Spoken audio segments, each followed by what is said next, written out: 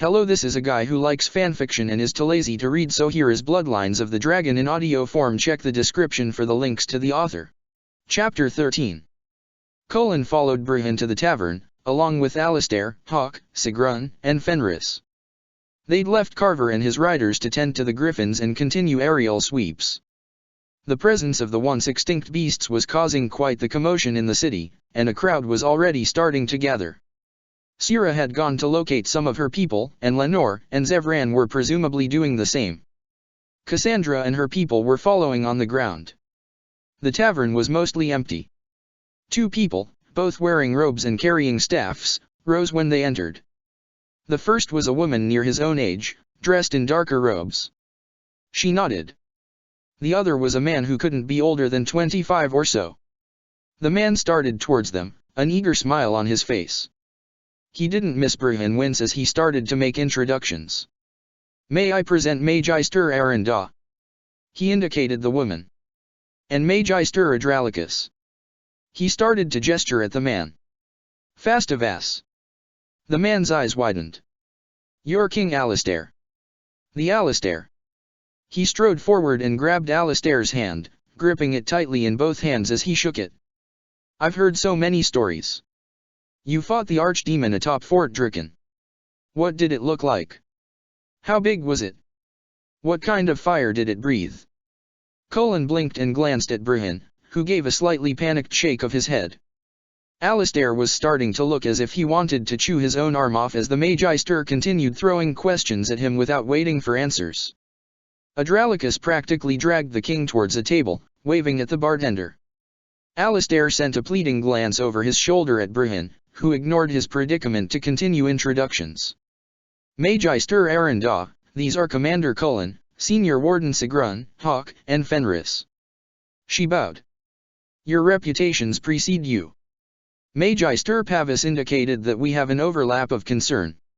She gestured for them to join her. He walked forward, and didn't miss the wary, almost hostile look with which Fenris was watching her. Despite his respect for Dorian, he wasn't sure how he felt about working with Magisters himself. "You are Lucerni." "We are." She took a breath. "And to get everything out in the open, you should know that both my father and brother were Venatori. My brother's name was Macrinus. I believe your wife killed him at Griffinwing Keep." His head turned towards Brihan. The spymaster nodded. Arendaw was passing information to the Inquisition before Corypheus showed himself at Haven, and she was one of the first to throw her house behind Dorian. "I see." He'd trust Brihan's judgment on the matter. Magister Arendaw set a satchel on the table, and offered some parchment to Brihan. "You requested information about a particular cult and its leadership." She folded her hands. "The cult is led by an elven woman named Siofra." "A slave?"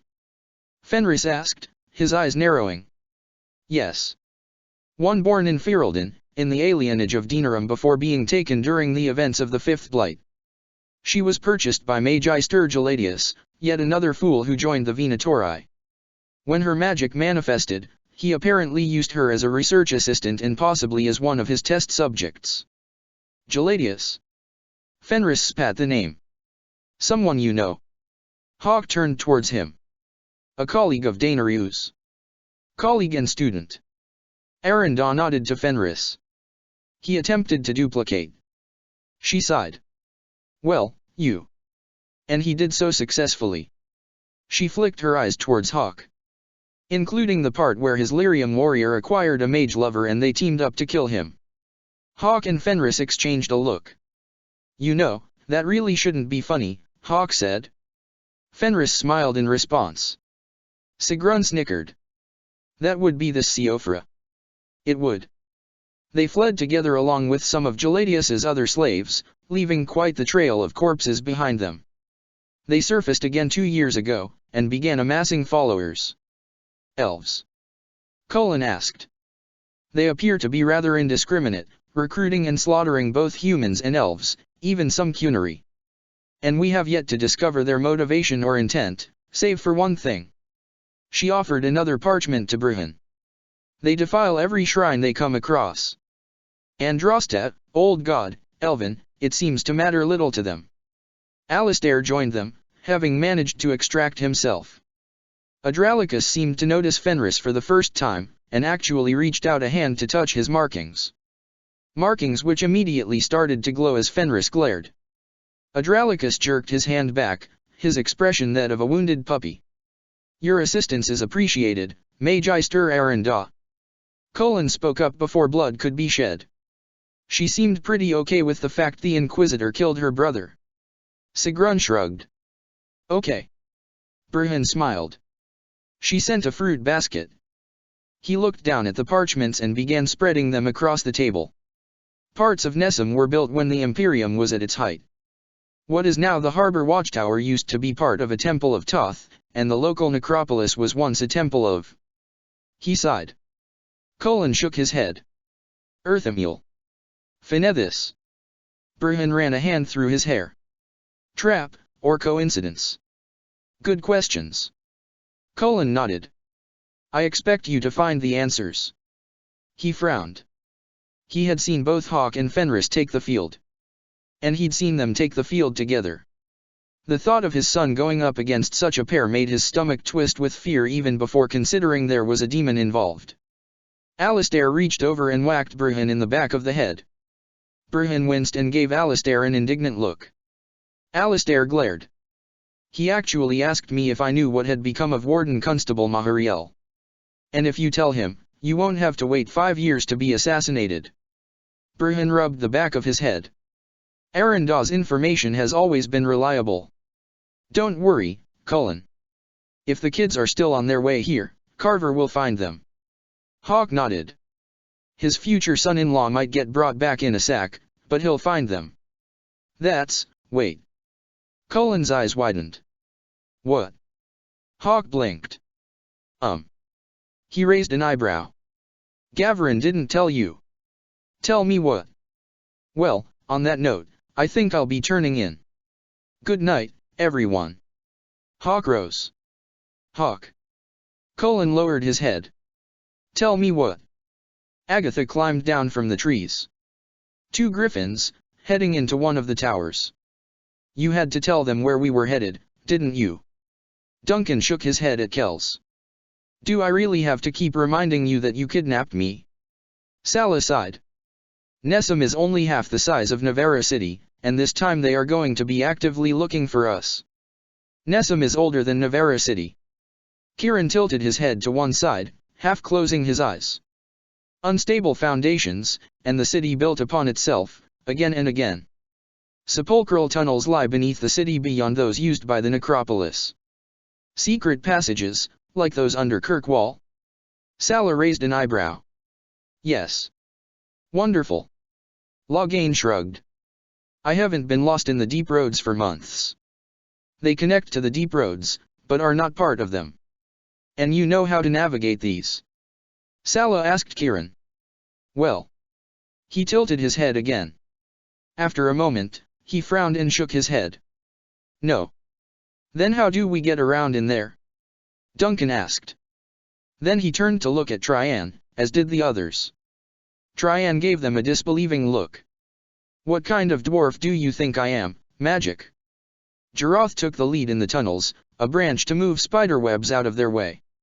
Agatha kept near him, her eyes watchful for traps. Trian followed a pace behind, occasionally pointing out weakened areas and times they needed to watch their footing. How long do you suppose it has been since someone was down here? Caleb asked. Duncan pointed with one of his arrows. Not that long. You can see where the dust hasn't quite filled in all the tracks, and somebody has marked passages. He shrugged. Smugglers, probably. Loghain, you'll tell us if there are any darkspawn, right? Knight. Not Warden. Oh. Right. Oh. Kieran, you can control them, right? No. But you did it during the Blight. I was an archdemon then. We hear different music now. I have absolutely no idea what that means. I think it means if he starts singing we should all run like hell. Gavrin shrugged. What are you, exactly? Duncan glanced back over his shoulder. I mean, Domat was what? The god of silence. It was slightly more complicated than that. His name had more to do with my sister being the goddess of wishful thinking. Kieran shrugged. And the God we all wish would please just shut up already is rather a mouthful. Leandra buried her face in Gavrin's shoulder as she laughed. Duncan sighed. And now you're just fucking with me? Have you actually heard the verses of silence? They go on forever, the structure is lacking, the syllable pattern is forced, and the rhyming scheme is atrocious. And half the metaphors are just absurd. Caleb nodded in agreement. I keep expecting it to say something like, and then he stabbed him in the face like a dignified heron munching a frog. No, sadly, that's just ancient Tevinter poetry in general. Kieran sighed. And then they all moved to Antiva and formed their own nation. No one else would take them. I had an actual question at one point. Duncan frowned. I think. What was Earthamiel the god of? Bitching about bad poetry. Beauty. Kieran shrugged. So, yes. Beauty? Seriously? Duncan shook his head. That's kind of ridiculous. And yet you still place candles into carved containers to create pleasing shadows on the wall at Winter's End. Yeah, but that's... Duncan frowned. And great effort is put into making your chantries the most attractive buildings. That's because... And the hymns are lovely, are they not? Duncan sighed. Well, shit. Okay. You made your point. Wait a minute. Gavrin glanced over his shoulder at Kieran. We do the carved candle holder thing because of you. Kieran sighed wistfully. I always liked the snowflake ones best. I don't see any way to get this door open. Agatha wiped her hands off on Caleb's tunic, and glared at it. It's probably some kind of puzzle door. Gavrin gestured at some strange sconces on the walls. Veilfire sconces. You're going to have to light the torches in some particular order. Kieran sighed and rubbed the bridge of his nose. Always with the lighting things. He waved a hand dismissively. The developers have no imagination. What? Duncan turned around to look at him. Kieran blinked. What? Salah's eyes narrowed, and she kicked at the chains on the floor. Not smugglers. Slavers. Kells spat the word. Tryan nodded. Not unexpected, this close to Tevinter. Probably a way station. Show of hands. Salah turned to her companions. Who wants to go kick some faces in? She looked them over. And it's unanimous. She nodded. We need a plan. Duncan fitted an arrow to his bow and started towards the front of the group. Jarotha's arm caught his shoulder and pulled him back behind the warriors. He narrowed his eyes, and Jaroth met them steadily. He grunted, and then shrugged and moved to the back lines. Salah glanced over her shoulder. All right, we don't know what they've got in there, so take it easy with the spells. We don't want to blow anything up by accident. Good point. Gavrin returned his staff to his back, switching it out for the sword and shield he'd grabbed out of the gear they'd purchased. Duncan gave him a questioning look, and Gavrin shrugged. Need I remind you I also have a former Templar for a father? Kieran. Salah raised her eyebrow at the other mage. I can handle barriers if you want to do the spider thing. Bad news is the door isn't locked. Agatha sighed. It's stuck. No. Not a spider. Please step back. And Salah, I would appreciate a barrier. Kieran waited for them to move before shaking his head. A moment later a giant bear filled most of the tunnel. Heh. Barrier. Duncan said. Oh, 4. Loghain shook his head and groaned. He'd charged at a bear. This was, however, the first time he'd charged with a bear. Kieran had checked none of his forward momentum after breaking down the door, and the slavers were panicking as they fell upon them. Jaroth spun, knocking away an archer with his shield before bringing his sword down on a man trying to draw his own. Instead of crashing into the opposite wall, the bear shifted back into Kieran, who ran halfway up it before launching himself off. A glowing sword appeared in his hand as he joined the battle. Duncan and Caleb took up positions on either side of the door they'd come through, Duncan with his bow and Caleb with a crossbow. Rows of cells lined one of the walls. After the initial surprise, the prisoners inside began to howl and cheer. Duncan elbowed Caleb, and they moved in to start freeing the captives. Kells and Traian moved in to deal with the reinforcements coming down one of the tunnels. Leandra and Gavarin fought on either side of Sala as the mage directed targeted bursts of energy. Loghain had moved in to assist Kieran. Agatha fought back-to-back with Jarath. One of the slavers managed to get hold of a lever. He pulled it down. There was a rasping noise as a door near the prisoners slid up into the ceiling, followed by a roaring sound. Duncan narrowly managed to yank Caleb out of the way of a gout of fire as a dragon came through the opening. Jarath shoved Agatha behind him and brought his shield up just in time to block the next blast of fire. He dropped the shield as it became heated and moved forward as the dragon started towards them. He ducked to one side and jumped as he and the beast passed each other, catching hold of its wing joint in his free hand and using the leverage to land atop the creature. It twisted its neck to try to bite at him and he stabbed his sword into its throat. Blood sprayed as it thrashed, and he thrust the blade in a second time before it went still. He stood up to see everyone staring at him, including the two surviving slavers. That was. Caleb shook his head. Awesome. You killed a dragon. One of the slavers started to move, and Traian rather casually brought the pommel of his axe down on the guy's head. You don't get to be the king's personal bodyguard for nothing. Kieran tilted his head to one side and gave Jarath a contemplative look. Ah. No, that makes sense now. Jarath blinked at him. What makes sense now? I had wondered why you were the one they named after my father. He found himself smiling as he wiped his blade clean. I think your shield might be a loss. Agatha handed the item back to Jarath. It was warped where the heat of the dragon's breath had hit it. I owe you one. He frowned at her. Why? It was aiming at me. You could have dodged instead of risking getting your arm burned off. She gave him a concerned look. You are okay, right? You didn't take any damage. She caught his arm in her hand. It was slightly red, but there were no blisters. I'm fine. I appreciate the concern. Agatha held onto his arm, though she kept her touch gentle. That was impressive. It was like it didn't even faze you. She smiled up at him. Was that your first dragon? Jarath shook his head. No.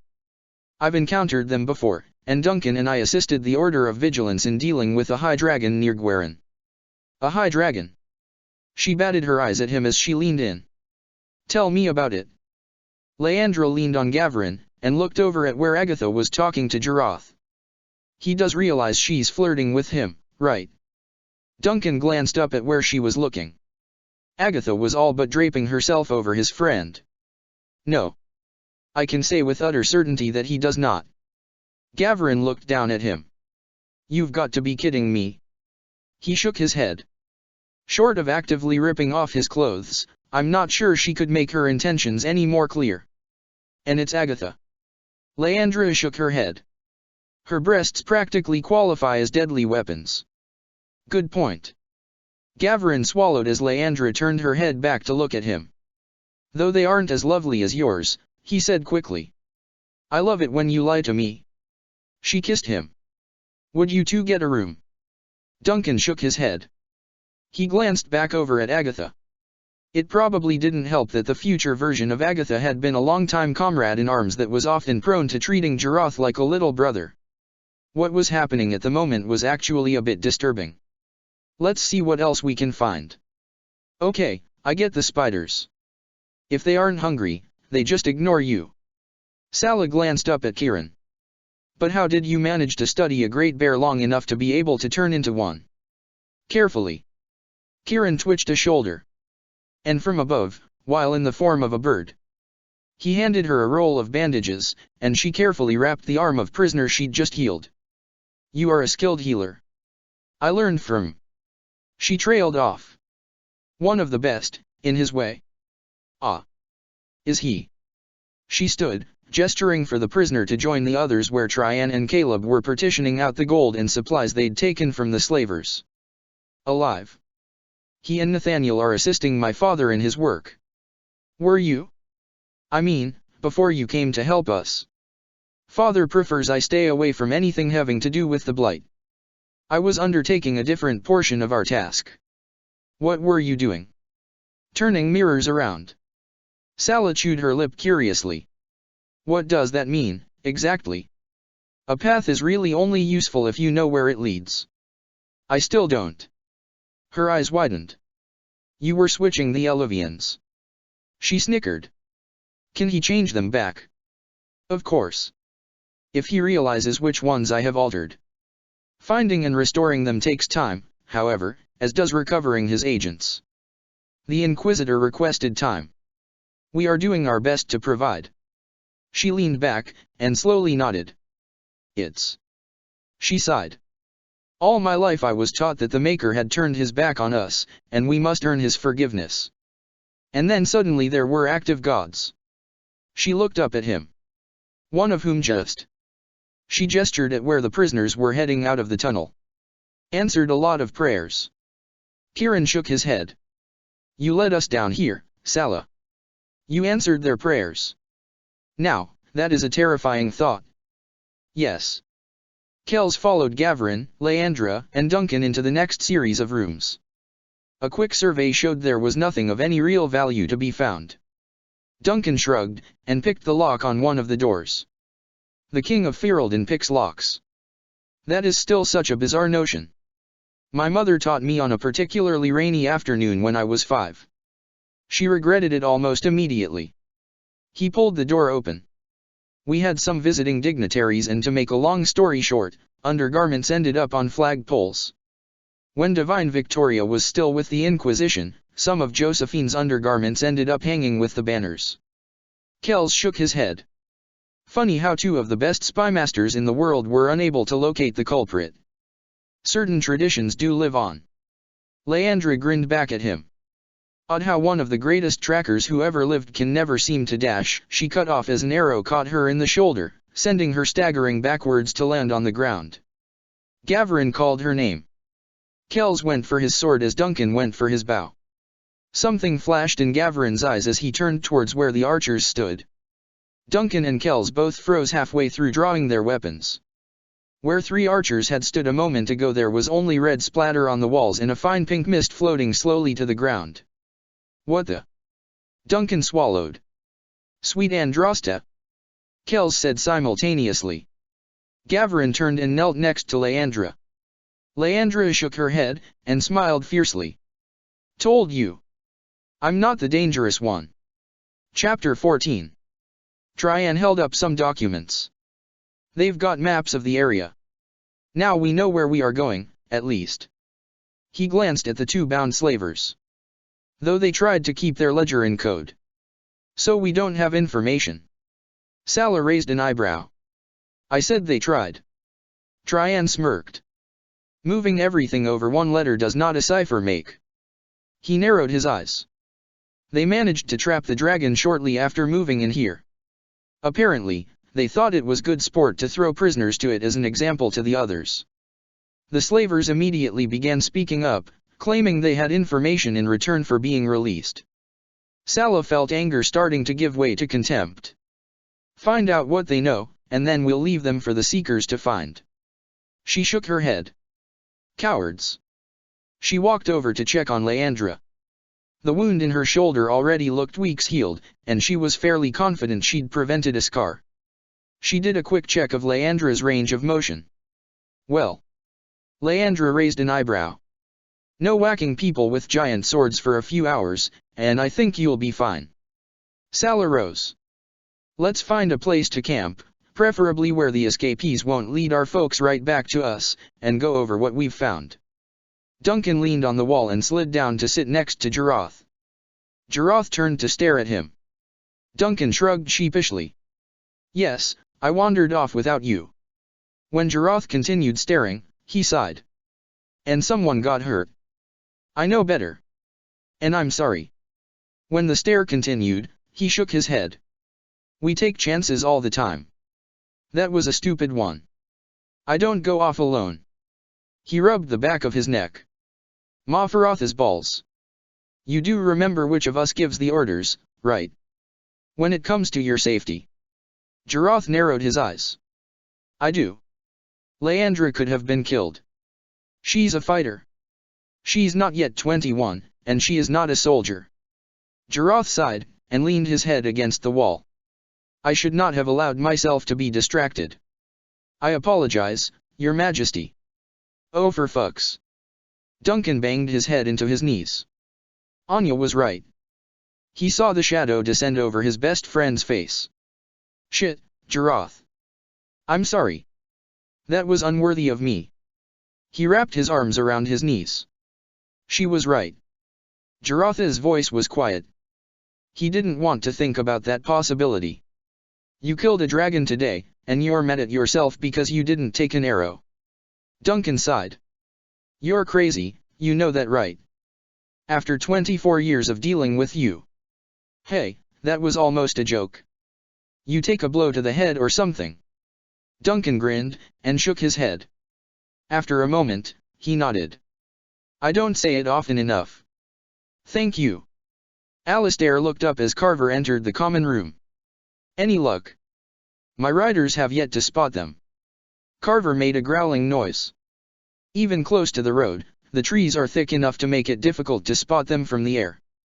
He waved a hand. I checked in with Cassandra.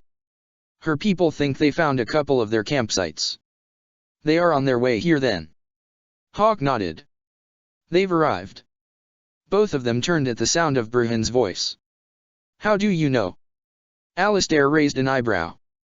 There are catacombs beneath the city, some of which were home to a slaver operation.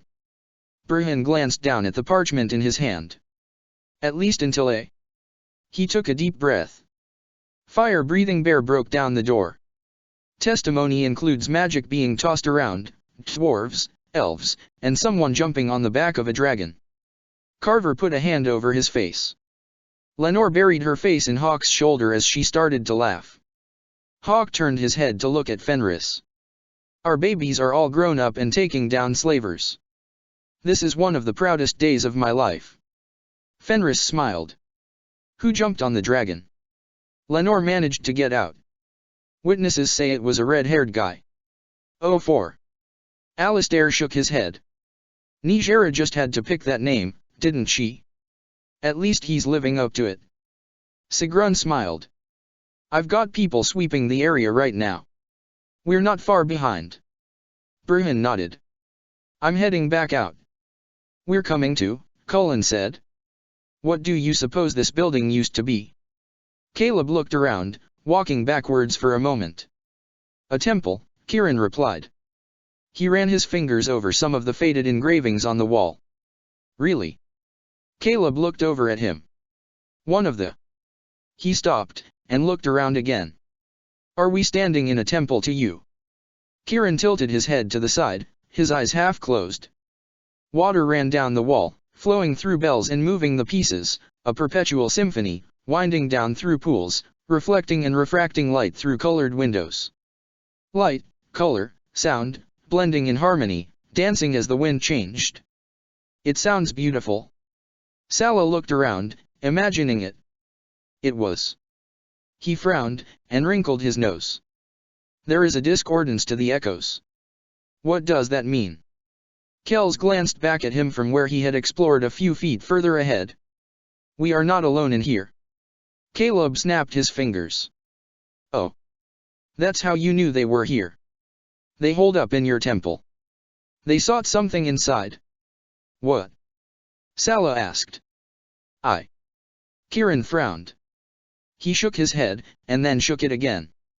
His voice sounded surprised. I do not know. A staff. He tilted his head again. I have no memory of this. Wait.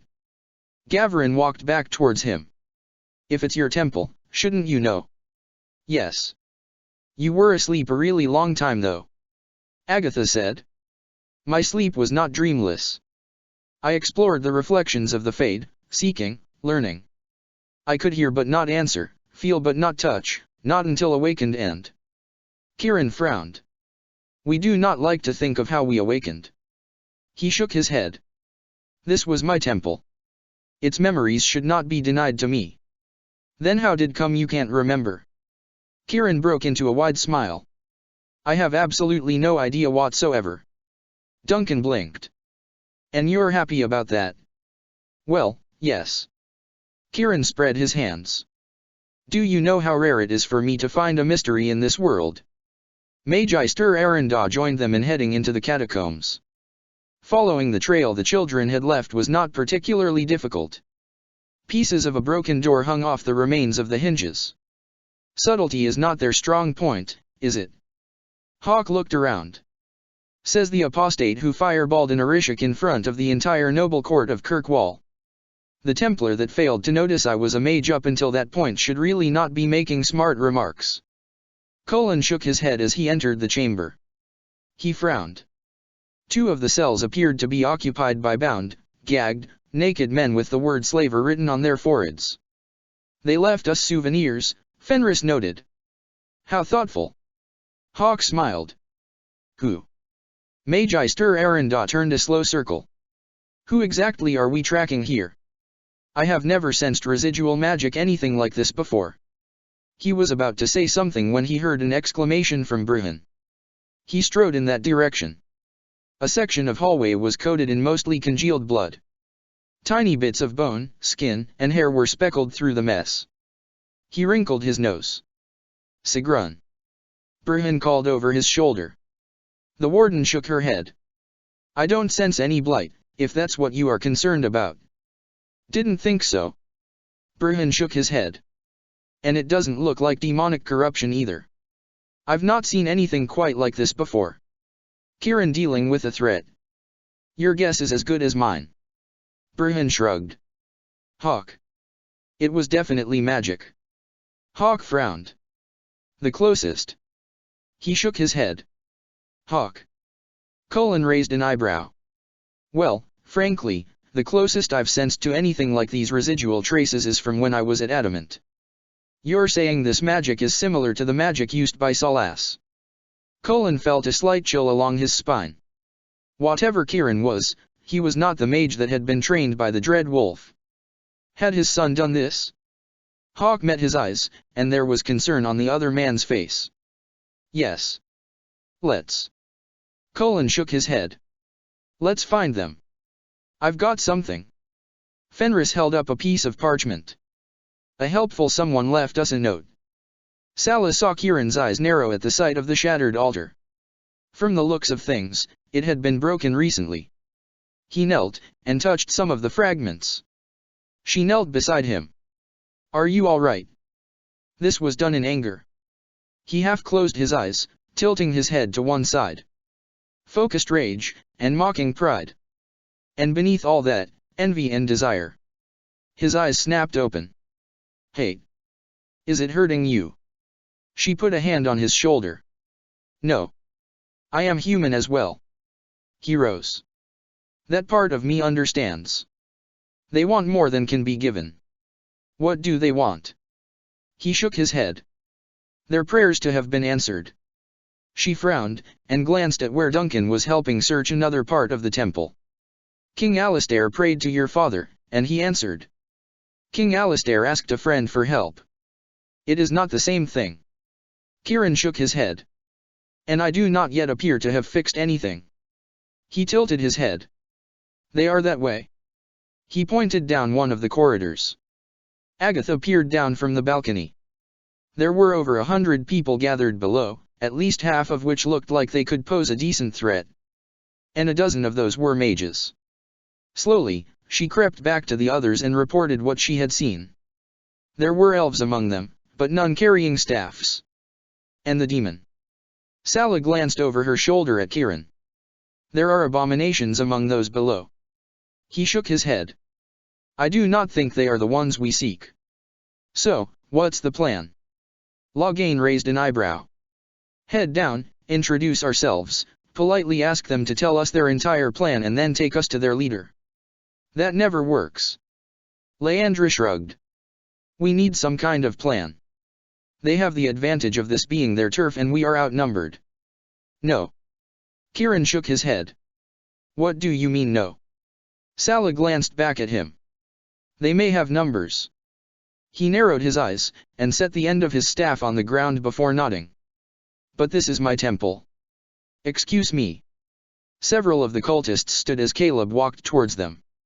They gave him questioning looks, and some of them glanced at one of the people with the staff as if wondering what they should do.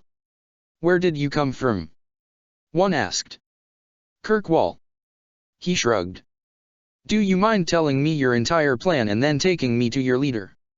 Weapons were drawn and the cultists began moving towards him. "Just kill him," the older man with the staff said, waving a hand dismissively. Caleb called back over his shoulder. "It didn't work." "Told you!" Leandra yelled back. Beneath his feet the ground shook. The patterns inlaid in the floor suddenly began to glow, crisscrossing the room and connecting back and forth between the ancient statues that stood quietly in alcoves. Shimmering motes of magic danced in the air as water began to spurt once more from long dormant fountains. Green light blazed into life in all the sconces. There was the groaning sound of twisted metal, and the statues began to move. Two stepped into protective positions on either side of him. Sala focused her magic into directed fire, providing her more martial companions with cover as they surged forward. The statues were too badly degraded by time for their magic to last long, but the advantage they'd provided was considerable. Nearly a quarter of the cultists simply broke and ran when the temple came to life around them. She really couldn't blame them. After over 1,000 years, an old god was taking the field once more. If he hadn't been on their side, she'd probably need a change of clothes right now. A faint glow surrounded Kieran as he focused on his own magic. A similar glow surrounded each of the warriors going into battle. She could feel the spell on her own skin, lifting and enhancing her own magic, making her stronger and faster than ever before. The spells came almost effortlessly. Two enemy mages started to try to focus their own spells only for a surge of energy from Jaroth to cancel the spells before they had fully formed. She wasn't sure who was more surprised by that, him or the mages. 3 of the remaining mages and 4 warriors joined the group fleeing. Sala started to gesture for her companions to follow when the statues started to crumple. She saw Duncan put a final arrow in one of the cultists before turning to catch Kieran as he started to slump. Jaroth turned back to his king and gestured to her. "I've got them." "Right. The rest of you with me." Sala waved her staff in the direction the surviving cultists had run. Duncan nodded as Caleb got his shoulder under Kieran's other arm. Jaroth kept his sword at the ready as they followed the planned route out of the temple to the rendezvous point. They'd gone about a third of the way when Kieran managed to get his feet back under him. "You all right?" Duncan gave him a concerned look. "I will be fine. We've got lyrium vials." Caleb began rummaging through his pockets. "Lyrium gives me a headache," Kieran replied. He glanced at Jaroth. "You are a Templar?" "King Alistair taught me." Jaroth nodded. "It's just..." He frowned. "I've never used lyrium, so it has never really worked before." "King Alistair is a very good teacher. He taught my father as well." Kieran let go of Duncan and began walking unaided. "Hey." Caleb blinked. "That's why Uncle Carver doesn't need lyrium to knock Papa out, isn't it?" "'Cause of your father. It was an accident. Father didn't know what he was, then, when he started changing them. He did not even realize he was doing it until it happened." Kieran frowned before glancing at Jaroth. "What I have done will fade. I won't be able to make it last until I'm me again. I'm sorry. We just successfully defeated 10-to-1 odds, and you're apologizing." Duncan gave him a disbelieving look. Agatha went up the stairs and launched herself off the landing to hit one of the fleeing cultists with a flying tackle. The speed and strength Kieran had imbued them with inside the temple still appeared to be working.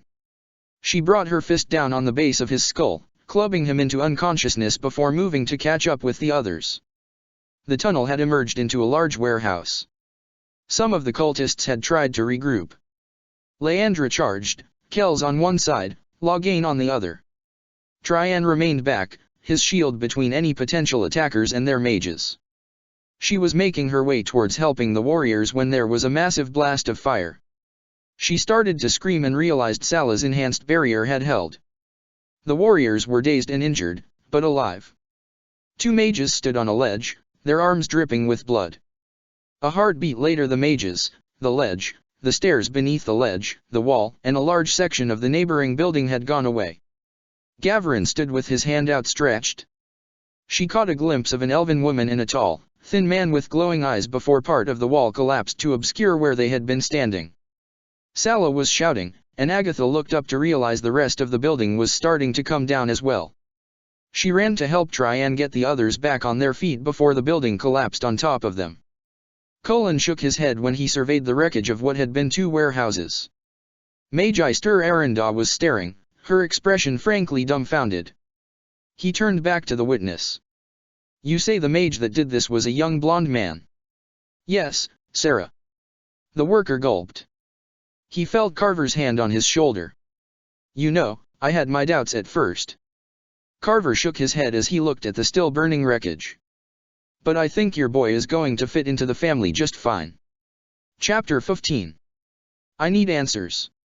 Magister Aranda, we are. Commander Cullen, all due respect, but I've taken a lot of risks on behalf of the Inquisition and Magister Pavis. She folded her arms. I was risking my life for your cause even before Corypheus was vanquished. She shook her head. I've heard the rumors, the same as most, and put no stock in them but this. She took a deep breath. This is a temple of one of the old gods. And it's alive. Her voice actually shook. Please. I need to know. Colin bowed his head. He really couldn't blame her. Or deny her point. Even knowing what he did know, he was finding it hard enough to believe.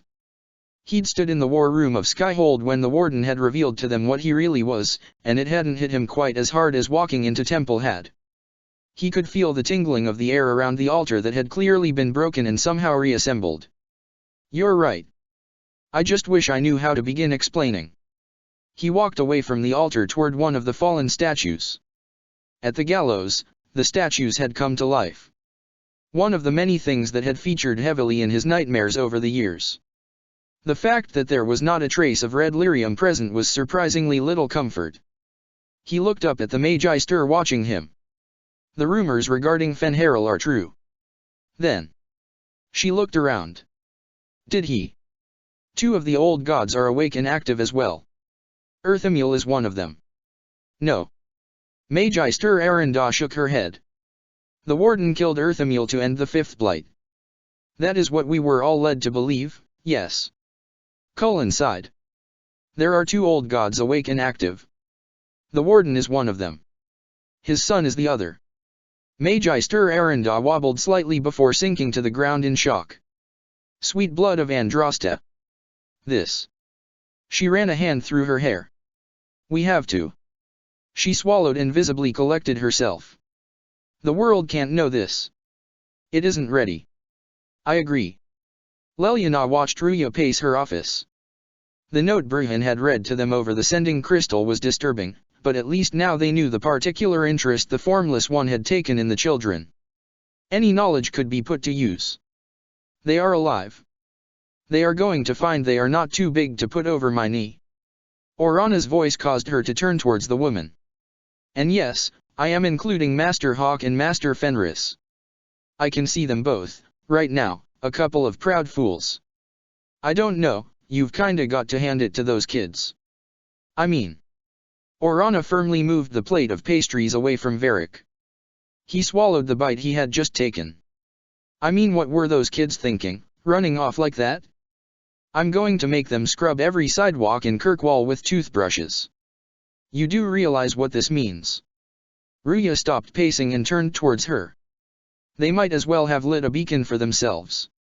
Sala's fingers glowed white as she finished fading the scrapes and burns on Loghain's arm. Blood mages.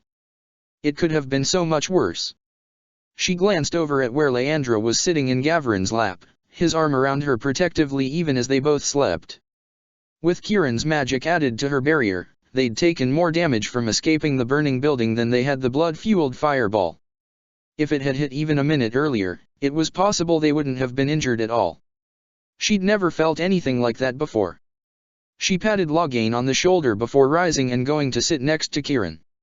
Are you sure you are all right? Last time I did that I was fueling a dozen wardens as they crossed Thedas to battle a Cunary vanguard. He tilted his head. I held the spell the entire night.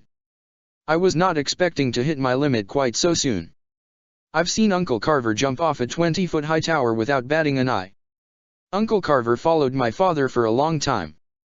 Gradual changes built over the years, and my father's capabilities in this particular regard exceed my own." Kieran frowned suddenly. "What's wrong?" She raised an eyebrow. He shook his head. "He wouldn't have had to be carried out of the fight, nor would he have let any of you get hurt." Kieran folded his arms atop his knees and rested his chin upon them. "He would have fixed this by now." She shifted to sit next to him. "I'm sure your father didn't do so well on his first adventure." She elbowed him gently. "And he had wardens. You're stuck with us." Kieran smiled. "'Tis not so bad." Kells stared down at his hands. The soft-spoken mage who'd once spent an afternoon telling him stories was Dread Wolf. The brusque swamp witch for whom he'd run errands was the goddess Mythal. The elven warrior even the commander had a case of hero worship for was an archdemon. And the weird young man that had been traveling with them had brought a temple of Earthamil to life. He was having some trouble pinpointing the exact moment the world had gone completely mad. What happens now? We track the cultists, figure out where their leaders went, and kill them. Duncan shrugged. Oh. Is that all? Tryan rolled his eyes. He shook his head. Commander Cullen is here in the city, along with the champion. We should regroup with them. They'll drag us back to Kirkwall by our ears, and lock us in the basement while they waste time trying to figure out what we already know. Duncan folded his arms. Kells might have a point. Caleb gestured back the way they'd come. Uncle Varric and Spymaster Bruhan would do a better job than we can figuring out what to do with the information we have. All we really know is the cultists were looking for some kind of staff, which they apparently already found. And we know the cult is Tevinter in origin. Agatha spoke up from beside him. House Braska has contacts. They can figure out where else the cult might be. We know where else they might be. Duncan gestured at the documents they'd found in the temple. We have their intelligence, plus that cultist we were able to question. He pointed to Kieran. And he's got the best chance of figuring out what they want the staff for anyway. I think we should all calm down. Sala stood up. Duncan sighed. Look, you guys can do what you like. I'm going after them. Sala shook her head. Duncan, we aren't about to let you go off on your own. Give us some time to figure out what we have and we can figure out where to head next. We could all use a good night's sleep anyway. Duncan didn't have to look to know it was Jaroth who'd followed him. He smiled. We're close. Kells is right. He blinked before turning around. What are you talking about? We have a support network. The best in the world. Jaroth met his eyes. And we aren't using it. They'll. Is it really so important that it be your arrow that takes this formless one down? No. His mother's blood had splattered on his face when she'd died. He thought he might be lying. And from the look on his oldest friend's face, Jaroth knew it. You want to kill it too. Not enough to get these kids killed for it. Jaroth shook his head. Gavrin hasn't said 3 words since we left Nessum. That spell was pretty damn impressive. I wouldn't have thought. Do you know if there were people in that other building? A frown crossed his face. No. I don't. Neither does he. Jaroth glanced back over his shoulder. For all he knows, he killed innocent people today. Because he did not realize just what he was in for here. And he is going to have to live with that for the rest of his life. He sighed. That is not an easy thing. Jaroth. He ran a hand through his hair, and turned away. He took a couple deep breaths before turning back. Look, if you want to leave, I won't. Hey Lamsolin. Duncan blinked. He could count on one hand the number of times he'd actually heard Jaroth speak his mother's language. Duncan, if you want to invade the Black City, I'll be there, going in first. Just. He sighed. Be damn sure this is worth it. You're the one who'll have to live with yourself if you change your mind too late. All right. Caleb waited until everyone was looking. Agatha and I managed to learn some things. Our folks are, in fact, here. And Cassandra and her seekers entered the city this morning. If we stick around much longer, they are going to find us. So, we need to figure out where to go next. And we have a lead on that. Agatha waved a hand. Our folks called in contacts of their own. Specifically, contacts of Dorian's. Odds are, if the cult is going back into Tevinter, they are the folks with some idea where. The woman sticks pretty close to the others, but they've been leaving the man to do research in the tavern. And you have to know that's the absolute last place they would think to look for us. And there are catacombs that go right into its wine cellar. Oh, for the love of... Kells shook his head.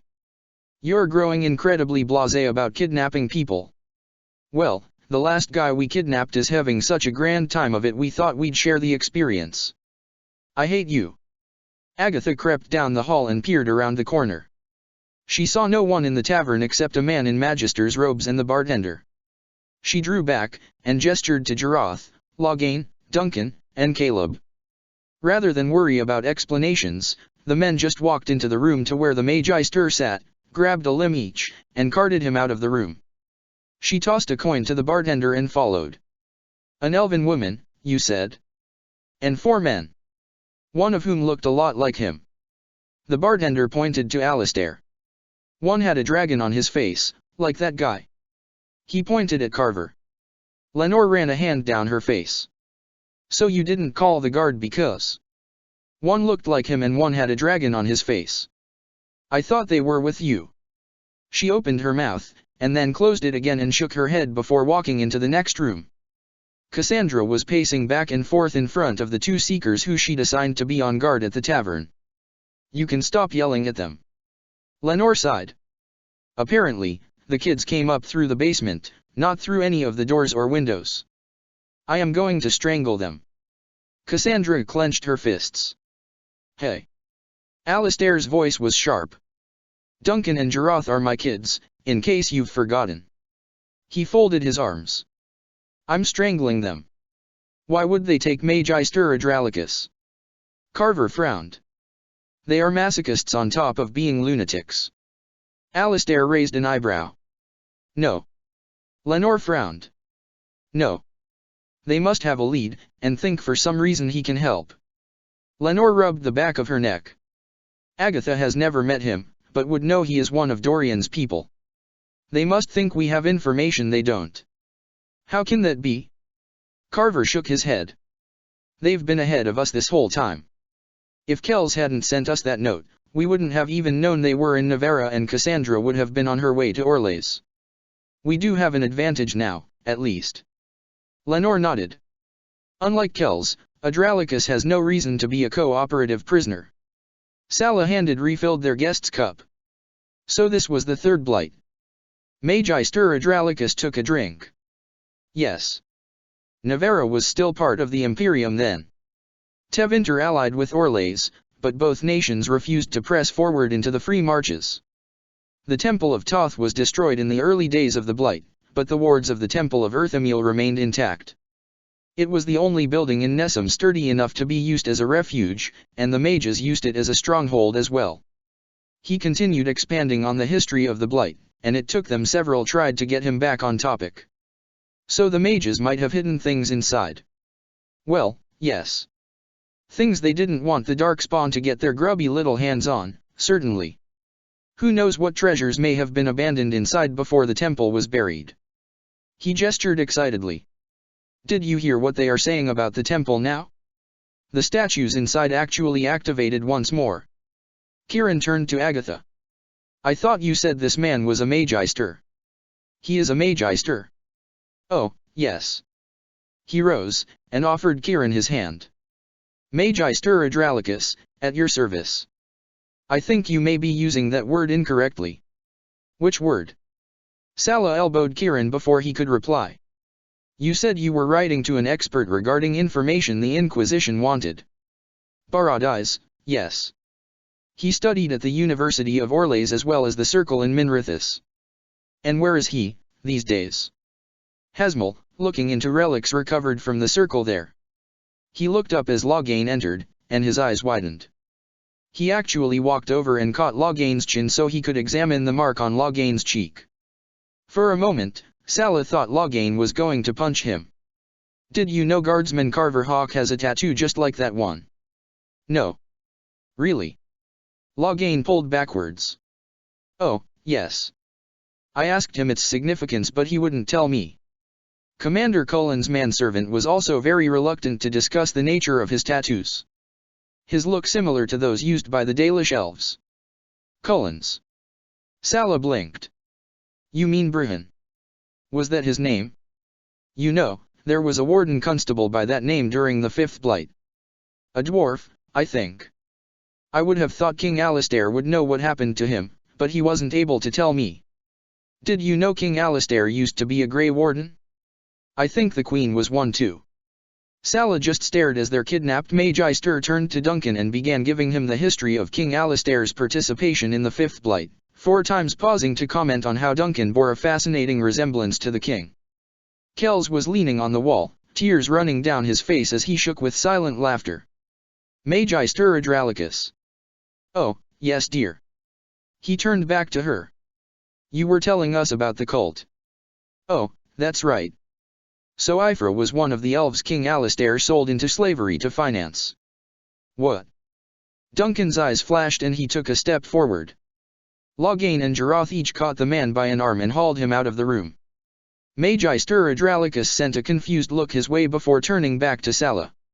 As I was saying, she was originally from Denerim. Her magic must have manifested later. He launched into an explanation on how her master had been fascinated by the lyrium warrior that had been crafted by a Magi Stir Daenerys. You mean Fenris? Sala raised an eyebrow.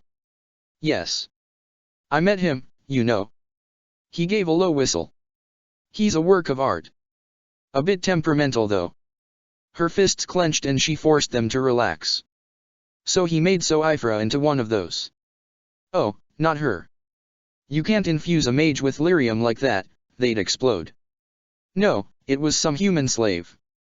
Ifra stole him after she killed her master. And then she started a cult. Yes. The Inquisition seems to think one of the Forbidden Ones was involved somehow. That's why I was writing to Barad-dûr.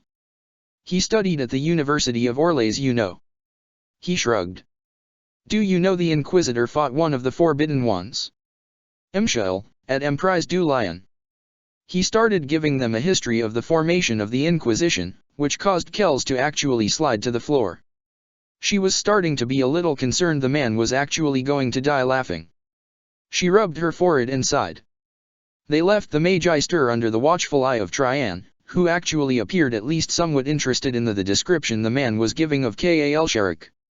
So, it looks like this Barad-dûr has the information we need. Hasmul is near the Tevinter border. Caleb nodded. It's a lead, anyway. I really do think that man is using the word Magi Stir incorrectly. Kieran looked back over his shoulder. We'll worry about his grammar later.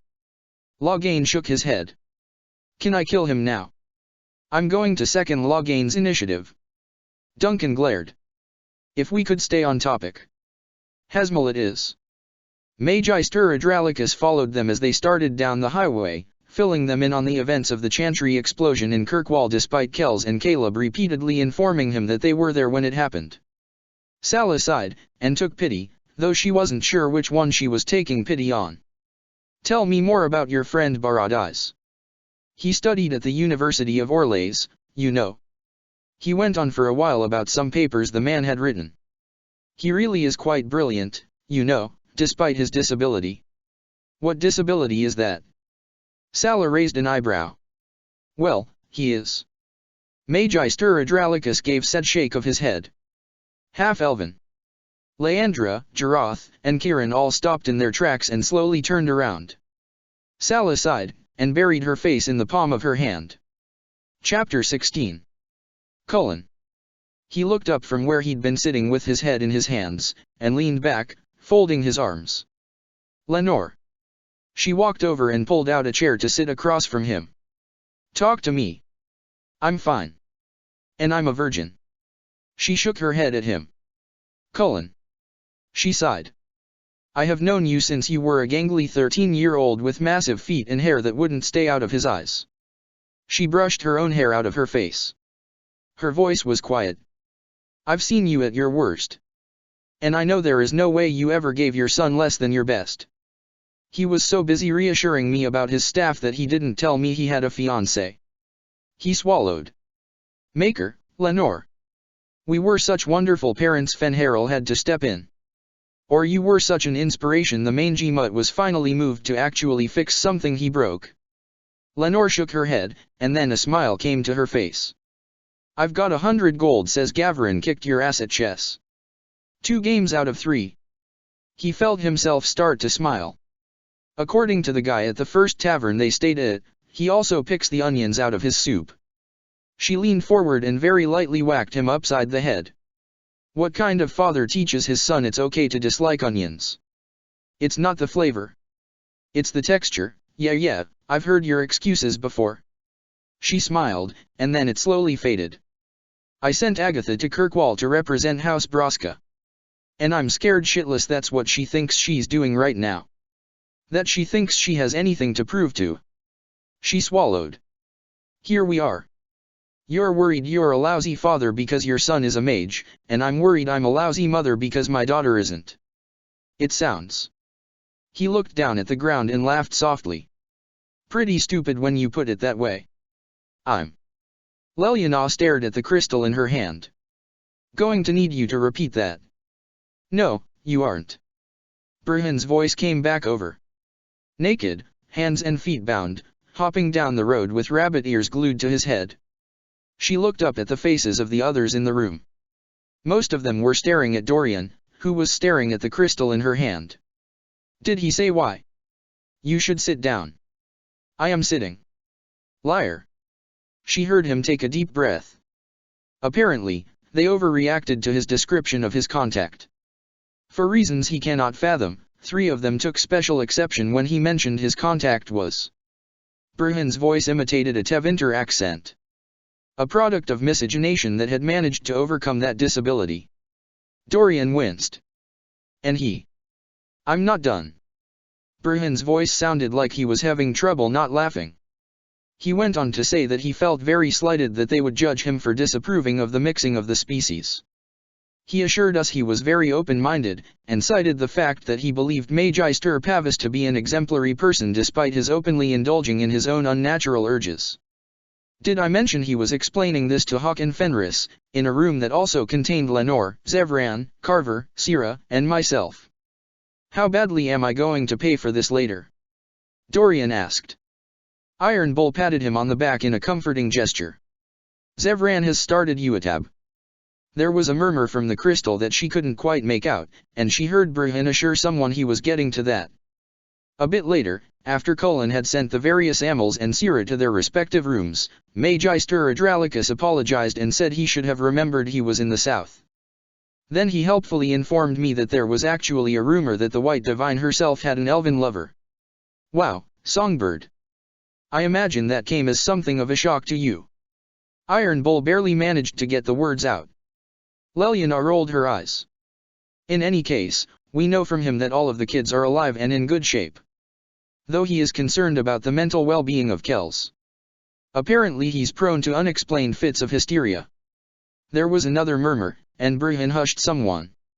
He claims the kids were discussing whether to head to the University of Orlais or the Circle in Minrithis when they left him behind. Except when we backtracked to where they'd left him, someone had left a scrap of paper with the word Hasmal on it. Some of us are heading in on Griffinback and doing sweeps, the rest will follow on horses. I'll reach out to our contacts in Valroio, just in case. Magister Aranda is doing the same in Minrithis. If nothing else, it will lay a false trail for whoever else might be looking for the kids at this point. Didn't we meet Magister Adralicus once? Gavrin looked down at Leandra. The name is vaguely familiar, but I'm pretty sure I'd remember encountering that walking disaster. She shook her head. I can't figure out how he has lasted 3 years in the Magisterium. If he was a member of a group opposing you, wouldn't you try to keep him alive? Leandra frowned. See your point, yes. She looked back up at him. Are you okay? I know better than to lose control like that. He sighed. I could have killed people. You didn't know how much more adding Kieran's spell in was going to do. That's not an excuse. I shouldn't have opened up that much. Blood mages threw a fireball at your fiancé. She put an arm around his waist, and felt his arm go over her shoulders. Stop making light of it. Gavrin, you can't go through life afraid of your own magic. She sighed. You're the most over-controlled person I know. She pulled him closer. And you didn't lose control today, even with an old god feeding your magic and a couple blood mages involved. Leandra. You threw out force, not fire, and hit their spell. She glared up at him. Or do you think Lala and I don't talk to each other? She caught his neck and pulled him to her for a kiss. You killed some bad guys. If it will make you feel better, I'll give you a good spanking later. Oh, 4. He turned bright red. She laughed. You are such a Rutherford. They walked for a while before she let out a wistful sigh. What's wrong? We were in a temple of Earthamule. She shook her head. With Earthamule. We should have had Kieran perform a wedding ceremony. She whacked him lightly in the belly. It would have been awesome, with it all glowing like that and those statues fighting everywhere. I mean, we even had the King of Ferelden to stand as a witness, and I so could have gotten Caleb to give me away. And I bet Kells would have stood up for you. Well, after he pointed out how your father would kill him for it. You are insane. I can't believe we missed that opportunity. She threw up her hands. He caught her and spun her towards him before dipping her into a kiss. Absolutely nuts. Damn it. Caleb saw the bolt miss the deer by almost a foot.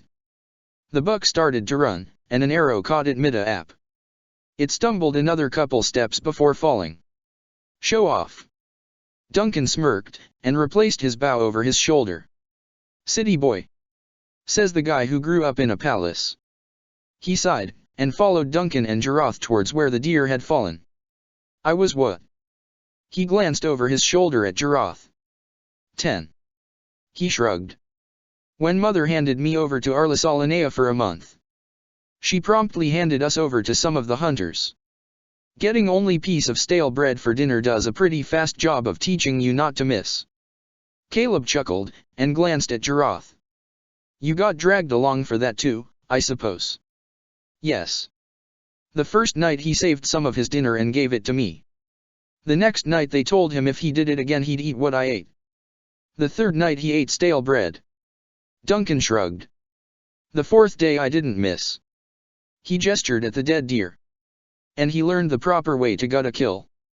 Jarath put a hand on Caleb's shoulder, and offered him a knife hilt first. Which you will now be learning. He took the knife, and sighed. Kells made it 2 cycles before dropping one of the sticks again. Damn it. It just takes practice. Agatha was currently juggling 2 rocks, a fork, a heel of stale bread, one of Sal's shoes, and a knife hilt, occasionally crisscrossing the items in front of her. Wait until she starts doing it with knives. Trian didn't look up from where he was idly carving slivers off a stick. Rather she do it while naked. Loghain called over. You first. Agatha waggled her eyebrows challengingly. Do not give him ideas. Kell immediately began shaking his head. He picked the sticks back up and started trying to imitate Agatha's movements again. What would be the point of juggling while naked? Trian glanced over at Loghain. The part where the juggler is naked. Loghain shrugged. Same as the point of naked singing, naked wrestling, and naked justing. Agatha dropped the shoe and the knife hilt. Please tell me at no point in the future does naked justing ever become a thing. What did I just say about giving him ideas? Kells glared at her. She half closed her eyes as she formed the barrier, feeling the fade dance around it, vibrating in tune. I can almost hear it. 'Tis beautiful, yes. Kieran stood behind her. He laid his hand on her arm, and she felt him twist the veil around her barrier just slightly. Her eyes widened as the world around her seemed to spark into more intense clarity. He moved away to stand in front of her, smiling in challenge as he twirled his staff. She could feel the spell as it formed, and shifted the barrier almost instinctively in response. His spell struck it and bounced back, striking his barrier before fading away. The barrier dropped as her concentration broke. It sent it back. She shook her head. It actually sent your spell back at you. She formed the barrier again, twisting the veil as he had done. Hold it steady. He twirled his staff again, and then twisted it in his hands. It separated into two pieces. The piece in his left hand resembled an axe, while the piece in his right resembled a sword. He struck out with the weapons as if moving through a drill. Each time the blade hit her barrier there was a spark as the energy from the blows were redirected back at him. When he stepped back, she lowered the barrier. Each time it reflected back, it was like... She frowned. Like it was coming back into my barrier as well, energizing me? Yes. He smiled. Harmony, back and forth. Action-reaction. Dirthy and Azalin, dancing their way across the battlefield to the rhythm of the primal chaos. Listening, hearing the music and shifting the steps in time with the changing patterns. Cathartic energy restoring the soul. Misolin, the song of the blades. He laid a hand on her arm once more. Touch the barrier to me, shift, listen. It's... She closed her eyes again. Humming. Like wind over reeds and something cut across the melody, wrecking the harmony. Wait. She reopened her eyes. Something happened. Her eyes widened when he held up his hand, bleeding from where he'd cut it on the blade of his staff. I sensed your injury through. She smiled, and stepped forward, her fingers glowing white to heal the wound. Through the barrier I put around you. You can shift further, counter the melody with your own notes. Heal. She stared down at the vanishing wound. Through a barrier? Yes. She smiled up at him. Teach me. Carver touched the reins of his griffin lightly, and Sullivan responded by starting a spiraling descent. She landed far enough away from the Seekers to not panic their horses, and he dismounted. Sullivan went towards the nearby river for a drink. Cassandra tossed the reins of her mount to one of the others before walking towards him. Any sign? A campsite a couple miles ahead had this. He handed her a whittled stick on which the Inquisition's sigil had been carved. She nodded. Good. He's leaving us a trail. They are using magic to cover their tracks. You are certain?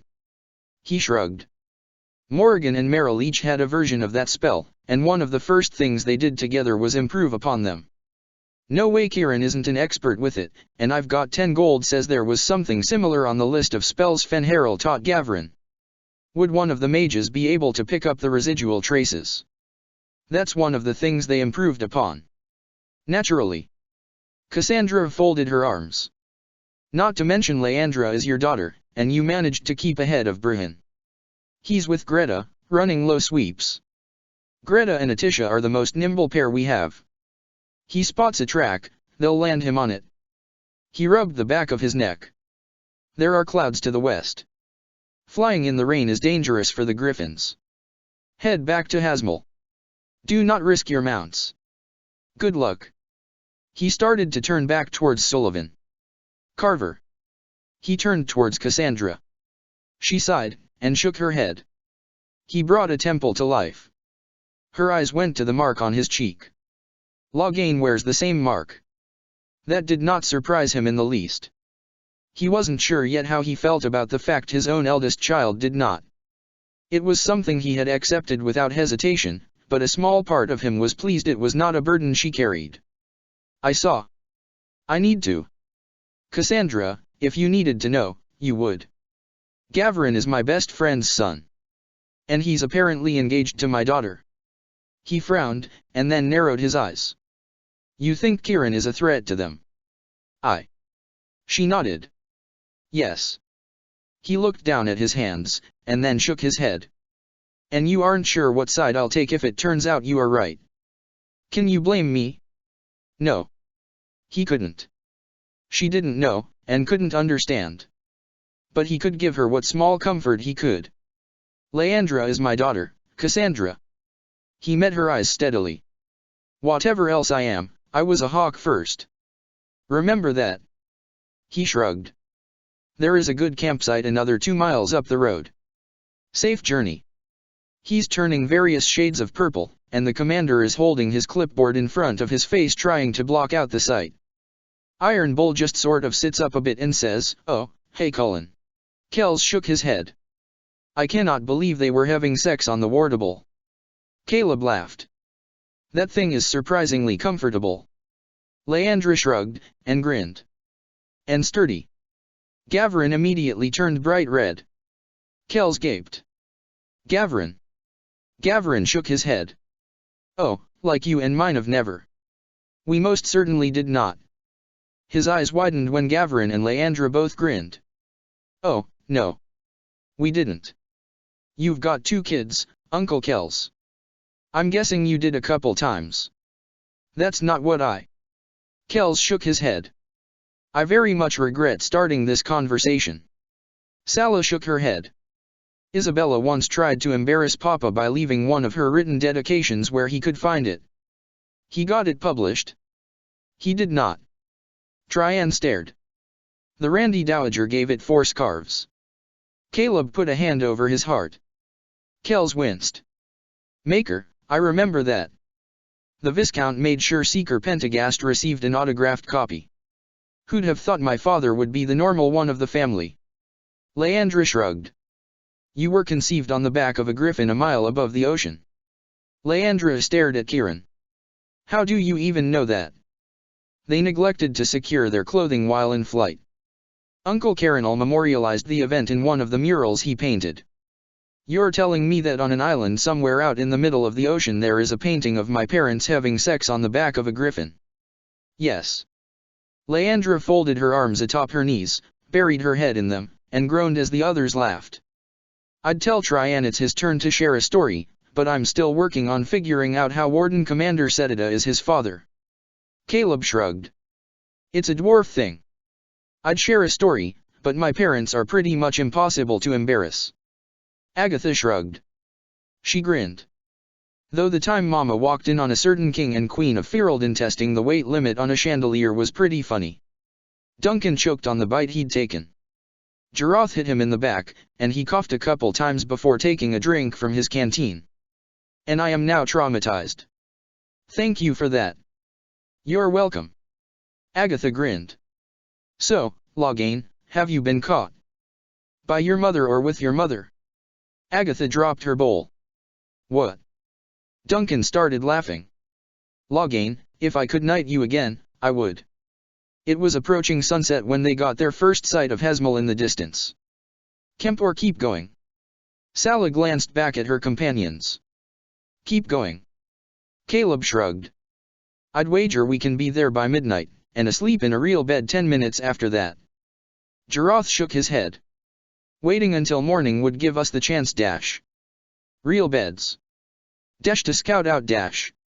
"Fresh sheets." "Dash the area and make sure dash." "Hot baths." "Dash we don't run dash." "Clean clothes." "Dash into any dash." "Warm bread." "Dash problems or dash." "Cold beer." "I'm going to have to side with Caleb on this one." Traian shrugged. "Beer is good." "I could go for a beer." "Yeah, I vote beer." "I'm casting my vote for a change of clothes." "I'm going to have to side with certain people taking baths." Agatha shook her head. "Jaroth has a point. None of us has even been to Hesmel before. We want to arrive in the middle of the night. I want my own room, at least 4 doors away from Traian's snoring." Sala rolled her eyes at Kells before turning towards Jaroth. "Sorry, I think you got outvoted." Chapter 17. So this Baradize is a mage. Leandra sat in the chair Gavrin pulled out for her, and patted his knee when he sat down next to her. "According to our Mage-Ister friend." Agatha shrugged. Who I'll point out also claimed Brehon Mahariel was a dwarf despite having just spoken to him that morning. "I'm just hoping we are in the right town at this point." Sala chuckled. "All right, I think we split up into teams and start searching around. Gavrin, you and Leandra take Kells and head north into the residential district. Loghain, Agatha, check out the docks and maybe check around the alienage, then meet up with them. Duncan, you and Jaroth take Caleb and head into the upper market district. Traian, Kiran, and I will see what we can locate in the lower market and then meet you at the noble quarter. We'll all meet back here at nightfall. Lord Brihan. He turned. Magi stir Aranda. I've received word back from my contacts. She shook her head. Word about what happened in Kirkwall has reached various ears. Details are a bit mangled, but the information that several people were pulled from a point in the future has spread. Frankly, I'm surprised it took this long. And the events in Nessum. A living temple? That news hit Minrathis 5 minutes before it happened. She shook her head. Most of the attention seems to be focused on Valroio, but... She sighed. Griffins don't go unnoticed. People know we are here. It's only a matter of time before those kids do something else stupid to draw attention to themselves. I was trying to phrase it more politely than that, but yes. She folded her arms. Which does bring to mind another concern. Brihan raised an eyebrow. What's that? They aren't particularly cooperative, and they... She frowned. Apprehending them safely might present some problems. If the choice is between harming them and letting them get away. He sighed. No, I see your point. We may need to bring them in for their protection, considering just how big the threat might get. Time to bring in some alchemists.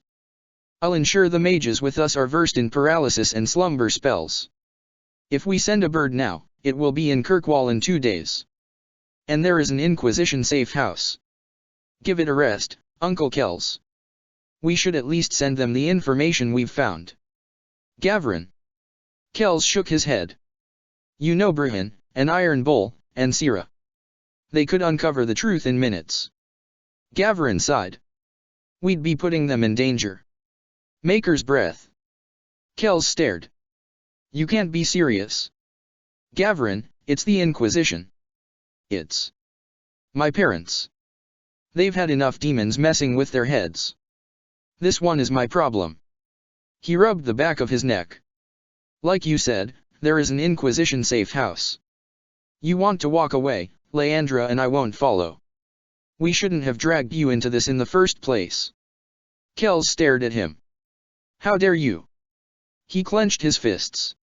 You think there is anything in this world that could make me go to Commander Cullen and tell him his son is in danger and I walked away? Flames, Gavrin. Leandra laughed. You do recall you're talking to the man whose sole concern about facing down assassins was that he got their blood all over the report your father was expecting. Brihan nodded to the bartender, and passed him a small pouch of coins. Send a messenger immediately if you see any of them. Will do. He turned and started for the door just as it opened to reveal a young blonde man with a dragon tattooed on one side of his face, accompanied by a lovely elven woman. Blue eyes stared back at him in surprise before the door abruptly slammed shut again. Brihan shook his head and laughed. Was that Brihan? No. Are you sure? There is no possible way, in a world the size of Thetis, that we open a door to a random tavern and find the Inquisition's spymaster on the other side. The world simply does not work in such a manner. That was Brihan, wasn't it? Agatha raised an eyebrow. Loghain nodded. Run. Duncan shaded his eyes with one hand. Griffins. Well, shit. Caleb sighed. Maybe it's a coincidence. Or maybe Kells managed to get a message out. Duncan sighed. Looks like Sala might have been successful. Jaroth gestured at where others were heading towards them. He headed down to meet them. You found something. An herbalist knew the name. I've got an address. Sala nodded. He's in the Noble District. Let's collect the others. Jaroth started walking. No time. Duncan shook his head. He gestured to the north. Griffins. Our folks are here. Let's go see what this Baradize knows and get moving before they catch up to us. I'd prefer additional backup. We'll be fine. Duncan shrugged, and nodded to Sala. After you. Agatha stumbled to a halt, and glanced back at her companion. I think we lost him. There was a faint scraping sound, and then the Dalish spymaster landed right in front of them. Agatha took a step backwards in surprise. How'd you? Brihan shook his head at her. You do realize I've been doing this since before you were born. Would it help if I pointed out we have you outnumbered? Agatha raised an eyebrow hopefully. No. Well. Agatha sighed. Shit. Okay, new plan. Loghain, tackle him so I can warn the others. We'll rescue you later. I'm not. Loghain frowned and shifted his weight from foot to foot. Particularly comfortable with that idea. When she gave him a disbelieving look, he shrugged defensively. What? He fights dirty. Loghain. Ugh. Fine. Burhan sighed. This is where we were supposed to meet the Agatha and Loghain, yes. Gavarin glanced back at his companions. I told you I spotted griffins. Leandra sighed.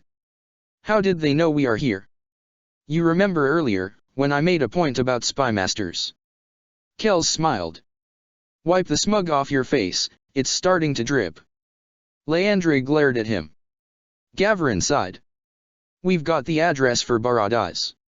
He shook his head. And if the Inquisition is here they are probably waiting. Let's see if we can intercept the others. In hindsight. Achoo, splitting up and running in opposite directions would have been a much better idea. That is the benefit of experience. We'll know next time. Next time I'll use Rash Vine. Now that's just. Achoo, mean. Lenore walked into the common room when she heard Burhan talking to someone, and sighed. An unfamiliar young blonde man with a tattooed face had her unconscious daughter slung over his shoulder. What happened? He sneezed. I failed to learn my lesson about walking through town with animals the first time. The blonde man shook his head, and glanced at Burhan. Where should I put her? In a barrel. Burhan pointed at a nearby bench. He looked up at Lenore. Deep mushroom. She'll wake up in another half hour or so. The young man limped to the bench and laid Agatha on it. He straightened back up and winced. Lenore frowned at him. Are you injured? Mostly his pride. Burhan answered before the young man could. Lenore Amel, Loghain Mactir, though I do believe you've technically already met. You kids are causing quite a bit of trouble. Lenore folded her arms and narrowed her eyes. You cannot convince me that comes as a surprise to you. Loghain shrugged, and then sneezed. He started to say something else, and then sneezed again. Flames, that stuff is dash, he sneezed again. Burhan sighed. Come on, I'll take you to wash up. Sala knocked on the door. When there was no answer, she frowned and turned to her companions. Let's get the others, try again this evening. Better idea. Duncan moved past her. Make sure no guards are looking our way. He pulled a lockpick out of his pocket. That might not be a good idea. Jaroth shook his head. We can get in, look around, get the information we need, and be gone again without him even knowing we were here. Duncan glanced back at Sala. No trail. She nodded. Be quick about it. Caleb snickered. Ferelden politics are awesome. Please don't get us into a war with Navarra. Trian sighed, and went to keep a lookout. Lenore's fingers glowed white as she performed a small healing spell for Loghain. Where are the others? I forget. He shrugged. We've got agents all over the city. Colin folded his arms. We will find them. After this morning, I'm inclined to agree. Loghain rubbed the back of his neck. 5 gold on Burhan. So noted. Lenore folded her arms. Since you agree, why not just tell us? Cassandra punched me. It hurt my feelings. He leaned back in the chair. Colin frowned, and turned to Cassandra. You punched him. He so very much asked for it. She narrowed her eyes. All I did was admire your breasts. He shrugged, and smiled up at Lenore. Yours are also quite lovely. Rainier's laughter was cut off by Cassandra elbowing him in the stomach. Sigrun made a choking sound as she fought against laughter of her own. Lenore raised an eyebrow at him. Why thank you. You're here looking for Paradise. She folded her arms. We've got 2 agents inside his home and 4 more watching. Her voice became serious. Loghain, what happened in Nessum? If you're asking, then you know. He grinned up at her. You're a mage. You probably know more than I do. And you are a knight of Ferelden. Alistair's voice came from the doorway. His voice hardened. You do recall who I am, yes. Yes, your majesty. Loghain looked down at his feet. She couldn't blame him. Even as long as she'd known Alistair, it was still a little bit frightening when her friend vanished and the king took his place. Alistair stepped into the room. His face was stone as he stared down at the young man. And you do recall your oaths, yes. Yes, your majesty. Loghain's voice was little more than a whisper. You will tell me where the rest are staying, and you will answer Lenor's questions and do as she tells you. That is an order. Loghain swallowed. Lenor actually felt herself starting to feel sympathy. He nodded, and winced as he spoke. Winter Rose Inn, near the south gate. Alistair nodded before striding back out of the room. Cassandra, Cullen, and Rainier followed. The heavily curtained windows let in barely enough light to navigate the hallways. Jarath looked around the corner before continuing, and frowned. There was dust on tables, but he could see light coming from various rooms ahead. And if the Inquisition knew enough to come to Hesmel, surely they had to know why. Something's off. He readied his shield. You sure you aren't just paranoid? Caleb raised an eyebrow. He's a professional bodyguard. Of course he's paranoid. Traian readied his own shield.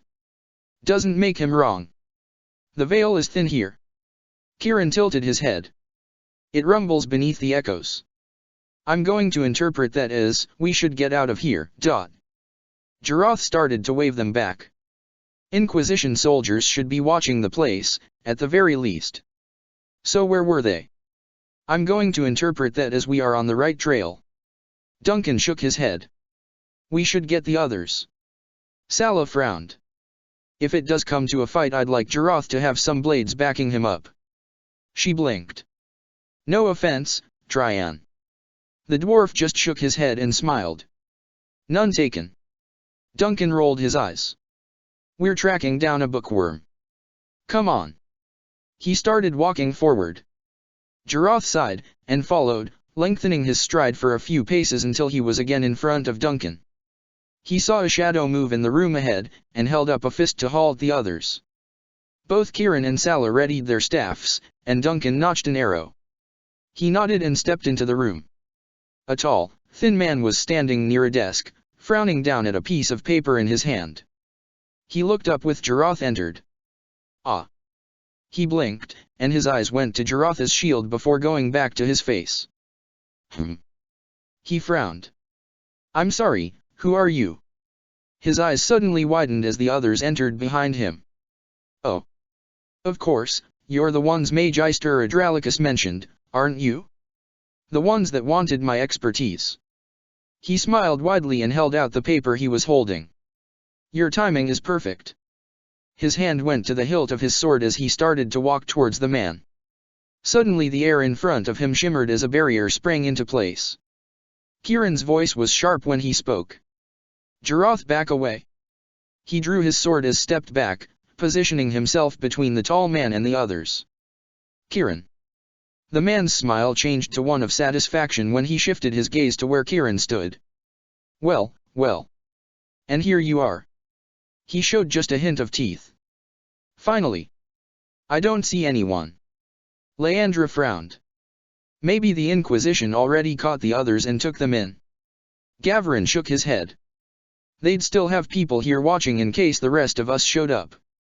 Gavrin. He turned at the urgency in Kel's voice. Kel's was behind a pile of crates. He walked over to see. Maker's breath, is that? Scout Pellin. Kells shook his head. Single thrust, up through the back and into the heart. He looked up from where he was kneeling by the body of the man in Inquisition colors. He never saw it coming, wouldn't have been able to shout a warning. Fuck. Gavrin unlimbered his staff as Leandra drew her sword. It's a trap. Chapter 18. You've been waiting for us. Sala raised an eyebrow at the man inside Kieran's barrier. He paced back and forth inside its confines, occasionally raising a hand to trail his fingers along the barrier, sending sparks flying. A very, very long time. He smirked. I was starting to worry Mythil wasn't going to take the bait. And look at you. He turned his gaze back to Kieran. Her own child, no less. He shifted his gaze to Duncan. And the firstborn. He chuckled. I'm sure the fire will be along soon enough. The leading expert on the formless one. Caleb chuckled. Oh, that was clever. Anyone found anything, they brought it to you. When Tryan and Duncan looked at him questioningly, he shrugged in self-defense. What, I can't admire a good con. Paradise laughed. I do adore a graceful loser. You're the one in the cage. Duncan narrowed his eyes. About to get his ass kicked. Ah. I see. You think I am at your mercy. Paradise rolled his eyes. That you have found me alone, unguarded, helpless in my undefended sanctum. Well, put like that. Caleb pulled the winch on his crossbow, and noted Tryan draw his own blade. Jiroth hadn't relaxed an inch, even with Kieran's barrier between them and the threat. Kieran tilted his head, and frowned. You are bluffing. A violet light appeared in Baraty's eyes. Am I? He smiled, showing teeth. After all I set in motion to achieve this moment, you think I am unprepared for it?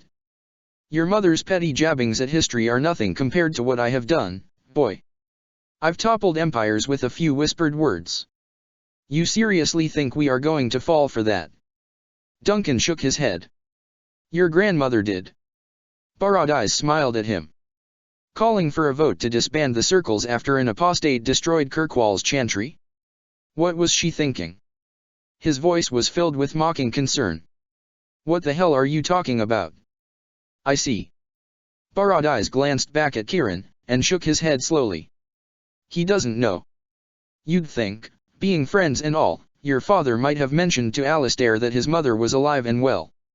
Kieran. Duncan glanced at him out of the corner of his eye. What is he talking about? Grand Enchanter Fiona and her ill-advised love affair with King Merrick, of course. Paradise waved a hand casually. You're lying. Duncan drew back his bowstring and aimed the arrow at Baraty's face. Lenore narrowed her eyes at the young man in front of her.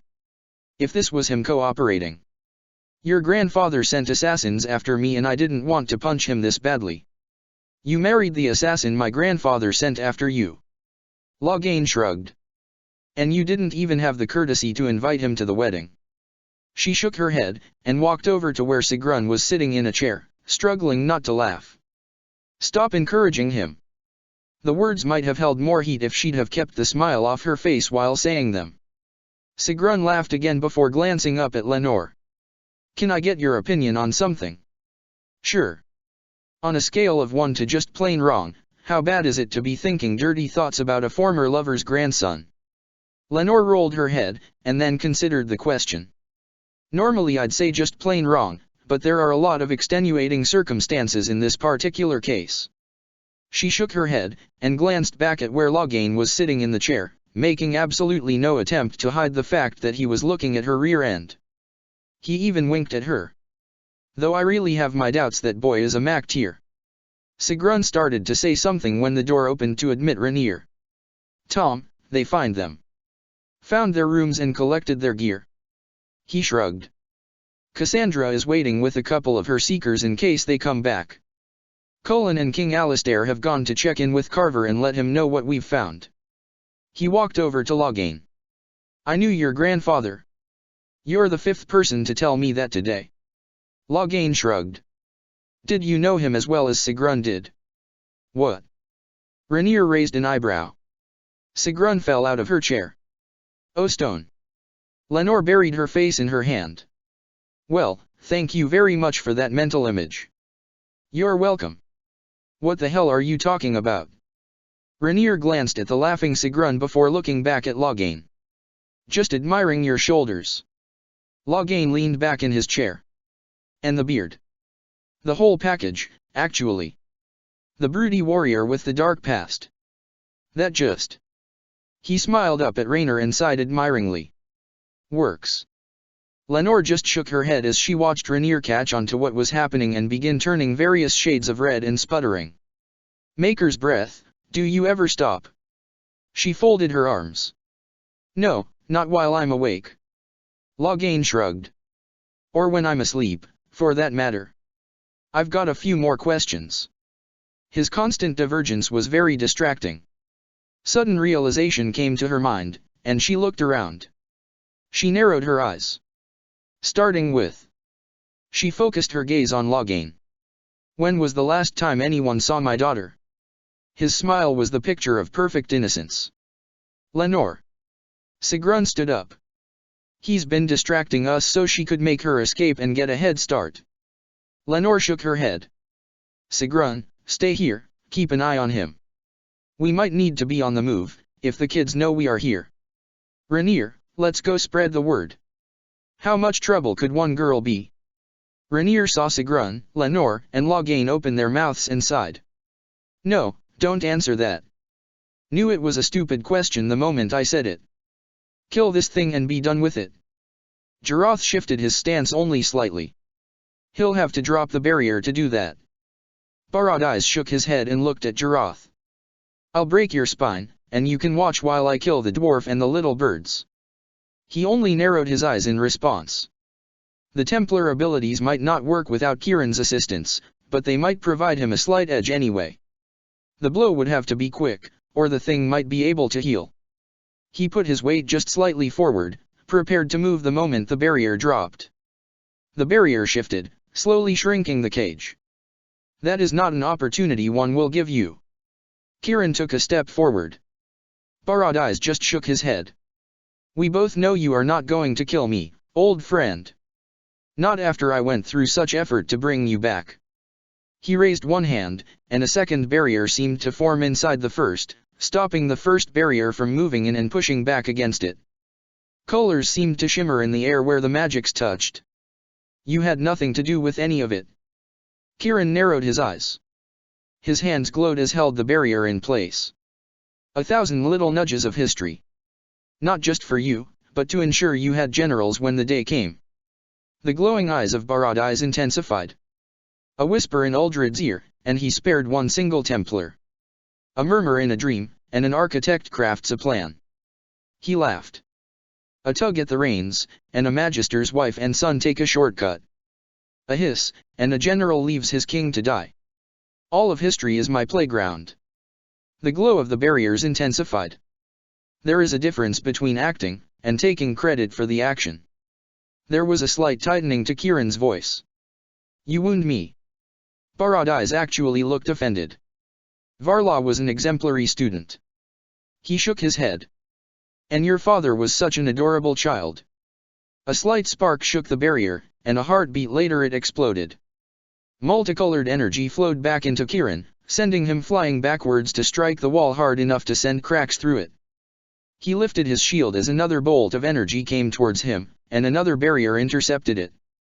He heard Sala shout, saw an arrow and bolt loose at the abomination only to bounce harmlessly away. Barad shifted, and there was a flash of green before a pride demon stepped out of the fade a few feet in front of him. Jarath got his shield up just in time to block an incoming blow. Out of the corner of his eye he saw Trian move in to deal with a rage demon. Caleb was kneeling next to an unmoving Kieran. Run! He yelled as he parried another blow. Get him out of!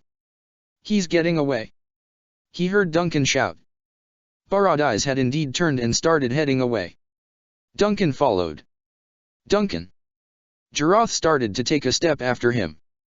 The rage demon knocked Trian off his feet, and the dwarf just barely managed to roll out of the way of the next blow. If he left after Duncan, the others would be lucky if the lasted 10 seconds with Kieran down. He cursed and turned back, slashing his blade across the leg of the pride demon. Gavarin didn't bother to knock. He aimed his staff at the door and blew it inward. Kells and Leandra moved in ahead of him, weapons at the ready. There was shouting down the hallway, and they headed in that direction. Caleb was using his crossbow as a club as a shade attacked him. A rage demon was pressing Trian back, hammering at the dwarf's shield. Sala was kneeling next to Kieran, trying to get him back up while simultaneously holding a barrier against two shades. And in the center of the long room, Jarath was somehow managing to keep a pride demon from getting to the others, but more shades were moving in towards him. He didn't see Duncan. Leandra, get Sala. Gavarin opened himself to the fate and incinerated one of the shades, pressing Jarath. Duncan went north. Jarath yelled before bringing up his shield to block another blow from the Pride Demon. Kells, Sala yelled. On it. He dashed off down the corridor. Another rage demon started coming out of the tier in the veil. Gavarin called his magic to him, shifting and warping the veil, severing the connection. The rage demon twisted and bulged out of shape before being sucked back into the fade. He brought his hands together as he used his magic to grasp the tier and reseal it. The resulting backlash deformed the two adjacent shades, easing the pressure on Jarath. Jarath felt his arm go numb from the reverberation of the Pride Demon's blow against his shield. All right then. He shifted, switching to attack instead of defense, and lunged forward, ducking beneath the Pride Demon's swing and slicing a gash across his side. Rather than continue moving forward, he spun and kicked off, reorienting his momentum and coming back at the Pride Demon. He took a glancing blow that opened a gash along his own shoulder. This needed to end fast. He abandoned defense completely and began using the shield as a secondary weapon, bashing it into the creature's knee and knocking it just slightly off balance. A tiny opening, and he sent his blade into the demon's form again. It roared, striking back with a backhanded assault. He ducked beneath, rolled, and came up to drive his sword into its gut. Its body shuddered before coming apart. He turned, and went to deal with the shades. Gavarin, Leandra, help Kells. He slashed the blade through the nearest shade. Go. Both obeyed. Sigrun gestured at the table, and Loghain set the saddlebags down. All right, I think that's everything. So pleased I could handle the physical labor for you. That's what you get for getting yourself captured. She shrugged, and offered him a cup of water before taking one for herself. Don't pick fights with wardens, even ex-wardens. Would have thought a member of the order would know better. She took a drink. Well, that killed some time. If I had known all you wanted was to be entertained, I'd have offered to dance for you. A little spicy shimmy. Loghain downed the cup she'd given him. Her own cup fell out of hand. Stone. He blinked. What? Oh, stone. Shit. She stared at him. You're not Nathaniel's kid, are you? Loghain's eyes widened, and he immediately started shaking his head. Sigrun. I ran with them, in case you've forgotten. She picked up the cup she'd dropped, and stared down at it. After a moment, she nodded. Guess it's not really the kind of thing you want getting around, is it? You could say that. Loghain's voice was quiet. The last thing my mother needs is the world knowing she found some comfort in the arms of a man who bore a passing resemblance to the love of her life. She's paid enough for what her menfolk have done. He shook his head. I promise you, Nathaniel doesn't mind the rumor at all. She nodded, and set the cup on the table. Her eyes closed, and she willed away the tears that had tried to come before reopening them and looking up at him. And your actual father? He did remind her, on some level, of the man her friend had been before. Everything. Does he at least know he's got one thing in his life he can be proud of? Yeah. The answer came quietly. He does. Her own voice was little more than a whisper. And? Yeah. He met her eyes. He is. Good. She took a ragged breath, and forced her emotions back down. It took her 3 tries to paste on a smile and resume the semblance of cheer. She clapped her hands, and nodded. So, the others aren't back yet. What now? He shrugged, and then grinned. Well, there appears to be a perfectly good hayloft going to waste. Duncan raced down the corridor in the direction the abomination had gone. He barely saw the flash of movement ahead. That thing was responsible for this entire mess. Kill it now, and his parents would still be alive then.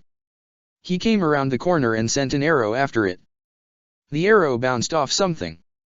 An elven woman stared at him, and then gave the abomination a questioning look. Next to the woman was a human man covered in white tattoos, and a small group of armored men. Duncan notched another arrow and sent it at his target. There was a flash of light from the elven woman as she swung her hand almost negligently, and he felt his skin grow cold and painful as ice coated him. He tried to draw back his bow, and gasped in pain as his very skin cracked at the movement. "Don't kill that one!" The abomination gestured at the armored men, and two started down the corridor towards him. He couldn't make his legs move enough to flee.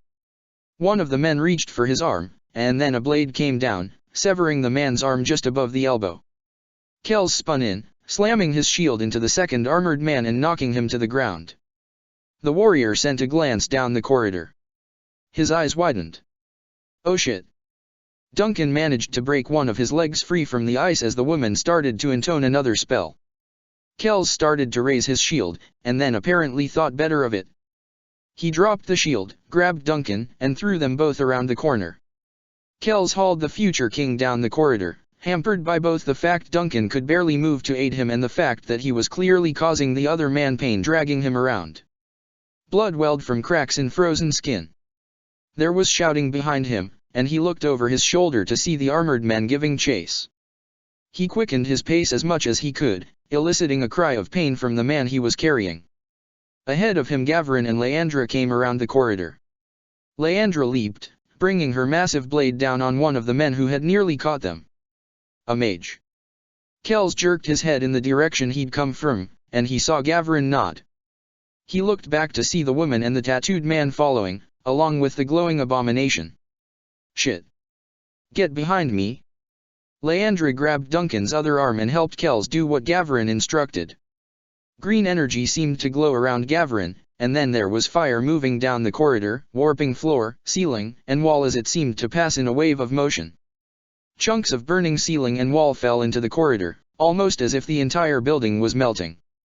Kells handed Leandra his sword before swinging the now unconscious Duncan up into his arms. "Come on, we need to get the others and get out of here." Agatha found them halfway way back to the inn, and her eyes widened. "Oh shit, what happened?" "Paradise is the formless one." Sala shook her head. "Where is Loghain?" "We got caught. Our folks know about the inn." Agatha bit her bottom lip, and surveyed them. Kells and Caleb were carrying a badly injured and semi-conscious Duncan between them. Jarath was limping, and it was clear from his armor that he'd recently taken a few blows. Trian was cradling his shield arm, and she saw no sign of his shield. Kieran and Sala were both leaning heavily on their staffs, and Gavrin was shadowing Kieran as if concerned the man was going to have trouble staying upright.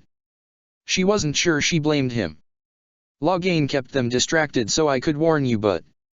She frowned. "Maybe we should go to them. We'd be putting them in danger." Sala glanced back at Kieran. "And maybe ourselves as well. We need to find some place to hide. Loghain and I found a couple abandoned warehouses early in our search. One of those might work. Come on." Agatha gestured, and began leading the way. She glanced down into the barn below and froze. She made a silencing gesture, and crept to the edge to peer down for a better view. 4 figures were moving below, swift and silent. They were on the tall side, but thin, and something about how they moved made her conclude they were elves. The armor they wore was not like anything she'd seen before. 2 of them spoke quietly to each other, confirming her conclusion that they were in fact elvish. She glanced at her companion, and saw her own confusion mirrored on his face. The hood of one of the men fell back as he caught it on something hanging on a frame. He was bald, and a tree pattern was picked out on his pale skin in green. She'd seen Salas only once, and there was a trace of resemblance in the shape of the features. She mouthed the word sentinels to Loghain, and saw him nod in return.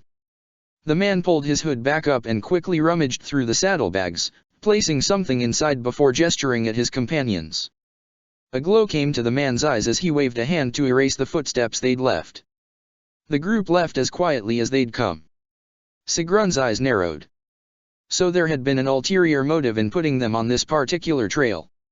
She kept her voice low, pitched not to carry trouble. "Noticed. Can you find the other kids, and I mean fast?" "I can." "Go. Get them out of here. Send word if you can, but be careful, we know he's got spies everywhere." She shook her head. "I'll warn the others." Chapter 19. Loghain headed down the alley. He ducked back behind some crates, and took a deep breath. Agatha would have intercepted the others before they got back to the inn, hopefully. The question was, where would she take them? He frowned, and then reached. I could use a little help here. A tiny wisp glowed into existence, and then began moving to the east. He smiled. Thank you. Agatha slipped back into the warehouse, carrying a basket. She set it down, and began passing out food. Duncan lay on a makeshift pallet, apparently unconscious. Sala was sitting next to Jarath, wrapping bandages around his shoulder with the assistance of Kieran. Agatha carried the basket over, and offered Jarath some of the contents. Are you all right? I'll be fine. Jarath took an apple from the basket. She nodded. Our folks have everything we left at the inn. That gives us about 20 gold between us, and whatever else we happen to be carrying on us. She looked around. Which is not much after that fight. Traian shifted and winced. Kells and I lost our shields, and Caleb's crossbow is busted. He glanced at Jarath. My armor can be fixed, but yours is beyond what skill I've got. And we still need to rescue Loghain. Agatha nodded. Rescue Loghain. Kells shook his head. He's with your folks. He's the safest of all of us. Was it telling the truth? Gavrin stood up. He stared at Kieran. Did that thing. He clenched his fists. Was it responsible for what my father went through? I do not know. Kieran tilted his head. It is. He looked up at Gavrin. Possible. Possible. Gavrin gestured sharply with one hand. That's all you can say? It is possible. O Maker. Kells swallowed. The entire fifth blight. He shuddered. To get you. Caleb ran a hand through his hair, and shook his head before looking back up at Kieran. All to get you. He took a deep breath. He called you old friend. Gavrin whirled back around to face Kieran. Did you? He swallowed. Did you let him get away? He started to take a step forward, and Leandra moved to put a hand on his shoulder. He wrapped his arms around her, burying his head in her shoulder as she held him. It was not my intention. Not your intention. Kells stood and started pacing. Yeah. And the Dread Wolf didn't intend for Corypheus to put a hole in the world. He wanted to do that himself. Kells. Damn it, Celeb, he's an archdemon. He's. Kells kicked a broken crate across the room. Kieran flinched. He's the reason Evelina had to take us to Kirkwall in the first damn place. Or have you been pretending to be a hawk for so long you've forgotten? He narrowed his eyes. Or maybe you really are a hawk. It was your father who helped Anders, wasn't it? Sala slammed the butt of her staff against the ground. Enough. She waved her hand. This is the legendary Inquisition? A few words out of a demon, and you start falling apart. She shook her head. The stories are well known, even outside the Fade. Lies, half-truths, and manipulations. Are you so foolish as to believe the only danger from a demon is its claws? The silence was broken by the occasional shuffle of feet as various people did their best not to look at each other. It was Traian who finally spoke. What now? We need to get out of town. Agatha stood up. We are safe enough here. Caleb shook his head. Nobody is going to find us. They all turned at the sound of Loghain's voice. I've got 10 gold says you are wrong. You actually let him go. Alistair stared at Sigrun. You'd rather the kids not be warned ancient elves are hunting them down. Sigrun held her ground. Letting him go was the only option I had. Are you sure they were sentinels? Burhan raised an eyebrow. Sneaky magic using armored really tall elves with trees on their faces. Sigrun rolled her eyes. You're right. Could be anyone. Alistair turned back to the items they'd recovered from Barity's estate. He picked up a shield, marked with curved griffin claw that had become the sigil of House Setida. Traian's shield, bent and damaged from repeated blows. Traian's shield, with blood on it. 6 dead Inquisition agents, and signs of a battle against demons. And part of the building had burned down. For all he yet knew, Duncan and Jiroth were dead under that rubble. He tossed the shield back down on the table. Trian was attacked, and hurt. Sigrun stared down at the ground, and sighed. Anyone told Sedida yet? Alistair. He turned towards Bruhan. What? We found runes in several locations in our gear, not just the saddlebags Sigrun spotted. Bruhan's eyes were hard. We've got at least one spy among our people here, and if Sigrun hadn't gotten lucky, we'd likely have led them right to the kids. He shook his head. For all we know, it was the Dread Wolf who set this in motion in the first place. Who knows more about manipulating spirits than he does? Maker. Alistair rubbed the back of his neck. Are we sure Adralicus isn't the spy? He's the one that told the kids about Barad-Eyes. Adralicus wasn't even the one who brought Barad-Eyes up in the first place. He just happened to have a passing acquaintance with him, and letting him handle the correspondence got him out of our hair. So whose idea was it to contact Barad-Eyes? Alistair raised an eyebrow. There is your spy. I want to talk to whoever suggested him in the first place. You are. Bruhan met his eyes steadily. You. Alistair deflated a little. Damn it, Bruhan, I didn't mean to. I know. Bruhan shook his head. How do you know about him? Spy reports aren't the only things I read. Bruhan twitched a shoulder. He wrote a book on Gaxkang. I know that. Alistair frowned. Didn't Jiroth and I kill something by that name? Gaxkang the Unbound, one of the Forbidden Ones.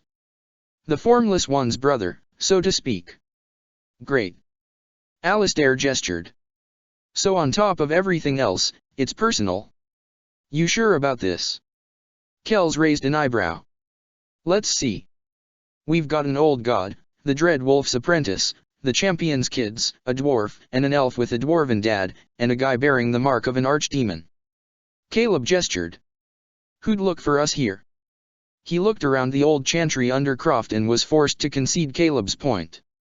Salah had pointed out they'd be expected to vacate town as soon as they'd received the warning, thus it made sense to stay put in a good hiding place. From the dust, it was clear nobody came down here often, and Kieran's spell had replaced the dust and cobwebs to prevent anyone from noticing their passage.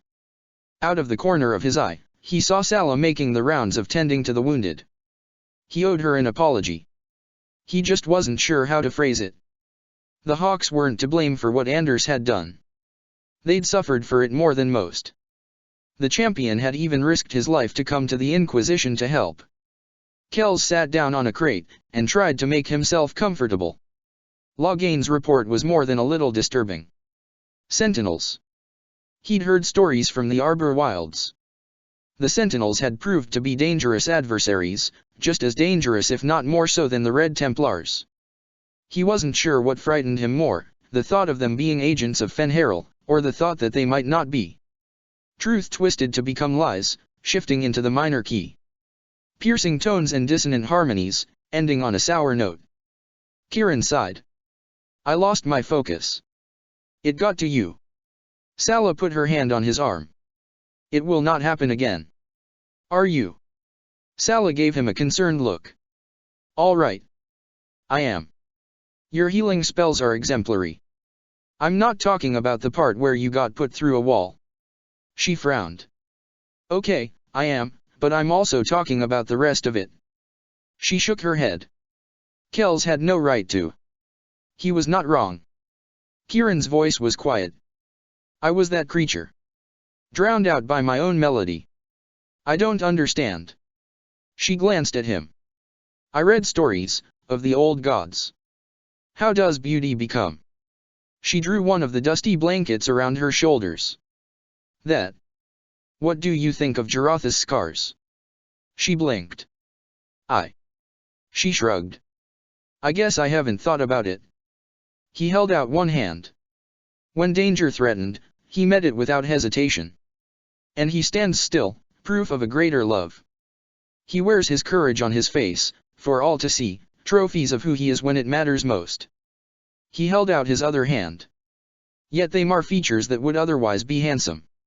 A flaw, displeasing and distasteful. A string out of tune, distracting from the well-played harmony until the flat is all that can be heard. He held up one hand higher, then the other, as though weighing something. What do you think of Jarotha's scars? Sala considered the question. When? She nodded. When you put it that way, they are beautiful. I forgot that, for a time. Want became desire, and desire became obsession, until all that remained was a need for aesthetic perfection. No flaws. No wavering brush strokes. No missteps. He lowered his hands. No scars. He shrugged. Focus on chord and tempo and key until one forgets what moved them to sing in the first place. I fell. I see, I think. I will not fall again. Duncan stared up at the ceiling. He'd tried to get up a little earlier, but Sala had ordered him to lay back down. Apparently, Kells had broken his leg when dragging him free of the ice. His skin still tingled here and there, and itched from the healing. King Merrick had an affair with Grand Enchanter Fiona. His grandmother was Grand Enchanter Fiona. He looked over at where Jaroth was sitting near him. The man hadn't said a word to him since he'd regained consciousness. Agatha was sitting nearby, cutting up an apple and occasionally offering Jaroth a slice. His grandmother was still alive. She'd just abandoned his father and walked away. His father had sheltered the mages, and she'd repaid him by bringing Tevinter into Red Cliff, an act that could have destabilized the entire country. Her own son. She'd known. The warden had known. Kept the secret. How had he known? Bryce had been 9 years old when Nigera had found him creating patterns of frost on a window with his fingertip. Finding an answer to that mystery was less comforting than he had hoped. And the worst part was. You realize this makes me a quarter Orlshian. Andraste's sanctified tits. Loghain's voice responded. The horror, the horror. Asshole. He smacked his head back into the pallet. If I start eating snails, somebody stab me. Leandra raised a hand. Dibs. Tryan set the crossbow down and looked up at Caleb. Sorry. Caleb sighed and looked over at Agatha. We need a new dwarf. He gestured at Tryan. This one is defective. You'd think at some point in your recent training someone might have mentioned a crossbow is not a parrying weapon. Tryan shook his head. So this is Loghain's fault. Caleb glared at the knight. Loghain winked and pursed his lips in a kissing motion. Caleb rolled his eyes. I've still got my knives, I suppose. Ah. Glad to know I don't just have to worry about being stabbed by my enemies. Tryan rubbed his wrist. You okay? Caleb gave him a concerned look. I've sparred, trained. Tryan frowned. Never really done the fighting for my life thing before. He sighed. Not sure I care for it. Yeah. Caleb nodded. Not exactly like the stories make it out to be. He glanced at Agatha. How'd you end up getting caught? Agatha stuck out her chin. Brehon fights dirty. Told you so. Loghain called over. So you two told them where we were staying. Caleb frowned. Loghain did. Agatha pointed at him. Why? King Alistair told me to. Loghain shook his head. And that's reason enough to sell us out. Caleb gave him an aghast look. Duncan looked over at them from where he was laying on a pallet. Why would you tell my father where we were hiding? Because I'm Loghain MacTier. Trying the patience of King Alistair Thurin sounds entirely too much like the absolute last thing I would do. He wouldn't have executed you. Duncan frowned. Probably. You could have lied. I also could have told him I'm the reason his daughter isn't a virgin. Loghain waved a hand. How would that have worked out for me? Oh you. Duncan glared. Asshole. Leandra followed Gavrin into one of the alcoves. You alright? No. Want to talk? She was cut off when he grabbed her and kissed her, pressing her back against the wall. She put her arms around him, pulling him close. Guess not. She wrapped her leg around his ankle and toppled him onto a pile of old sacks. Sala examined Duncan. The wounds had vanished, leaving behind no scars, and the magic had knitted the broken bones back together. Okay, you can get up and move around now if you want. Finally, Duncan stood. Appreciate the healing. Is he alright? Salah nodded to Jarath. He's fine. Completely recovered. She glanced at Duncan, and then nodded. Yes. Good.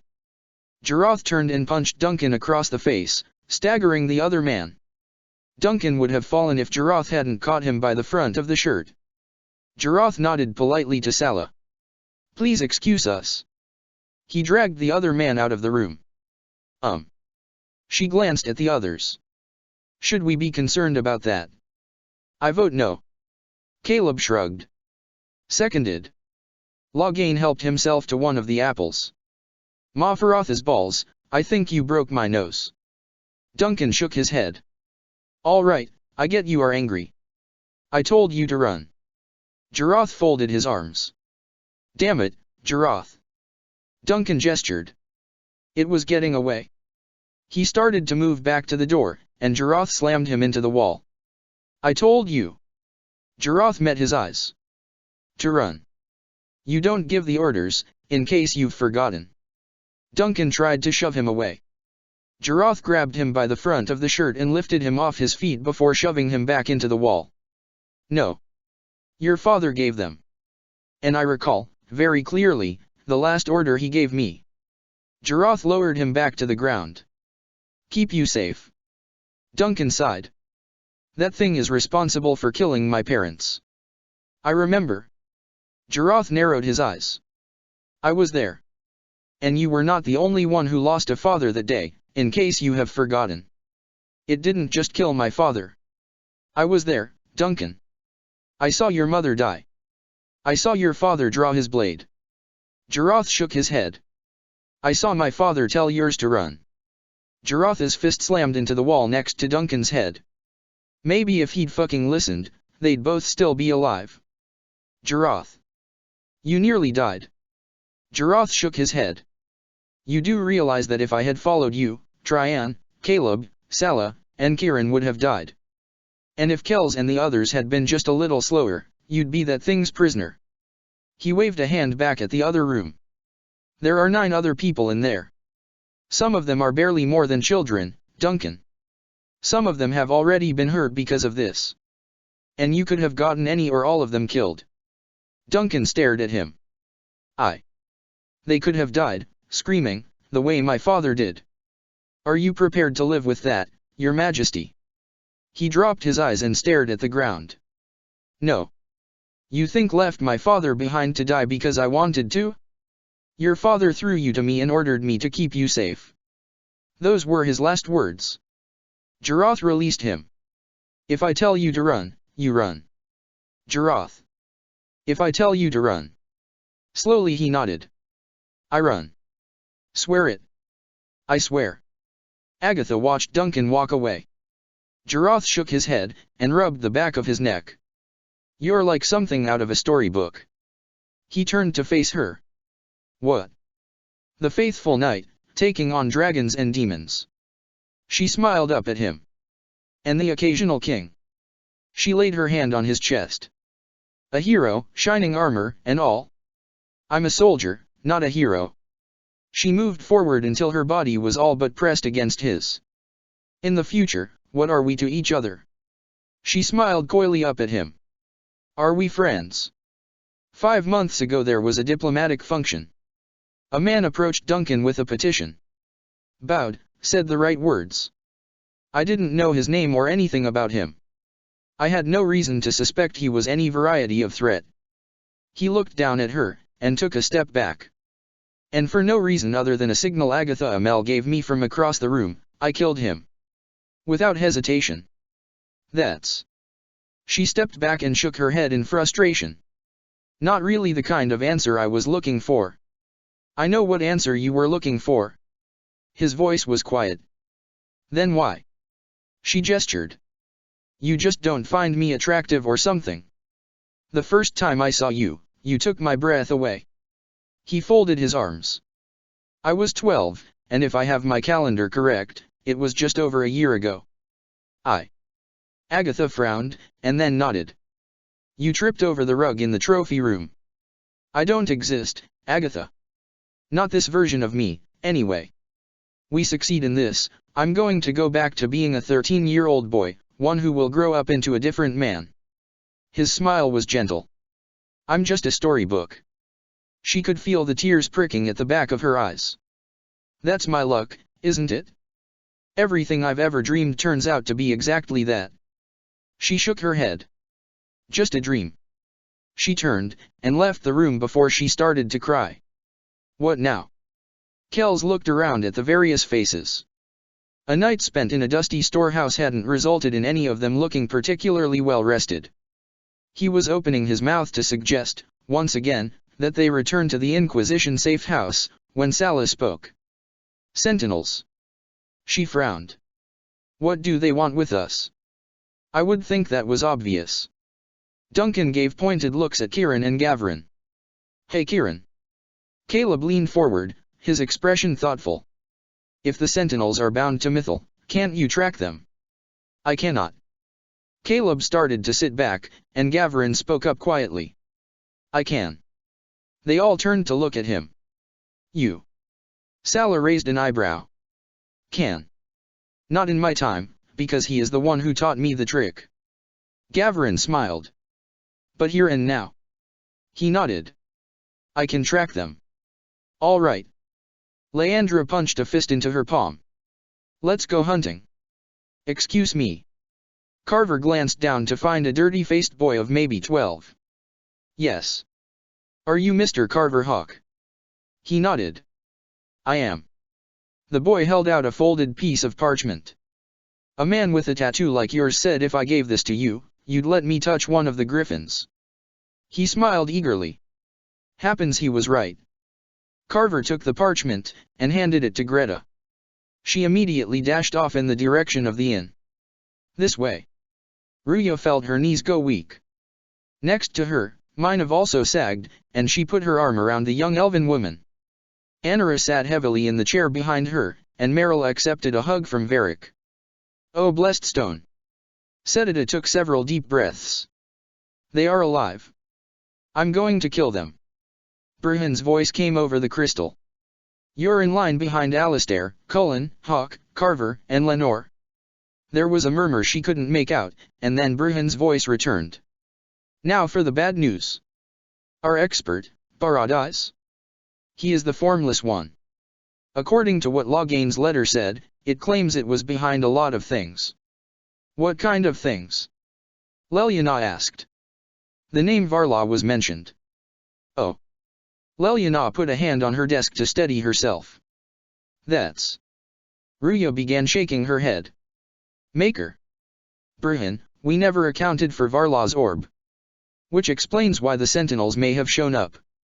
Salas knows about Varla's orb as well. Bryn sighed. And that Varla had somehow managed to unlock it. The formless one is interested in the children. Leliana nodded. And the orb could have been the power source for the original event. Ruya walked over and leaned on the desk. We've already seen it do similar. She frowned. Did the note say where the kids were going? No. And it apologized for it. Caleb apparently suggested we pick 2 or 3 locations at random and search there to provide a helpful decoy. Bryn's voice became tinged with amusement. And Loghain is apparently betting 10 gold that if I do so, I'll pick out their destination anyway, and wondering if I hate working with Amels, Hawks, and Trevlians as much as he's starting to. Dorian is on his way back to Tevinter. Have some of our agents join him. Ruya considered a moment, and shrugged. They might be able to uncover helpful information in addition to it not being an unlikely destination. The University of Valroio is too obvious. Leliana frowned. You said the letter claimed the formless one was behind various events. What locations? It was a moment before Bryn responded. Dinarum, obviously. Ostagar. The architect's plans regarding Earthamule in the first place. And Uldred's actions at the tower. She felt a chill in her spine. Cullen.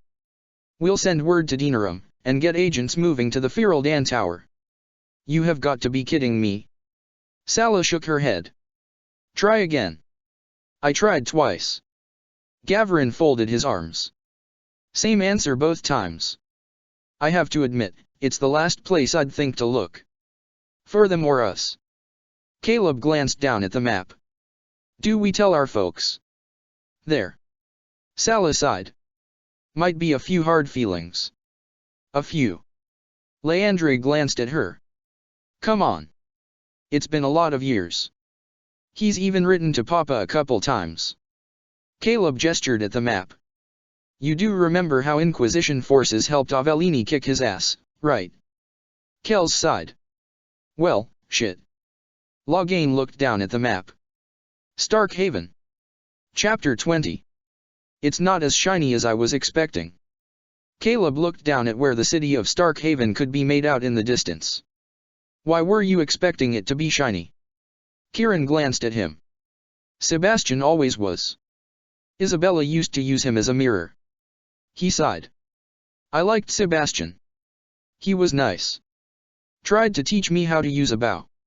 Until he threatened to raise an army and burn Kirkwall to the ground, and put a bounty on Papa.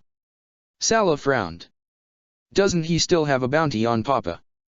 That only matters if Papa goes to Starkhaven. Sebastian is the man that put the bounties up. Kieran's eyes narrowed. He put one on my father as well, after he heard the rumor my father had recovered Anders. Kells snorted. I can't imagine there is an assassin or bounty hunter in the world stupid enough to try to take that job. 7. What? There were 7 stupid enough to take that job. Kieran tilted his head. A group of Talvashoth mercenaries. They threatened Uncle Carver with their sarbaz. He smiled. It was very amusing. He's got a grudge against my father too then, Leandre shrugged. Bruhan was of the belief he had a grudge against the commander as well. Kells shrugged. Probably more so since the Inquisition backed Avellini on the commander's orders. Guessing he's not going to be on good terms with my grandfather then either. Loghain shrugged. Though that's not a surprise. Stone, who here isn't this Sebastian fellow going to be holding a grudge against? Train glanced back at his companions. Caleb frowned. Well. He looked back. Jarotha's name might be an issue, not sure how he'll feel about Duncan. Lenore's feelings on various matters are pretty well known, so I guess. He looked back at Trian. You. His father is the Warden Commander. Ah. Good point. Caleb shrugged. Nope. The last time he saw Caleb and I was a decade ago. Unless we introduce ourselves, there is a good chance he won't even recognize us. Sala sighed. Admittedly, our luck on going unnoticed has been lacking just a little. Any ideas what to do for coin? Trian glanced back at the others. We could always do what Papa Braska used to do in times like these. Agatha stretched her arms over her head. Go find and rob some bandits. I don't suppose Starkhaven has an Inquisition safe house for us to rob. The Inquisition isn't exactly welcome in Starkhaven. Kells frowned. I think there is a cache, but I'm not sure where it is located. Fenris. Cullen leaned on the ramparts next to the elf. The sun had yet to peek over the edge of the horizon. Can't sleep. He sighed. Sala. Fenris shrugged. She has strange dreams, at times, and wakes during the night. I would find her in the kitchen, and we would talk over tea. I keep waking up thinking I hear her moving in the hallway. Gavrin used to wake up in the middle of the night and crawl into bed with Ruya and I. He turned, and shook his head. Do you ever find it ironic? Ironic. You and I have more cause to hate and fear mages than most. He shook his head. And we ended up marrying 2 of the most powerful mages in Thedas. He looked back at Fenris. Is it difficult, raising a mage child? Fenris stared up at the sky. It is. How do you manage it? I have seen mages do horrific things in the name of power. I have hated and feared them with good reason. Fenris shrugged. And all that pales before one simple truth. What is that? She is my daughter. Alistair found Bruhan going over a map. Sending your birds. Wondering if it is worth the effort to send agents to Ostagar. He frowned. I'll send a bird to Finarl, let him take a look just in case, but any trail that might have been present has long since been trampled over. He straightened. And Fenharil searched Varla's last known location. If there had been any trace to be found there, he would have. Alistair sighed. I heard about the assassins sent after you. Were I you, I'd be more concerned about the ones going to be sent after you. Brehon. Alistair folded his arms and leaned on the table. How close did they get? I came out of it without a scratch. Can I ask you something? Sure. The ones they sent after me succeeded. Or will they kill Cathiel, me, Rory, some others? And then later on their boss punches a hole in time and goes after our kids. Brehon tossed the marker he was holding down on the table. And you're wondering why, if Jaroth answered you now, he doesn't stop it then. Same question occurred to you. Alistair shrugged.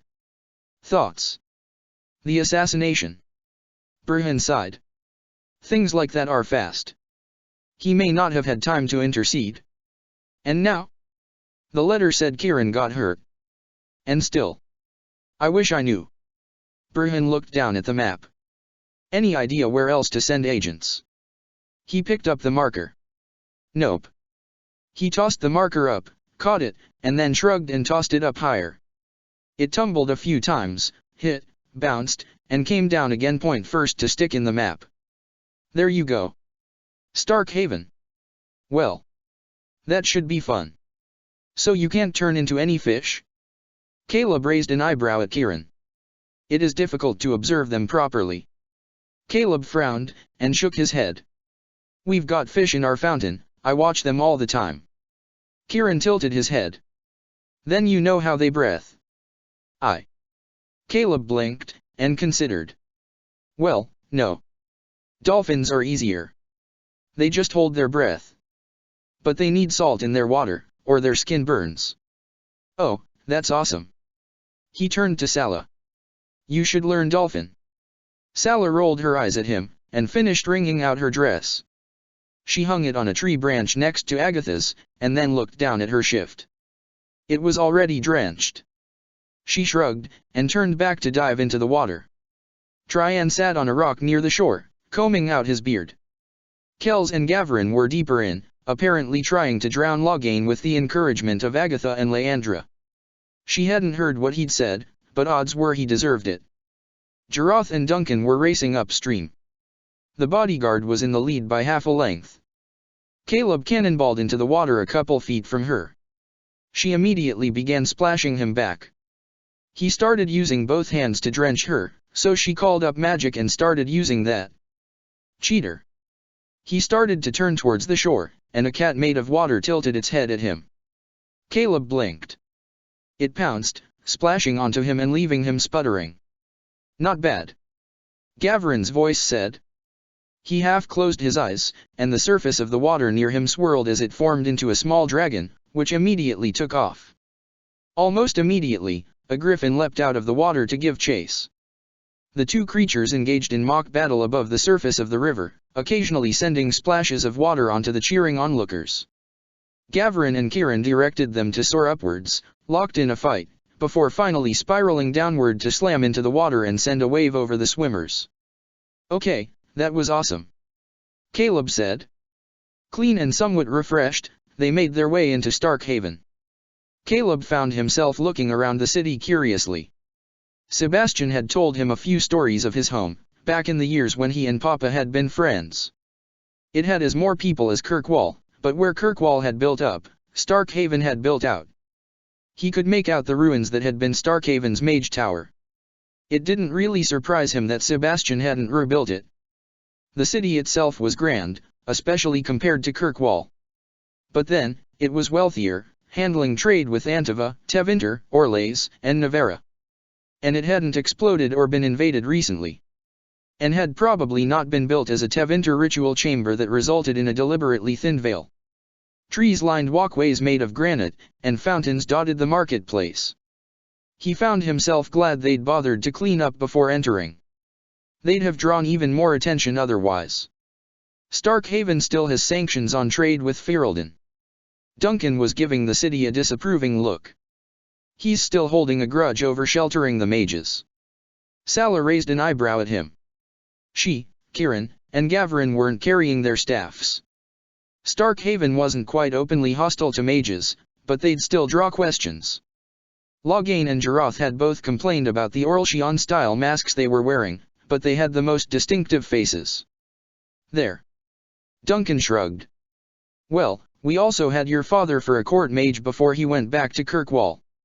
At which point, we replaced him with a Grey Warden mage that happens to be his cousin. And Duncan rubbed the back of his neck. He learned that the Warden and his people had spent time in Gweren and demanded the Terna be held accountable for sheltering Anders. I was not particularly diplomatic in my response. Really? Caleb glanced back at him. What did you tell him? Piss off. Loghain grinned when he answered. Ferelden politics are awesome. Caleb snickered. Didn't hurt us much. We don't need anything Starkhaven has a monopoly on, and most of our free marches trade goes through Kirkwall anyway. We trade openly with Kal Hyrule, so our lyrium doesn't go through Carta or Tevinter. Duncan winked at Trian. There are benefits to playing nice with the dwarves. Like not getting stabbed in the knees. Agatha spread her hands. That too. Learn anything? Agatha raised an eyebrow. Yeah, being penniless refugees isn't any more fun now than it was when we were kids. Caleb folded his arms. Kells chuckled. We aren't exactly penniless. 21 gold for 11 people isn't exactly going to go far, especially when we need to replace armor. Caleb sighed. And I really don't want to sleep in a barn or on a sidewalk. I remember when a barn would have been a luxury. You got soft. Kells put his hand on Caleb's shoulder, and patted his cheek. You're mocking me again. You kidnapped me. Rescued. Leandra took Gavrin's hand as they walked. You don't think the Vials are in league with the cult, do you? Gavrin shook his head. I doubt the prince even knows about the cult. Starkhaven is centrally located, but avoided most of the problems of the recent years. And the prince isn't welcoming to the Inquisition or any of the other forces most likely to trip the cultists. Frankly, I'm surprised it's not a refuge to more groups like this one. Vial is a good man, just a bit of a pretentious ass. Leandra shrugged. Do you think he knows? Knows. About. Leandra sighed. Fenharil, and Mithil, and Kieran, and all of it. We can't rule that out. He knew enough to know Anders ended up back with the Wardens. He frowned. And we don't know that the cult is here, just that the Sentinels have a base here. I'm somewhat more willing to believe he might have some kind of alliance with them. We need more information. I think that's the Inquisition's motto. He narrowed his eyes, and squeezed her hand as they passed the gates of a particular estate. There. Not exactly what I was expecting. Leandra frowned, and continued holding his hand as they strolled past. Not exactly a hideout. Safer for them, I suppose. Guards aren't going to come across them randomly. He frowned. Could be they've acquired a patron of some kind. Let's tell the others. Why would Sentinels be aligned with the cult? Agatha shifted the pillow behind her to a more comfortable position. Once again, they were all sharing one room, which meant there was some sharing of beds. The cult is tearing down shrines, and you know Fenharil's opinions on the gods. Gavrin sat behind Leandra, rubbing the woman's shoulders. Agatha thought she could actually hear Leandra purring. It's also possible they aren't aligned at all. Loghain looked up from where he was playing some board game with Trian. Maybe they want whatever it was the cultists took from the temple. Or maybe they just want us. Rumors had to have gone round by now. He frowned. I don't even want to think about what the Dreadwolf could do with 16 years of information on the future. Did you tell our folks about the staff? Sala turned towards him. He furrowed his brow. I'm not sure I did. What do we know about the staff anyway? He turned towards Kieran. Kieran raised an eyebrow. What staff? The staff they took from your temple, Sala said. They took a staff from my temple. Kieran's eyes widened. Silence fell on the room. Gavrin took his hands off Leandra's shoulders. Kiran, you're the one that told us they took a staff from your temple. Kiran tilted his head to one side, and his eyes half closed. Several heartbeats passed. Are you sure? Very. Sala folded her legs under her. You were surprised by it, because you couldn't remember a staff being in your temple. And now you don't even remember that much. Gavrin rubbed his head. If it was in my temple, I would remember. Kiran shook his head. My temples do not keep secrets from me. You said that too. Gavrin frowned. Then his eyes narrowed. Cole used to be able to make people forget certain things, including himself. Could. He stared at Kiran. Could something like that even affect you? But why just him? Sala shook her head. I mean, if it's that powerful, wouldn't it affect the rest of us too? These are very good questions. Kiran tilted his head again. We are going to need to find the answers. We need to get a spy into that estate. Kiran nodded. I have a friend who can help. He's kidding, right? Kells looked at Caleb. I certainly hope so. Caleb's facial expression was skeptical. Kells folded his arms and rubbed the bridge of his nose. 20 feet away, Kiran was standing at the base of a tree, holding an argument with a squirrel. An argument that he appeared to be losing, much to the man's annoyance. Sala stood a couple feet from them, apparently fascinated. Finally, Kiran came back over to them. He's already been keeping an eye. He waved one hand. He said the sentinels are looking for the Tilda staff, which the formless one has found but seems to be unable to use. He glanced back at the squirrel, and then tilted his head and frowned. He claims the sentinels intend to destroy the staff. Why would the Dread Wolf want to destroy the staff? They are not working for Fenharil. Kiran frowned. So what were you arguing about? Gavrin raised an eyebrow. I was attempting to convince him to go back in and see what else he can learn, but he believes I should not be involving myself in the matter of the staff. Kiran's eyes narrowed, and he wrinkled his nose. He threatened to tell Mother if I do not drop the matter. Maybe he should. Gavrin glanced around. We can deal with the formless one, and leave the staff to her and your father. Perhaps. Kiran nodded. We should do what we can to ensure that Fenharil and the formless one do not get the staff in the here and now, however. Wait. Caleb shook his head. I'm stuck on. The squirrel threatened to tell your mother. The squirrel is an abomination.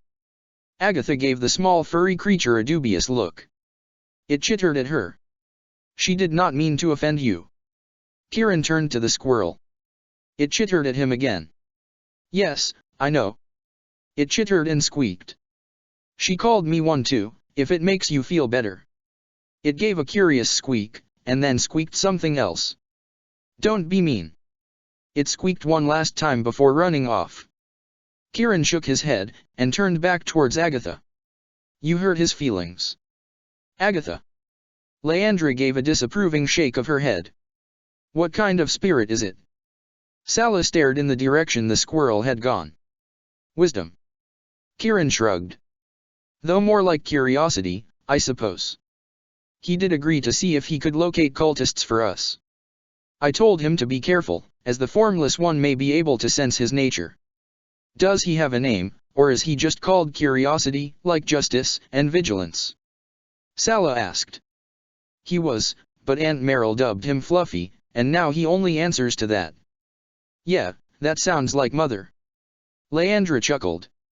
At least most of the griffins got dignified names. Duncan sighed. Can we get this conversation back on track, please? He shook his head. While he sighed reluctantly. Fluffy gets us information, we should see about getting gear. Sala nodded. We could check out the Chanter's board, see if there is anything good. Clearing rats out of basements for a few coppers doesn't sound particularly useful. Tryan sighed. I was thinking more letting Caleb convince people we are a mercenary band and seeing what jobs we could find that way. Sala shrugged. Worked for Papa. All right. Maybe we could also get into the Chantry library and see if we can't get any information on this staff. Traian nodded. We might also want to let our folks know about the staff. Gavrin folded his arms. At the very least, they need to be able to respond if someone like Fenharil does get hold of it. Kieran gave Gavrin a curious look. What staff? Are we going to have to re-explain it to him every time something distracts him from it? Duncan raised an eyebrow. Looks like it. Sala shook her head, and took Kieran's arm. Maybe I'll have you write it down. Chapter 21. This is kind of nice, in its way. Gavrin nodded to the man sitting across the chessboard from him. Kieran raised an eyebrow. Chess? No. Gavrin chuckled. This. He shrugged. Person version of you. I do not understand. Kieran tilted his head. Leandra and I. He shrugged. We know you in the future. Sort of. Just not like this. Leandra did not recognize me at the estate. Kieran moved his piece. I wouldn't have either, at least not until you started casting spells. When we've met you before, you're more like... Gavrin moved his own piece. More like a force of nature. This glowing being that occasionally yanks us into the Fade to give us a mission, information, or warning. I've only seen you outside the Fade a couple times. Kieran frowned. I am sorry. You've saved our asses, so don't be. Gavrin smiled. It's just. He laughed. You're not going to be quite so intimidating now. The knight took a pawn. If we are successful, you will not remember this me. Oh. Gavrin sighed. I keep forgetting that part. He shook his head. But you'll remember, right? Yes. Kieran nodded. I will. He smiled. Introduce myself more properly the next time around. Do that. Gavrin smiled. I think we could be friends. All right, how are we doing? Traian looked down at the items spread on the table. He did a quick count of the coin. We are up to 35 gold. He glanced at the sword. But it appears the weapon shortage issue is taken care of. We can probably sell off the excess. He glanced at the shields. Those are all pieces of shit, so the Kells and I need shields thing is still in play. He looked up at Jiroth. How about armor? Lighter than I prefer, but will serve for now. Jiroth settled the splint mail over his shoulders. Other supplies. Sala looked at the table. She frowned. What are those? That merchant who had his shipment intercepted was lying about having the coin to pay us. Duncan shook his head. So we took 2 of his boxes and called it even. Instead of 5 gold you have. She did a quick count.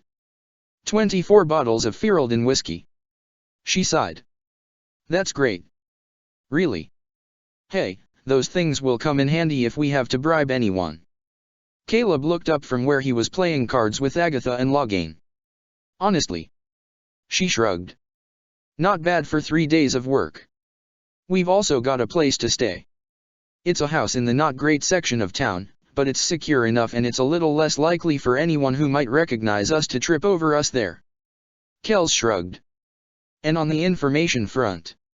She looked around. There is a man with white tattoos.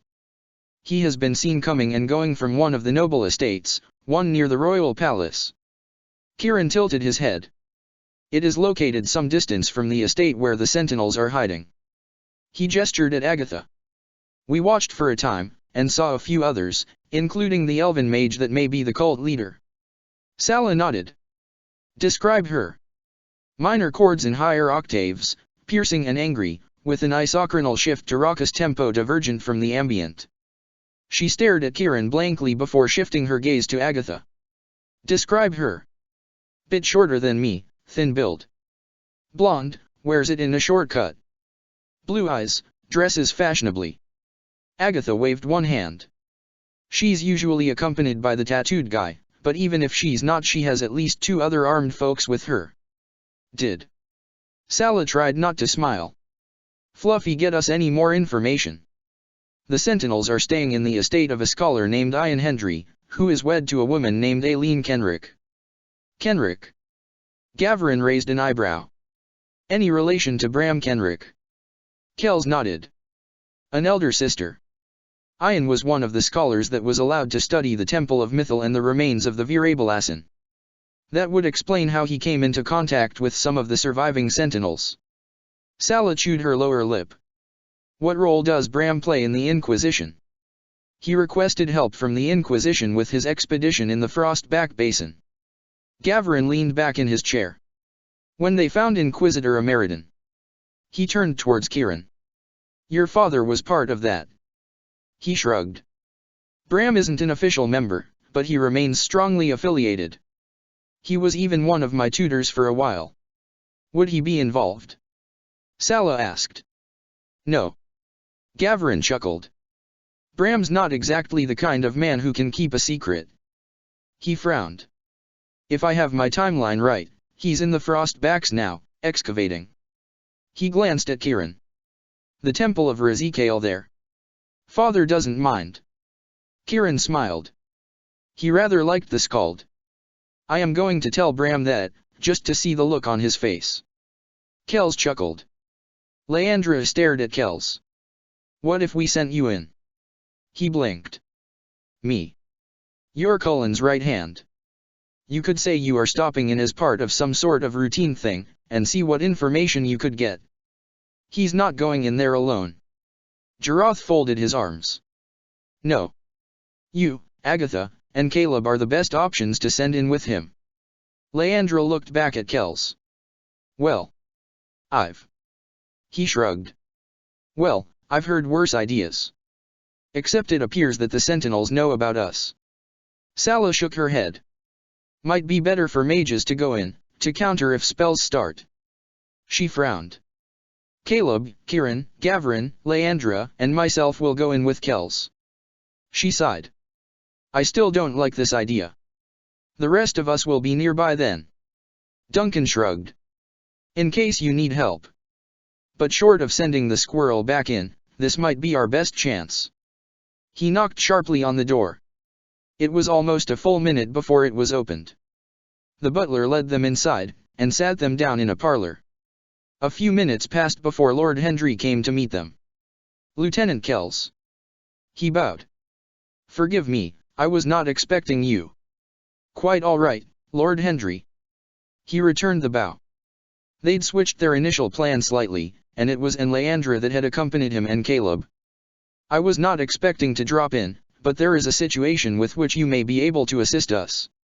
As agreed, he indicated Caleb. Agent Brolick had some questions regarding the temple in the Arbor Wilds. We came across information that suggested that when the Sentinels departed the temple, they left in more than one group. We were wondering if you found anything that might have suggested why. Caleb kept his smile polite, and his tone almost bored. A pleasure, Agent Brolick. Lord Hendry held out a hand in greeting, and Caleb took it. He's lying. A voice came from the hall before Lord Hendry could answer. Lord Hendry yanked Caleb's hand, pulling the young man off balance. Caleb stumbled forward, and Lord Hendry spun him around, locking his arm behind him. The Lord's other hand came up with a dagger, and he pressed it against Caleb's throat. You don't say. Kells reached for his sword, and Lord Hendry used the knife blade to tilt Caleb's head back slightly. Don't move. An elven man stepped into the room, sword already in hand. He leveled it at Kells, laying the tip on his shoulder. 3 other men entered, also armed, moving in to surround Leandra and Gavrin. 2 elven women remained in the second doorway, arrows leveled at Kieran and Sala. Another man entered, moving to stand next to Lord Hendry. He reached up a hand, pulling back his hood to reveal an elven face marked with green valislin. His eyes were more silver than gray. Lay your weapons down. He gestured at one of the other sentinels. Go fetch the others. Rethink your actions. Kieran's voice was quiet. We know who Lord Hendry started to say. Clearly you do not. Kieran's eyes narrowed. Or you would not be holding a knife to one of my friends. Go. The sentinel that had spoken gestured again at the other sentinel. The sentinel took 2 steps before Kieran's voice froze her in place. Venavis, Iona. The rest of the sentinels shifted uncomfortably.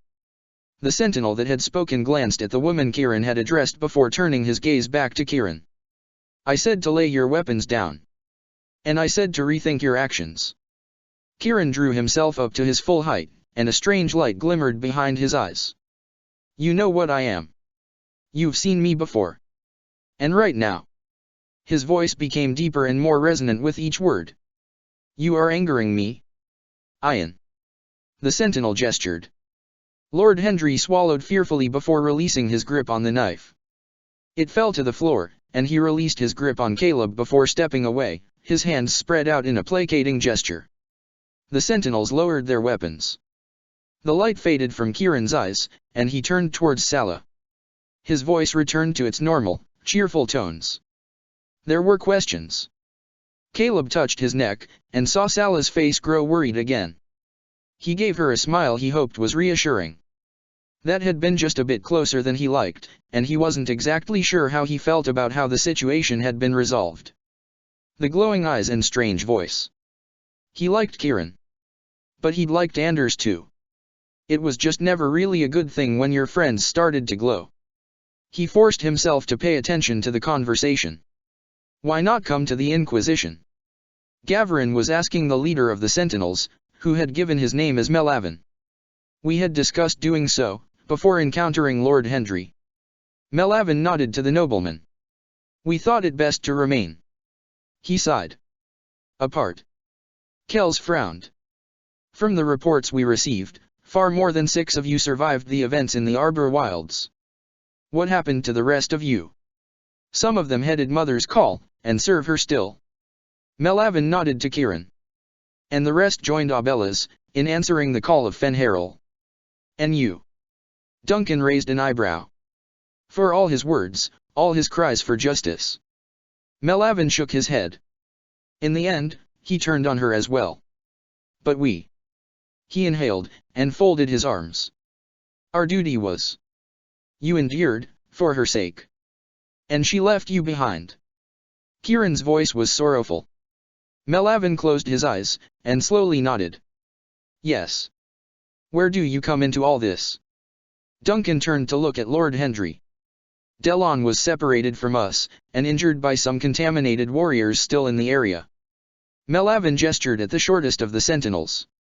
He collapsed from his wounds while attempting to return to us. Ian came upon him while following some trail markers. We discovered him tending to Delon's wounds.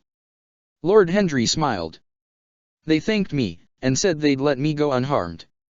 He glanced around at the sentinels. I started to walk away, and then. He sighed. Well, they needed some place to go. My camp seemed as good a place as any to let them get their bearings and decide what to do next. We took so long making up our minds, he invited us to come back to Starkhaven with him. One of the female sentinels spoke up. They've been helping me with my research and expeditions ever since. Lord Hendry looked around. I've learned more in the past 5 years than. He spread his hands. Than most have learned in the past 1,000. None of that explains why you were in Hesmel. Loghain spoke up from where he was leaning on the wall. He's got a point. Salah gestured. Why were you following us? We weren't. Melavin tapped his fingers against his arm, and then sighed. When we left the Arbor Wilds with Ian, there were 7 of us. Enara. The name was said by an older-looking sentinel, and there was anger in his voice. With Ian's aid, we were looking into some ruins in a swamp in Antiva. We crossed paths with another group doing the same thing. They captured Enara. Melavin's fists clenched. Tortured her for information. The formless one knew what questions to ask. We trailed them to Nessum, and then. The eyes of all the sentinels turned towards Kieran. Ah. He rubbed the back of his neck. I can see how that might have attracted your attention. I'm still having a very hard time believing it, personally. Lord Hendry shifted his position. Despite what I've seen in the past few years. You were hunting our quarry. Melavin gestured with one hand. The Inquisition was hunting you. He gestured with the other hand. Tracking them seemed like a reasonable chance to find you. He frowned. And yet, you found us first. He shook his head. How? Sala narrowed her eyes. We'll tell you that, if you tell us what you know about the Formless One, this cult, and their plans. The sentinels exchanged looks, and then Melavin nodded. We will agree to this. She turned, and nodded to Gavrin. 14 years from now some of the sentinels currently following Fenharil break away from him. They start killing rather indiscriminately, including killing some of his loyal agents. Gavrin leaned back in his chair. He will teach me how to track the impressions you leave on the veil, and lets the Inquisition hunt them down. That solves his problem, while keeping us busy and distracted. Gavrin shrugged. He apparently developed some kind of ward for those who remained loyal, preventing what he taught me from being useful against him. You learn magic from the Dread Wolf. Delon stared at him. 14 years from now. Caleb chuckled. You might all want to sit down. Lord Hendry sat down, and almost immediately stood back up. Incredible. This is. He laughed. Terrifying. And incredible. He ran a hand through his hair. Gods, time travel, ancient elves. He turned back towards them. Any moment now I'm going to wake up and realize I should not have eaten those purple berries. Trian nodded. I know that feeling. The rest of the sentinels introduced themselves. Tissalan was the oldest of them, though he seemed content with letting Melavin be their leader. Enara had apparently been his granddaughter. Delone was Melavin's younger brother. Iona was Delone's wife and had been Enara's cousin. Alai was the other woman among the sentinels, and was apparently Melavin's niece. Noman, the youngest of the group, was unrelated to the others, but had apparently been Enara's apprentice. They divided into smaller groups, to ask questions with the intention of comparing notes later. How have you managed to keep something like this a secret for 5 years? Kells stared at Lord Hendry. It wasn't my initial intention. Lord Hendry ran a hand through his hair. I thought I'd interview them, get some first-hand accounts, and then publish everything. And then they stopped being research, and started being friends. Trian nodded. Exactly. Lord Hendry looked around the room. And more. For over 1,000 years, we've kept repeating the same mistakes, over and over and over again. History gets written by the victors, and then rewritten. Taking them in. He leaned on his desk. It was a chance to get truth. To learn what really happened and maybe. He shook his head. We cannot change the past, but we can learn from it. You realize? Kells sighed. Of course you do. Publishing the truth is going to make you a lot of enemies. And take their sanctuary from them. Lord Hendry nodded. It's all written. Melavin and I agreed. They'll help me, with research, translation, finding sites, putting it together. And in return, my work will not be published until after my death. Maker. Kells rubbed the back of his neck. You won't get to see it. Lord Hendry laughed. Son, I see it every day. Do you realize how old Tissalan is? I've walked through the ruins of an ancient elven palace with a man who was there the day the first stones were laid. Most are lucky if they can figure out what a building was used for. He smiled. I know that the man who put in the stained glass windows always added a cat figure to one, because his daughter loved cats. He unrolled a piece of vellum to reveal a sketch of a magnificent archway. Iona's work. Isn't she amazing? That's Dash. He pulled a sheath of papers out of his desk, and spread some out. They contained rather odd glyphs. It took Kells a few moments to realize he was looking at musical notations. Tissalan's work. I'm trying to find a craftsman who can duplicate the instrument he used to play based on sketches and description. It no longer exists in this time, you see, and he cannot duplicate all its capabilities with the harp or lute. Wow. Kells couldn't quite stop his own smile. I can only come up with about a dozen people Spymaster Bruhan wouldn't kill to take a look at that. And I can come up with a few hundred people, people of not inconsiderable power, who would kill to see it destroyed. Lord Hendry replaced the papers. I will turn this over to the Inquisition, someday. Trian slowly nodded. I would. He nodded. Duncan is the king of Ferelden. I will be king of Kal Hirol. When the time comes, we will see your work preserved. Thank you. So this cultist woman, Siofra. Sala shook her head. She's doing this because she's angry at the gods. Yes. Melavin nodded. Why? Sala stared. We exist. Kiran's voice was quiet when he replied. Voices calling, asking, praying, pleading, building to a deafening crescendo none can hear. We exist, but we do not answer. She begged for help, alone in the dark, and no one answered her. Silent and empty, as Coryphaeus found the void. She thinks she can do it better. She does not understand. Can you blame her? Melavin turned towards him. No. Kiran shook his head. Not for the anger. Her actions, however, are a different matter. On that we agree. Tissalan spoke up from where he was sitting. She would follow the path of Coryphaeus. He shrugged. She learned, somehow, what Fenharil did to Mithil. 2 mortals have taken mantles, even with the veil in place. Melavin nodded to Kiran. 3, if we count you. She would do the same. And she thinks this staff could help her. Sala looked from Tissalan to Melavin. What staff? Kiran frowned at Sala. Sala opened her mouth to explain, and blinked in surprise when Tissalan actually started laughing. Melavin rubbed his eyes and gave a relieved sigh. She looked at them again. I think I missed something. The wards remain in place. Tissalan nodded in satisfaction. The Formless One and his new pet have not managed to overcome them. If these people are telling the truth, they won't manage that feat for another 16 years. Melavin folded his arms. We have some time, at least. These wards. Sala sat up straighter. They are why Kiran can't remember the staff. Yes. Who put up these wards? Sala asked. Melavin and Tissalan exchanged a look. Melavin nodded to Kiran. He did. I. Kiran blinked. What? Is the settlement still there, in your future? Noman asked. Duncan nodded. Keeper Linnea will be given the title of Arlasa officially.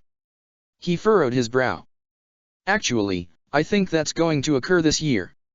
My father was planning on discussing the matter with the Divine to ensure she'll back him up, being that Keeper Linnea is a mage. He nodded at where Trian was talking to Lord Hendry, along with Kells. Kal Hirol builds a trade outpost under the settlement about a year after Trian becomes king. Noman nodded. I've thought about going. Claiming to be a Dalish that left his clan, taking up a new identity. A fresh start. You could tell Linnea who you really are. She'd be thrilled. That would defeat the purpose of. Noman sighed. Having an ordinary life. Forgive me, I just find it hard to believe elves are actually welcome somewhere in this world. My mother is Elvain. Jaroth nodded to Noman. After my parents were killed. Duncan swallowed. I don't know what I would have done without Nijera. She kept me and my siblings sane, in the aftermath. In many ways, she's been a mother to me as well. He half closed his eyes. Banshiani remains on my council, and if I have my way someday her daughter will advise my own child. I believe you. What is this staff, exactly? Sala asked. An item of considerable power. Melavin replied. One that should not be in the hands of this cultist. That much we gathered. Sala folded her arms. Is it something like my father's staff? The one the Grey Wardens used to seal up Coryphaeus? No. He is lying. Kiran glanced at Sala. Which you likely already knew. Yeah, he answered that a little too quick. Sala narrowed her eyes. What's it called? Let it be, child. Melavin answered. Tissalan said something in Elvish, and Melavin replied in the same tongue. The two argued. After a few minutes, Kiran turned to Sala. Tissalan thinks they should tell us, and hopes that information will be enough to warn us away. Melavin is concerned that not all of us can be trusted, with Gavrin worrying him in particular. Tissalan does not believe the Inquisitor's son would willingly aid Fenharil, but Melavin pointed out the aid does not need to be willing for Fenharil to make use of it. They are planning to send one of their number to the Inquisition to let them know where we are so that we can be retrieved, and are considering inviting us to dinner with the intention of drugging us to make that easier. They do believe the Inquisitor to be a wise woman, and agree she will destroy the staff rather than let it fall into the wrong hands. It is called the Tilda staff, and they believe the fact that I was the one that hid it in the first place is all the more reason why they should keep me away from it now. Tissalin seems to believe that the reason I eliminated my own memories of the staff was to keep myself from knowing and revealing how to bypass the wards after I fell. And apparently they think the fact your ears no longer point somehow means you forgot how to speak Elvish. Sala nodded. Let's let them keep talking, maybe they'll tell us something else. Melavin said something else in Elvish, but Tissalin laughed. Melavin shook his head in disapproval. We have no wish to harm any of you, but we will not be permitting you to leave this estate. Sala turned back towards Kieran. He thinks he can stop us from leaving the estate. This should be greatly entertaining. Perhaps we will allow Caleb to utilize the limericks this time. Hey now, that's just mean. How old are you, exactly? Loghain raised an eyebrow at Eli. A little over 2,000. Eli glanced back at him. You. A little under 4. He grinned. She stared at him for a moment, and then laughed. Let's say we agree with you. Sala gestured at Melavin. Because honestly, we do. If this cult woman or Fenharil want the staff, it's better to destroy it than let them get their paws on it. She folded one leg up under her. Why not help us get it? You are unprepared for the danger you would face. Fenharil, as he is now, would easily be a match for Corypheus, and the formless one is a peer to them. Zakenbek was a peer to them, and my papa kicked her ass. Sala waved a hand. Kicked Corypheus's ass too, for that matter. Tissalin raised an eyebrow. And how did that work out for him? Sala glared. Okay, fair point. She shook her head. But risking you is just as bad an idea. You're thousands of years old, and the only sentinels that seem actually interested in helping the world. She is correct. Kieran nodded. We would prefer you not be risked. We, at least, know what we are getting into. Melavin's voice became firm. So enlighten us. What are we getting into? You are a very stubborn young woman. Tissalin shook his head. She's Feral Dan. Kieran smiled. It can't be a ward. Iona shook her head. It must be some kind of inherent flaw in the spell he taught you, something he can take advantage of. I suppose that does make a certain kind of sense. Gavrin frowned. He concentrated, casting the spell slowly while she watched. There is no blood magic involved, but it bears passing similarities to a binding ritual. I thought the same, but I haven't been able to use it to track spirits. No, it's tied to something else. Something inherent in us, but also something he figured out how to remove from those who remained loyal. There are a few similarities to the magic used by phylacteries.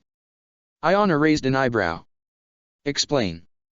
He filled her in on the process of creating a phylactery, and then she started to nod. Of course. Pure blood. I imagine if you could find those among the Dalish with unbroken lines, it might work to detect them as well. Gavrin's eyes widened. Before I mastered it, I picked up Bruhan on the edges a few times. He's from a long line of keepers. Leandra looked back and forth between them. So, how helpful is this? I have no idea. Gavrin smiled. Yet. It is odd, seeing our magic in the hands of a Shemlin. Iona chuckled. Perhaps this world is not as alien as we feared. Lady Sala, Melavin took a deep breath. Please understand. The being sitting next to you was not always what the Tevinter twisted him into. For reasons I cannot begin to fathom, he seems inclined to listen to you. Do not let him pursue this. You think it will endanger me? Kieran raised an eyebrow. We know it will. Tissalin sighed. How much do you remember, of what you were before?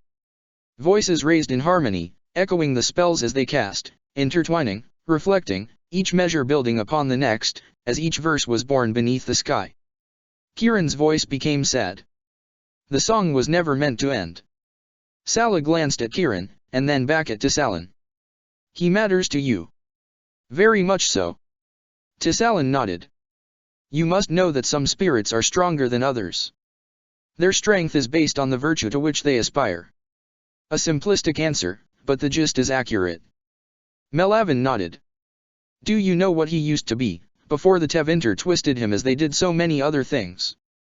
He tried to explain it to me once before. Sala nodded. Beauty. Tissalin shook his head. No, child. More than that.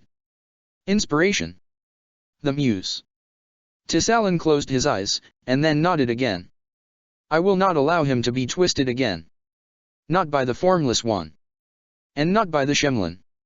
Kirin frowned. Tissalin. Yes. Tissalin's eyes were wet when he looked at Kirin. I am sorry. The me you remember, before. Kirin's voice was gentle. The cadence has changed. That song will never be played again. Tissalin stood, and left the room. Melavin watched him go, and sighed. Kirin hung his head. I am sorry. I unsettle you. Delon stared at Agatha. Understatement of the century. Agatha stared at him. I mean, I'm not really much of an elf, but I feel like. She swallowed. Wow. How can you not be much of an elf? Delon asked. Well, my mother is human, and one of my fathers is a dwarf. Delon blinked. What? Huh. Caleb shook his head, and then looked up at her. In this group, who'd have thought you'd be the they have trouble with? You are set on this path. Melavin gave them a stern look. Yes. Sala nodded fiercely. We stand the best chance of getting yourselves killed. Melavin shook his head. Or far worse. He stood, drawing the attention of the rest of the room. I have made my decision. Sala rose, and folded her arms across her chest. She raised her voice. This is the part where he informs us he'd going to be keeping us in the estate while he sends someone to fetch our folks. It's going to make for a very awkward next few minutes, because we don't actually want to hurt them, or mess up Lord Hendry's lovely house and nice belongings. Melavin stared at her for a moment, and then shook his head. The Formless One is seeking you, with his cult of fools. My bargain is this. Remain here, under our protection. We will outfit you, and provide you with food and shelter, as well as assist you in uncovering his plans. And we will defend you should he attack. He folded his arms. Or go. We follow, tracking you wherever you try to hide, using thousands of years of knowing what we are doing. We turn you over to your parents.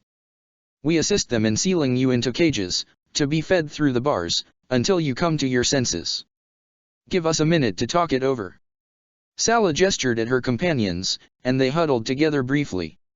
She met each of their eyes in turn, and saw them all nod. Without saying a word, she nodded as well and turned back to Melavin. We'll stay. We left some of our gear behind where we were staying. We'll need to retrieve it. She gestured at Caleb and Agatha. Delon, accompany them. Melavin nodded to the sentinel, who followed Caleb and Agatha out. Lord Hendry stood. I'll prepare rooms. I let many of my servants go, as a security measure, so I apologize for the poor accommodations. He chuckled. Didn't really think I'd be hosting a king anytime soon. We'll be fine, Duncan assured him. At this point, I'm appreciative of any hospitality. Sala looked around, and counted heads. She ran a hand down her face. Where is Loghain?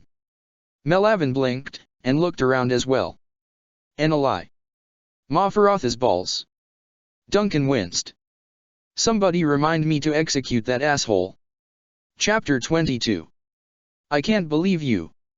I've only known him for a few months, and I believe it. Caleb snickered. Duncan stared at Loghain. What if we had decided to fight it out? Well, then I improved your odds by taking one of them out of the battle. Loghain shrugged. Explain yourself. Sala folded her arms. I saw an opportunity to further my education by gaining the benefit of experience. Loghain grinned. And you wouldn't believe what I. She held up a hand. I changed my mind. Sala shook her head. Stop talking. You remember the part where you are married? Duncan glared. Well, yes.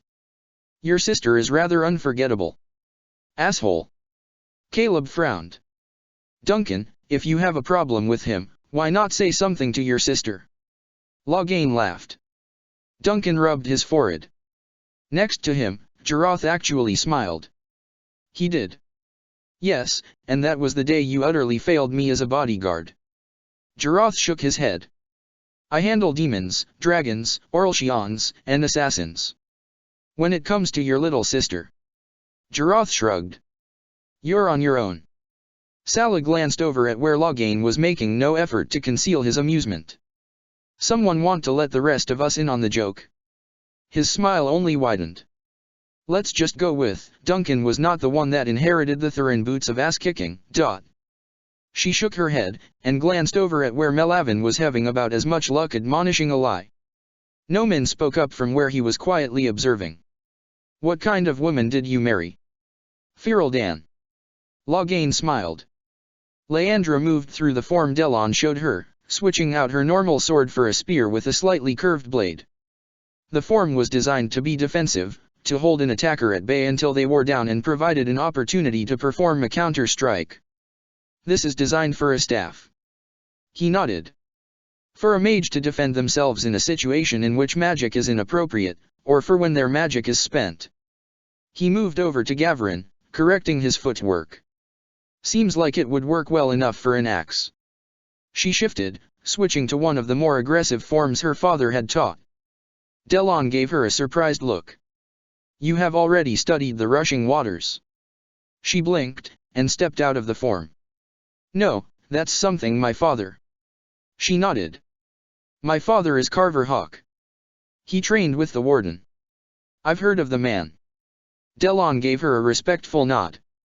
Your mother is Mithel's high priestess, yes. Well. Leandra furrowed her brow. I'm not sure they'd put it that way. Apprentice and friend, maybe. Still, an impressive lineage. He raised an eyebrow. But you do not have magic. No. I take after my father. Leandra shrugged. Right down to being human. The past few years have shown me that we may have judged the Shemlin too harshly. Another lesson learned too late. Delon gestured with his own spear, and began demonstrating another form. Agatha gave Jaroth an appraising look. You look good in elven-style armor, but why wear it for drills? He shrugged. It moves a bit different than I am used to. Need to settle it in, get used to it. Ideal is to avoid a hit, but that's not always an option. So I need to know where I can take one without it bogging me down. She moved in to assist as he began removing the armor. His tunic came up slightly, and she saw a scar on his side. She touched it lightly. What's this one from? Cunary spear. First time fighting them, didn't realize how long a reach they had. He set the breastplate on the stand. And this one? She touched one on his bicep. Arrow, during a skirmish on the Orlshian border. Her fingers went up to the one on his shoulder. And this one? Fork, during a state dinner. What? She couldn't quite stop herself from smiling. Assassins attacked. Lady Goswina Trevelyan tried to. He shook his head ruefully. Help. And she helped by stabbing you with a fork. I think she was aiming for the assassin. He put the last piece of the armor back on the stand. But she is Antivan, so one never knows. Actual jokes from you. Agatha smiled. And I thought running into ancient elves was the weirdest thing going to happen in Starkhaven. He smiled back at her, and she felt her knees go a little bit weak. Who'd be dumb enough to leave you? The smile vanished, and Jaroth drew back. I'm sorry, I shouldn't have. It stopped mattering a long time ago. He shrugged. We should find the others, figure out our next moves. Right. Your wife really doesn't have an issue with your behavior. Loghain sat back in his chair. Should she? He shook his head at Caleb. As fond as Wynne and I are of each other, we married for political reasons. Her lover and I are friends, and the three of us often enjoy each other's company. Caleb nodded. Oh. She's got someone.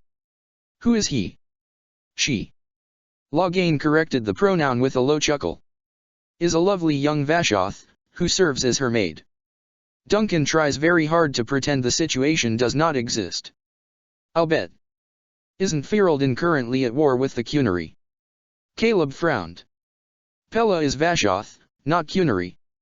Loghain frowned. Which is one reason Wynne has chosen to make her home in Gwerin, rather than remaining in Denerim. What about the other boys? The twins. Caleb waved a hand. What do they think of all this? Bryce is Lenor's apprentice, will likely be replacing her as court mage sometime in the next few years. Merrick and Tegan's son Xander are squiring for Ser Keelan, Duncan's guard captain. I thought Jaroth was Duncan's guard captain. Caleb glanced over at where the red-haired man was talking quietly with Agatha. Technically, Jaroth's rank is general, but his primary duty is keeping the king out of trouble. Loghain chuckled. A full-time job, as you might have noticed. He also acts as a military advisor, and Ser Keelan reports to him rather than the other way around. He shrugged. So does Ser Alec, the leader of my order. Caleb nodded. I never asked. He sighed. Where am I, in the future? You are the Saints Chal of Kirkwall. The consensus is that when Varric steps down, it will be in your favor. And Sala? That, I don't know. Loghain furrowed his brow. I know she's a healer of some repute, but other than she was part of relief efforts for a plague that hit the Avar a few years back, but that's it. Sala and Kieran looked over the information Melavin had provided. Considering how long they'd been watching the cult, she'd expected a bit more. I think our advantage is that they are hunting us as much as we are hunting them. Melavin instantly shook his head. I will veto any plan that involves using one of you as bait. Nowhere in our negotiations did we give you veto power over our plans. Sala leaned on the table and stared up at him. Using one of us as bait might be our only option. I'm curious as to who put you in charge. Melavin narrowed his eyes. She pointed at Kieran. He did. The sentinel started to object, and instead merely growled in frustration. Using brute force to bypass the wards would require considerable power. Such would leave a mark, one we. Melavin frowned. Or for that matter, Fenharel, could detect. And they would likely not be successful anyway. It sounds like Kieran is the only one that could bypass the wards. Sala chewed her lip. This staff. She glanced at Kieran. It's from before he was actually Earthamule. What staff? Kieran gave her a perplexed look. Just trust me. I'll explain it in a bit. Kieran nodded to her. No and yes. He was already known as Earthamule, but he had not yet fallen to become the old god. Melavin shook his head. What makes this staff powerful? Melavin sighed. I have absolutely no idea. It was crafted by his first high priest, a man named Othalius. A melody woven around soft beats on a steel drum. He saw the notes before they were played. Kieran tilted his head, his eyes half closed. Deceptively simple in harmony. But why is the staff powerful? What staff? Sala sighed. The formless one knew about the staff, but clearly, not enough to bypass the wards. It is likely he knew nothing of it save that it was powerful and located in the temple. Melavin frowned. That would be enough to interest him, especially if his intention is to lure you in. He went silent a moment, and then sighed. As for why it is so powerful, he met her eyes. That I do not know. The staff your father uses once had another purpose, and it can absorb other energies to empower itself.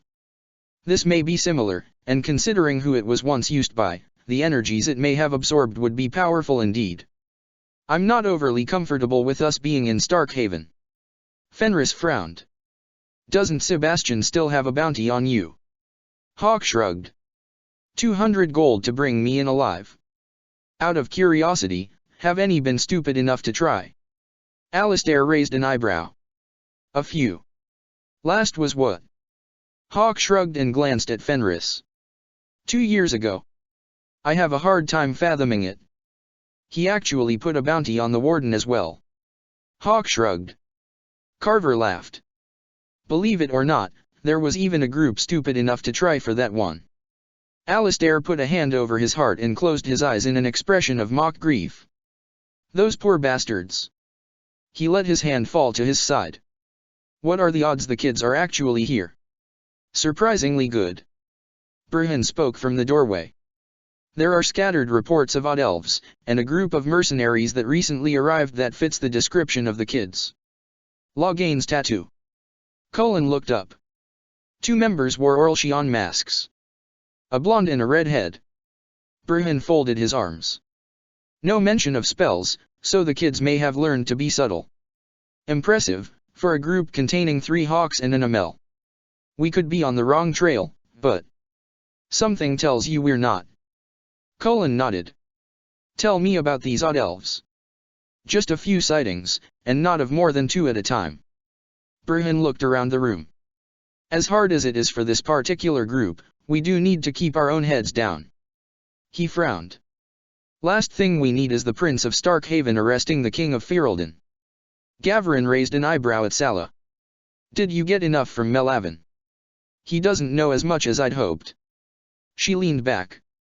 We may need to stay longer, let them drop their guard a little bit more. I'm hurt by their lack of trust. Caleb stuck out his lower lip. You are planning to take their gold, gear, and information. Kells shook his head. Then run. The real question is, do we tell the Inquisitor about them or not? Salah looked around the room. Gavrin. Mother will be annoyed at Lord Hendry, certainly. But I don't think she'd go as far as to be angry at him over hiding the sentinels. He frowned. His heart was certainly in the right place. I think she'd be more disappointed they didn't come to the Inquisition. And I don't think she'll trust them. Do we trust them? Agatha asked. No. Duncan said. Yes. Kieran said at the same time. Duncan turned towards him.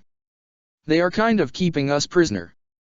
They have no wish to harm us, or to allow anyone else to harm us. And they will keep their word as they have given it. You sure about that? Duncan gave him a disbelieving look. They have spent thousands of years keeping their word. Not a habit one can easily break. Kieran tilted his head a moment. Melavin in particular will also not take chances with the safety of Lord Hendry. He knows well the value of friendship and loyalty, and honors that pact. So we can trust them. Salah nodded. And we can't. But at least we know where the line is going to be. She chewed her lower lip. Loghain, I don't suppose you could dash.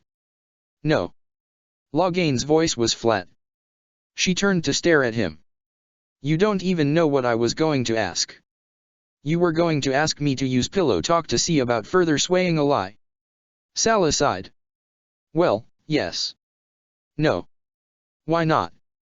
Because I do, deep down, have a modicum of self-respect, and I do not manipulate my bedmates. All right. She nodded. Fair enough.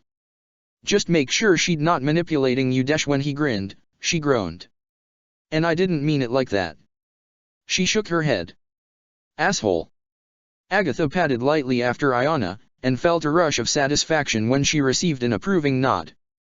Both were dressed in servants' clothing, the better to remain unnoticed in the brief times they did have to walk where they could be seen. From their vantage point, they could see the house the cult was using. Now and then, people arrived. Few stayed more than an hour before leaving again. Barad occasionally met people on the porch, accompanied by Siofra. She counted almost 24 visible guards, 6 of them Cunary. She pitched her voice low so as not to carry. I see several ways in, but I'd bet they are all warded and trapped. A couple are too obvious. Invitations. Iona nodded. We could bypass them, but not quickly. Maybe with a distraction. Agatha glanced down at the other woman. Perhaps. Let us return to the others. What have we learned? The formless one, in his guise as Barad, is playing the role of local lord. Kells nodded to Salah. His estate is well guarded. It could just be by hired guards and mercenaries, but Agatha and Iona saw enough to lead us to the conclusion that all the staff of the estate are cultists. They are meeting with some of the other nobles, but we don't yet know for which purpose. He glanced at Delon. Delon took over the report. It would appear some of the Inquisition managed to follow you here. We have identified them as Spymaster Bruhan, Commander Cullen, King Alistair, and his court mage, and Kirkwall's champions. Gavarin winced. Loghain quietly began banging his head on the wall. Delon gave them an amused look. Unfortunately, we have also discovered that we are not the only sentinels in Starkhaven. Melavin folded his arms. Sala turned towards Kieran. Your mother's people? He shook his head. If they were, they would have come to the door. You mean she knows where you are right now? Leandra's head came up. Mother and father are quite capable of tracking me through the Fade. Ah. Sala sent a look at Melavin. So at least two gods clearly think we are capable of handling this on our own. Or they know you have accepted our protection, Melavin immediately countered. Sala opened her mouth to argue with him again. Or they are occupied with another matter. Tissalin's voice was cold, and stopped them both. A notion that should be concerning all of us. He glanced at Kieran, who nodded. Melavin took a deep breath, and continued. No, it is not the Sentinels who remained loyal. The group that has come here is led by Abelis. Which means Fenharil has decided to get involved. Leandra shifted slightly, moving in front of Gavarin in a protective manner. Sala doubted the woman was even consciously aware she had done so. And that just complicates the shit out of everything. We could use Fenharil's forces as a distraction. Get in and get the staff while they are dealing with each other. Caleb looked around. Oh, yes. Brilliant. Let's trick the god of tricking. Traian rolled his eyes. After that, we'll go pick a fight with the god of ass-kicking. Isn't that Kieran's dad? Gavarin waited for Leandra's nod before he began gathering his magic to him. One distraction, coming right up. At least he knew this building was unoccupied, and there were few in the streets this early in the morning. He unleashed the spell, and the building exploded. Leandra immediately grabbed his collar and dragged him back under cover as shrapnel went flying. They followed Noman back through the sewer tunnels. The plan was to position themselves in case the others needed backup. Duncan followed Agatha and Iona. Jarath and Noman were only a few steps behind. As expected, the other sentinels had immediately gone to investigate the explosion. He wasn't sure how Iona and Noman felt about going up against their one-time comrades. Those doubts were quickly dashed when Iona punched the sentinel left on guard in the face. As the sentinel staggered backwards, Agatha hit him in the face with a handful of grey powder. Jarath and Noman quickly dumped the unconscious man rather unceremoniously into a nearby barrel. Duncan assisted the women in gathering everything in the small building that even remotely looked interesting, shoving it all into sacks. They walked back through the city as if they hadn't a care in the world. Well, the Dread Wolf isn't exactly foolish enough to commit his entire plan to paper. Melavin gave them a disapproving look. And yet, this so was not a waste of our time. Sala grinned.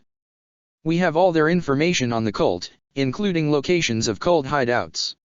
Now, as you promised, it will be turned over to the Inquisition. Melavin folded his arms, resuming his usual stern posture. Oh, we did that already. Sala nodded to him, and grinned. Aye. He blinked, and then started to glare. He waved one hand at Kells. Handing it to the lieutenant does not count. Well, then you should have clarified that beforehand. Sala met his glare with one of her own. Delenn. Melavin, I understand your feelings on this matter. Sala imitated his stern posture. I get where you are coming from. I do, after all, have two fathers of my own. She narrowed her eyes. We all have parents. I don't know why you thought we'd give you any less shit than we give them. Behind Melavin, Tissalin casually held his hand out to Lord Hendry. Lord Hendry sighed, and set a small coin purse in it. Tissalin tucked the coin purse away and went back to watching quietly. A building exploded. Bruhan nodded at Alistair. And it wasn't them. Alistair gestured at Hawk and Lenore, both of whom opened their mouths to object to the insinuation before exchanging a look and giving matching shrugs.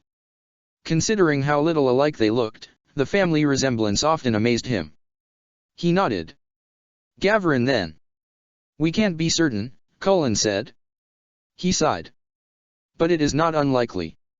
The odd part is the building appeared to be unoccupied, and it blew up while there were few nearby to be injured. The kids needed a distraction. Alistair frowned. That was my guess as well. Brehon leaned on the table, looking down at their map of Starkhaven. We just don't know why, and this doesn't help us determine where they are hiding. He shook his head. I've spoken with the Inquisition's agents in the area, though there admittedly are few. We do have a couple other contacts in the area that might be able to help us contact the prince quietly. Alistair grimaced. Ferelden and Starkhaven aren't exactly allies. Nor are Kirkwall and Starkhaven. Fenris shook his head. Or the Inquisition and Starkhaven. Cullen nodded to Fenris. Or Cullen and I personally in Starkhaven, Hawk added. Can we just set fire to the city now and get it over with? Lenore frowned. What about calling in our Magi-Stir friends again? Starkhaven is close to the Tevinter border. He might welcome them in.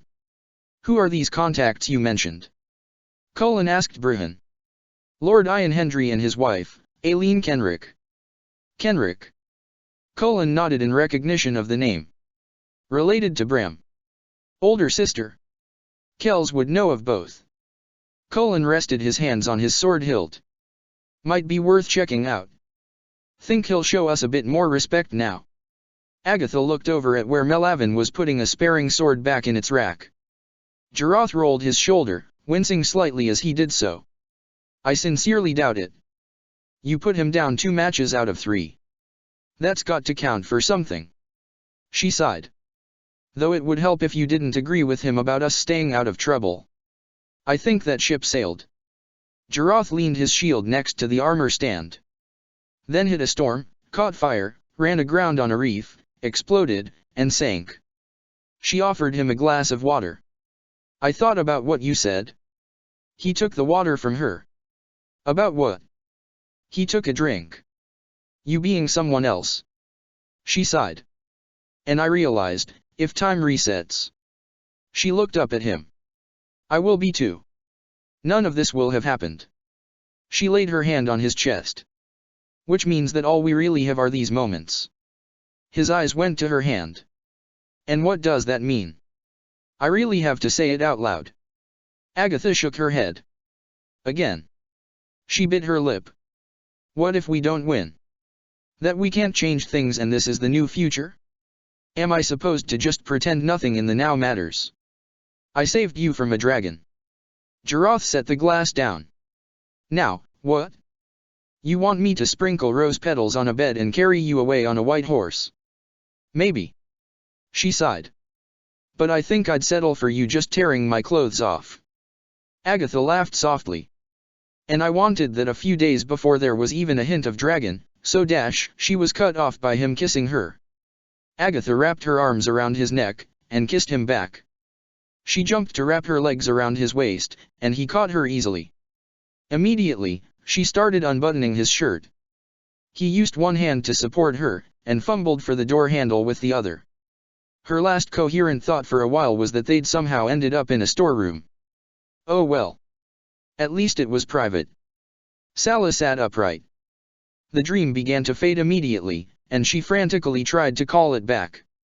A dragon in the sky, and rocks falling all around. Blood in the water, and fire in the sky. She was halfway to the door before realizing she wasn't in her room at the estate. Fenris wouldn't be there, with a cup of tea and the safety of his presence. For a moment, she leaned her forehead against the doorframe, and sighed. 2 kings and a god were following her lead, and she'd spent most of the day arguing with a man who predated the oldest human nation in existence. The followers of a god that wanted to destroy the world were hunting them, and another cult that wanted to rule the world was in possession of an artifact that might enable them to do just that. It was stupid to think a cup of tea with her father would make any of this easier. She missed him terribly. Quietly, she slipped out the door and went looking for the kitchen. Tea wouldn't help, but it couldn't hurt. The kettle was just starting to boil when she felt another presence enter the room. She turned to see Kieran giving her a concerned look. You are not sleeping. A dream woke me? She removed the kettle, and poured the tea, filling a cup for him as well before putting the kettle where it would stay warm. You are a dreamer. That is not surprising. He sat down next to her. I'm not sure I am. I can't do the same things Fenrir can do. You cannot. Kieran raised an eyebrow. Or you do not wish to. What do you mean? She turned towards him. Gavrin is more powerful than I am, but he keeps his magic leashed because he fears what he could do if he did not. Kieran added a small amount of sugar to his own tea before offering it to her. Gavrin. Sala stared down at her tea before looking back at him. Is stronger than you. Here and now. Kieran nodded. Yes. I know more than he does, but in raw offensive strength, he has the advantage. She shook her head. I feel like a duckling trying to lead a couple lions into battle. Not a duck. He smiled at her. A hawk. He tilted his head at her. The lions may be strong, but the hawk can fly. Suppose it's not surprising that the god of beauty has a way with words. She smiled down into her teacup before taking a drink. She set the cup back down, and turned again to face him. A hawk. She gave a slight nod. All right. I can be that. A hawk is all I've wanted to be since. She squared her shoulders. I am a hawk. And kicking ass is what hawks do. I do not believe there are any who would argue with that particular statement. Kieran nodded. She moved to brush back the hair that fell into his face when he did so, and hesitated. He reached his hand up to catch hers, and then leaned forward. She met the kiss, half closing her eyes. A small part of her brain registered that he tasted faintly of ripe strawberries fresh from the garden. Her fingers tangled in his hair, and then she pulled back. He gave her a surprised look. This. She tried to get more words out, and failed. He frowned, and shifted awkwardly. Did I do it wrong? She shook her head. A thought came to her. Have you ever kissed anyone before? No. Kieran tilted his head. At least, not that kind of kiss. Red crept into his cheeks. I hoped you would like it. Starkhaven. Leading kings to save the world. Ancient elves. Forbidden ones. And she'd just been a god's first kiss. Laughter began to bubble out of her. He gave her a dumbfounded look, and she shook her head. I'm sorry. I did like it. She swallowed another laugh. I have no idea what is even happening anymore. She smiled. I liked it. Kieran tilted his head. You are confusing me. I suppose it's only fair. She took his hand. You've been confusing me since you arrived in Kirkwall. She hesitated, and then pulled him to her for another kiss. The tea cooled in the cups, forgotten. Neither noticed the figure move away from the door. Chapter 23. Caleb looked into the room and frowned. Sala wasn't in her bed, and Agatha's didn't even look slept in. He shrugged, and started walking towards the kitchen. After clearing a couple of full teacups off the table, he busied himself making breakfast.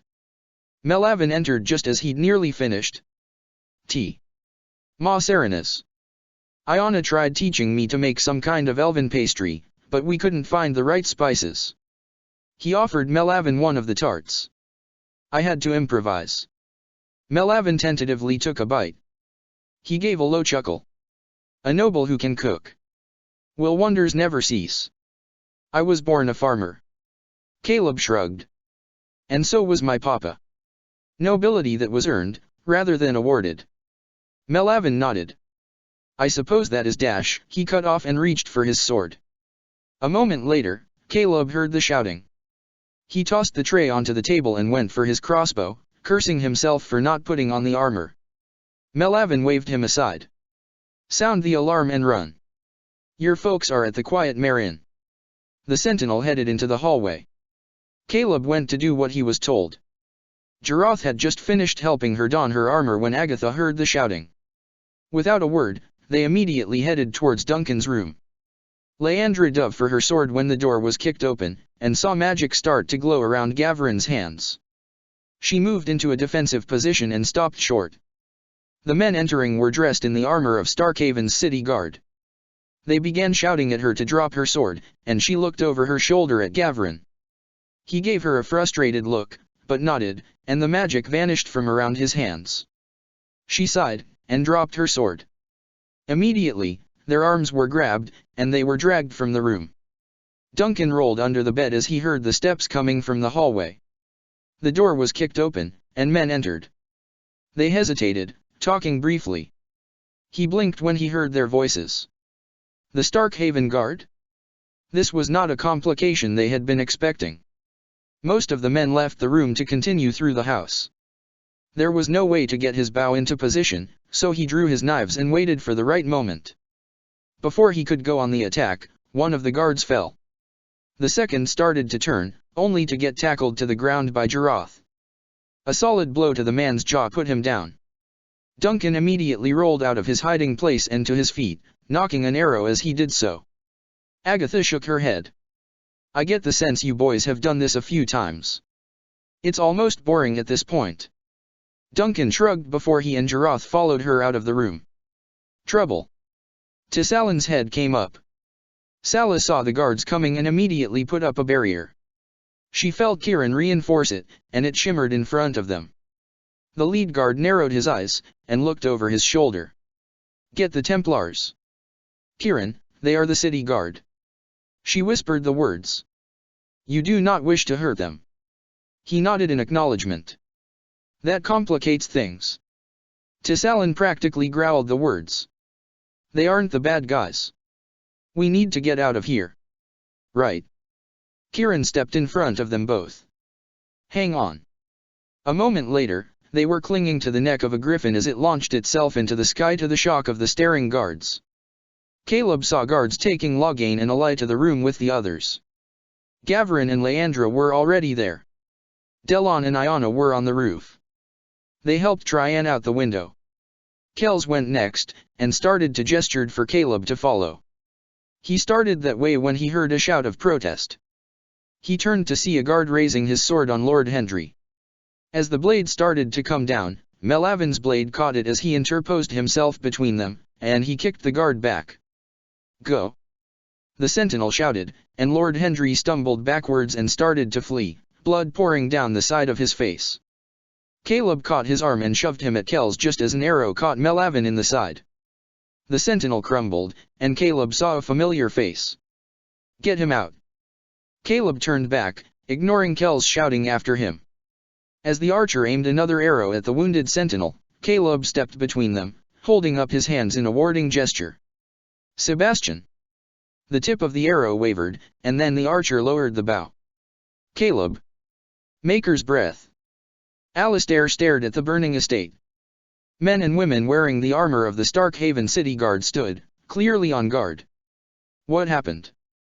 The guard raided it, on orders of the prince himself. Zevran shook his head. They took several prisoners, one of whom had a dragon tattoo. Loghain. Colin stared at the flames. We need to move. They are searching the area for the ones that escaped. Zevran gestured. Gavrin examined Melavin's wound. Very little blood was coming from it, but he was pretty sure that was because the arrow itself was staunching the wound. If the sentinel moved wrong, or he tried to pull the arrow out, Melavin would bleed out quickly. Even if he'd had bandages and potions, there would still be little he could do. A wound like this required magic. Or a lot of luck, and luck wasn't exactly their strong point. As the number of Templars guarding them could attest. You'll be fine. You are a very poor liar, Melavin replied. That's why I prefer chess to diamondback. He looked up at Caleb. Tell them without healing, this man will be dead in a couple hours. Caleb immediately stood and went to talk to the guards. He argued with them for several minutes before one of them left. Caleb began pacing the length of the cell they'd been tossed inside. Gavrin turned to look at the others. Leandra was unharmed, as was Noman. Kells had a knot on his head from where he'd been struck. Loghain and Eli had been less cooperative captives. Both had amassed a collection of bruises. Eli had a broken arm, and Loghain was nursing fractured ribs in addition to a dislocated shoulder. Out of the dozen guards that had dragged the two in, Only two hadn't had to go seek a healer of their own. The others had either escaped, or... He didn't want to think about the or. He had Leandra hold Loghain while he put the man's shoulder back into place. Loghain grunted, but nodded in thanks. He knelt next to Eli, but as far as he could tell, the break was clean. Without anything to set it, there was little he could do. Was anyone killed? Cullen paced the room. Alistair was clearly trying not to do the same thing. Burhan opened his mouth to answer when another voice spoke up. Possibly. Traian entered, followed by two sentinels carrying a bleeding human man between them. Kells took a gauntlet to the head trying to go back for Caleb, and Melavin was hurt badly. Traian. Alistair strode towards the dwarf and began checking him for injuries. Are you? He stared at the two elves, and frowned. Traian turned. These are Delon and Iona. Lady Lenore, please, Lord Hendry needs healing. Lord Hendry. Cullen nodded at the name. At Lenore's direction, the two elves laid Lord Hendry on a bench. Fenris and Burhan immediately stepped forward to divest the sentinels of their weapons. Neither protested the action. Traian, however. King Alistair, these are allies. I'd be dead if not for them. Alistair nodded. They've surrendered, and will be treated fairly. But until we know what is going on, they will be remaining prisoners. So start telling us what is going on. Hawk folded his arms. Agatha leaped the gap between roofs, catching Jarotha's hand. He pulled her up easily. Well? Duncan asked. They've got 3 sentinels in there, one of whom is hurt bad. She frowned. No dwarven prisoner, so Traian apparently made it out. I heard a couple Templars talking about someone shape-shifting into Griffin and flying off with a woman and an elf. Pretty sure that would be Kieran and Sala. Your guess is as good as mine as to which elf. Any idea where Traian would head? Duncan looked at his companions. Well, he's smart. Jaroth shrugged. Straight to our folks, I imagine. You think we should do the same thing? Duncan frowned, and then shook his head. We have armor and weapons. So? Agatha raised an eyebrow. What, you want to storm the jail? No. Duncan shrugged. I want to find Kieran and Sala. Then storm the jail. He sucks at politics. Agatha turned towards Jaroth, who just rolled his eyes. Leliana paced her office. It had been difficult, returning to Valroio with her friends still in need. At least with the crystals, they could remain in touch. She'd just finished speaking with Dorian, an unfortunately unproductive conversation. The crystal she'd been given by Agatha suddenly glowed, and she swept it up in her hand. I'm here. Her eyes narrowed at Burhan's tersely given report. Prince Vial took them prisoner. We don't even know how he learned they were there in the first place. Burhan sounded furious. There was a murmur, and Cullen's voice came again. My guess is either the cultists or Fenharal's sentinels tipped him off. A demand from the Sunburst throne will make the prince see reason. It had better. Otherwise. Burhan sighed. They are holding it together right now, but I've a room full of parents about to declare an exalted march of their own. We can at least let Setidin know that Traian is all right. Kieran stood with his head tilted, as if he was listening to the wind. Sala watched silently until he nodded and turned towards them. He took a deep breath. Melavin is injured. Without healing, he is going to die. Some of the others are injured as well, but they should recover from their wounds. Caleb, Gavrin, Leandra, Kells, Loghain, Noman, Melavin, and Eli are prisoners. That was Sebastian with the guard. Sala shook her head. Why would he? She growled. Oh, for the love of... She gestured angrily. This can't still be about Anders. He still hasn't withdrawn the bounty on your father, Tissalan said. And now he has my brother. Sala let out a breath. No. Despite that, I can't see Sebastian hurting them. Not Caleb, not any of the others. I am not as certain. Kieran's voice was quiet. It's also possible that this Sebastian is just a tool of the cult. Tissalan looked back towards the city. Either blood magic or the Formless One could have clouded his mind. especially with that rage to build upon. He hates the song so much he would play the same tune. Kieran shook his head. We will need to find the others. The coda is being written. Caleb walked to the bars of the cell when he saw the man in white armor. There was a trace of gray along Sebastian's temples, but his face was unlined. Sebastian! One of the guards growled, and he struck the bars with the flat of his blade. That's Prince Vial to you, rat. Enough. Sebastian's voice rang out. Caleb. He nodded. When they told me you were among the agents, I did not wish to believe it was true. Agents? Caleb raised an eyebrow. What are you talking about? Who told you? He shook his head. Never mind. He gestured. Melvin, the man you shot. He needs healing.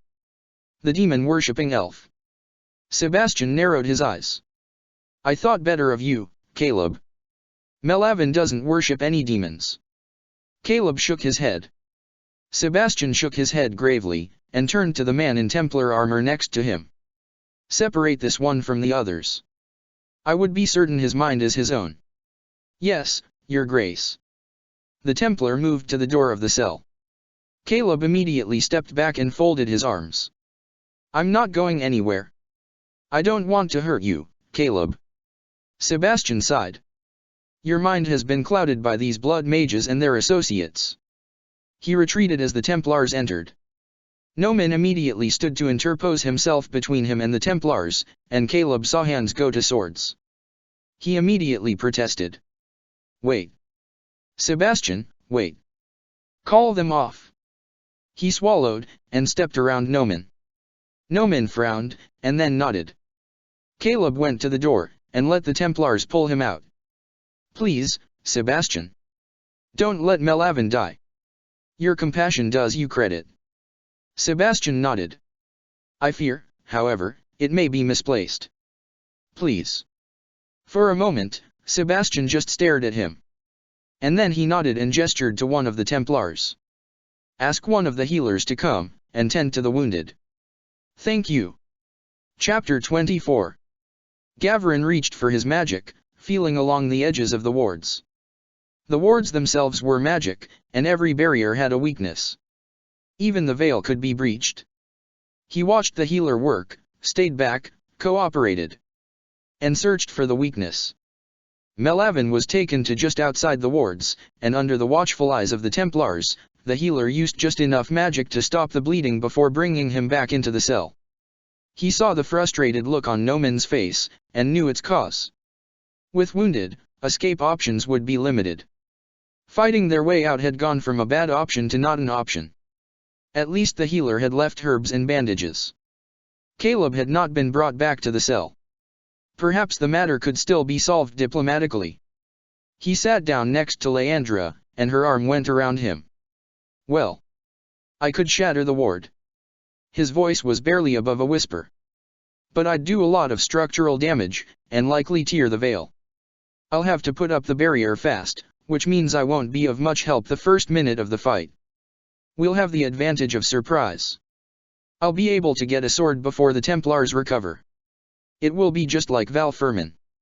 We lost at Valfermin. Well, yeah, except that part. Is her head on too tight? Hawk threw up his hands.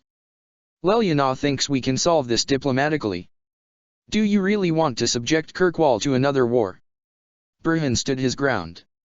The Inquisition doesn't have the forces to back Avellini up anymore, and your brother's griffins are too few in number to make up the difference. Kirkwall won't need to rely on the Inquisition. Alistair's voice was cold. If those children are harmed in any way, Avellini will have the entire Silver Order. And the entirety of House Brasca, Lenore added. Not to mention the Order of Vigilance. Burhan opened his mouth, and then growled. Keeping the peace would be a lot easier if he didn't feel like grabbing an axe and going in himself. Lord Hendry was still unconscious. He turned his gaze to the other prisoners. Sentinels. Actual ancient elves. Any other day, he'd be running the risk of frolicking at the notion of getting to talk to them. Today, however. You said there were 6 of you. Delon nodded. Melavin was wounded in the fighting. I saw Olai fighting alongside young Loghain. If he was captured, she likely was as well. Rebel sentinels. Cullen frowned. Forgive me if that is a hard notion. It is one we are still coming to terms with ourselves. Delon sighed. We were not sure what to do after. After Lord Hendry saved my life, he invited us back to his camp for tea. He shook his head, and gave a small smile. That was 5 years ago. Iona looked up from where she was hovering protectively above the unconscious nobleman. It was excellent tea. The door opened again to admit Carver. The Inquisitor filled me in. I've got a dozen riders a few miles outside the city, waiting for word, and I brought some scouts with me. The chargers are also on their way. You made very good time. Burhan nodded to him. I'm heading out to search the hidey holes the sentinels gave us, see if the kids hold up in any. Don't kill anyone while I'm gone. Burhan rose and left the room. Even with Salah and Kieran, that's going to be a monster to crack. And he's got a lot of Templars. Agatha frowned. Maybe if we had Gavarin to take on the building, we'd have a better chance. I'm open to suggestions. Duncan held up a hand to Jarath. Except that one. Well, I'm agreeing with him. If we want to get the others out, we are going to need help. Since we can't find Salah and Kieran. Agatha sighed. That leaves getting in touch with our folks. They might even be able to handle this peacefully. At the very least, we need to let them know so they can deal with Prince Jackass. No. Your Majesty. Jarath sighed. All due respect. Either we find Salah, and follow her plan, or you do what I tell you. Duncan narrowed his eyes. Should you change your mind, they are at the Quiet Mare Inn. Jarath met his eyes calmly. Melavin found them 3 days ago. Caleb looked across the table, and sighed. We aren't agents, and we didn't come to Starkhaven to cause trouble. And yet I found you with a group of subversive elves. Sebastian leaned back in his chair. I have heard the news, Caleb. Yeah, and you played right into his hands. Caleb gestured in frustration. We are working against him. And you expect me to believe you happened upon. Sebastian shook his head in disbelief. Rebel sentinels. There was no way to explain without telling Sebastian about Gavarin, and if he told Sebastian about Gavarin there'd be no way to convince him they weren't agents.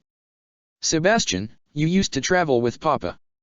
You know how hawk luck works. A ghost of a smile came to Sebastian's face. A fair point. How is your sister? Well, assuming your guards didn't hurt her, she's fine. I had ordered my guards not to harm any of you. Yeah, that's why Loghain has a bunch of broken ribs. The trace of warmth vanished from Sebastian. Tell me of him. His eyes narrowed. Why? He holds a particular interest for me. Sebastian, I don't know who told you about us, but they clearly filled your head with a lot of nonsense. Who is it you think we are with? Gavarin Rutherford. Sebastian gestured with one hand. Son of the Inquisitor, who should be 3 years old and most certainly is not. Leandra Hawke, and I believe you know her parentage. Same. Kells Marland, right hand of General Cullen, currently with the Inquisition and formerly a knight captain who failed at his most sacred duty. 3 sentinel elves, servants of the abomination claiming to be an ancient elven goddess. And Loghain MacTier. In the house of Lord Hendry, a supposed scholar who supposedly works for the Inquisition.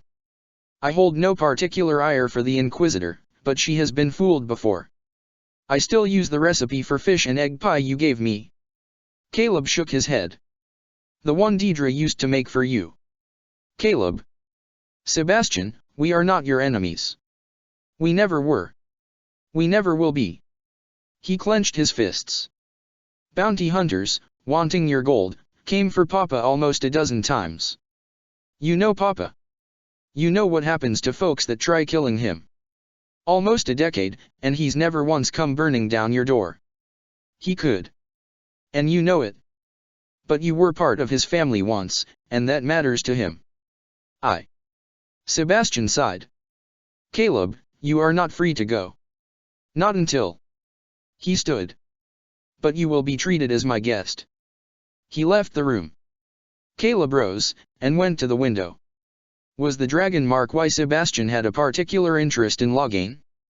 Surely he had to know just how stupid sticking his head into that beehive would be. Sala let Tassalin take the lead. When it came to moving stealthily through a city, he had just a bit more experience than she did. They came to a halt in an old warehouse. Sala glanced at Kieran. Any luck tracking the others? Trian is with your parents. Duncan, Agatha, and Jarath are together, but they keep moving. As we should. Tassalin turned towards Sala, and then his eyes widened. Immediately magical blades sprang to life in each hand. She called up a barrier as she turned, and then held up a hand. Tassalin, no. She nodded to Bruhan. He's a friend. Sala, Kieran. Bruhan walked towards them. Thank the Maker you're all right. The blades vanished, but Tassalin retained his wary stance, moving to stand protectively in front of Sala and Kieran. Bruhan slowed his steps a few paces away. Are you Noman or Tassalin? He is Tassalin. Tassalin, this is Bruhan, spymaster of the Inquisition. Trian has told you what happened. Kieran raised an eyebrow. He did. Lord Hendry, Delon, and Iona are also with. Bruhan frowned. How did you know we had Trian? From his icon. What? Bruhan blinked. Don't ask. Sala shook her head. Duncan, Agatha, and Jarath are still out there and on the move. Let's get you back to the inn, and we'll start looking. Kieran tilted his head to one side, and pointed. That way. All right. Let's hurry before they start moving again. Sala gestured towards Tassalin, and the three of them started heading that way. Bruhan immediately moved to intercept. We need to get you to safety. We don't have time. We need to catch Duncan before he does something stupidly heroic. Sala shook her head. He is such a Thurin. Go back and let our folks know we are okay. Sala, I'm not really sure why you think I take orders from you. Bruhan folded his arms and placed himself between her and the door. You're going back to your fathers, preferably before they start setting things on fire. Her eyes narrowed. Which is why you should go back and reassure them we are all right. Sala. Dirt hurry, believe me when I say arguing with that child is an exercise in futility. Tassalin shook his head. I wasn't intending to argue. Bruhan shook his hand. I was intending to shove her in a sack. His hand moved, and less than a heartbeat later Tassalin had him pinned with his arm locked behind him. Lady Sala. Tassalin glanced up at her. Well. Sala shook her head. We can't leave him here. I guess we are kidnapping him. Good thing we got all that practice with Kells. Kieran smiled. Lenore saw Lord Hendry start to stir, and immediately went to his side. He immediately began looking around, and his eyes went to where Delon and Iona were sitting. Melavin. Alive last we saw. Delon nodded to him. What was he thinking? Lord Hendry shook his head.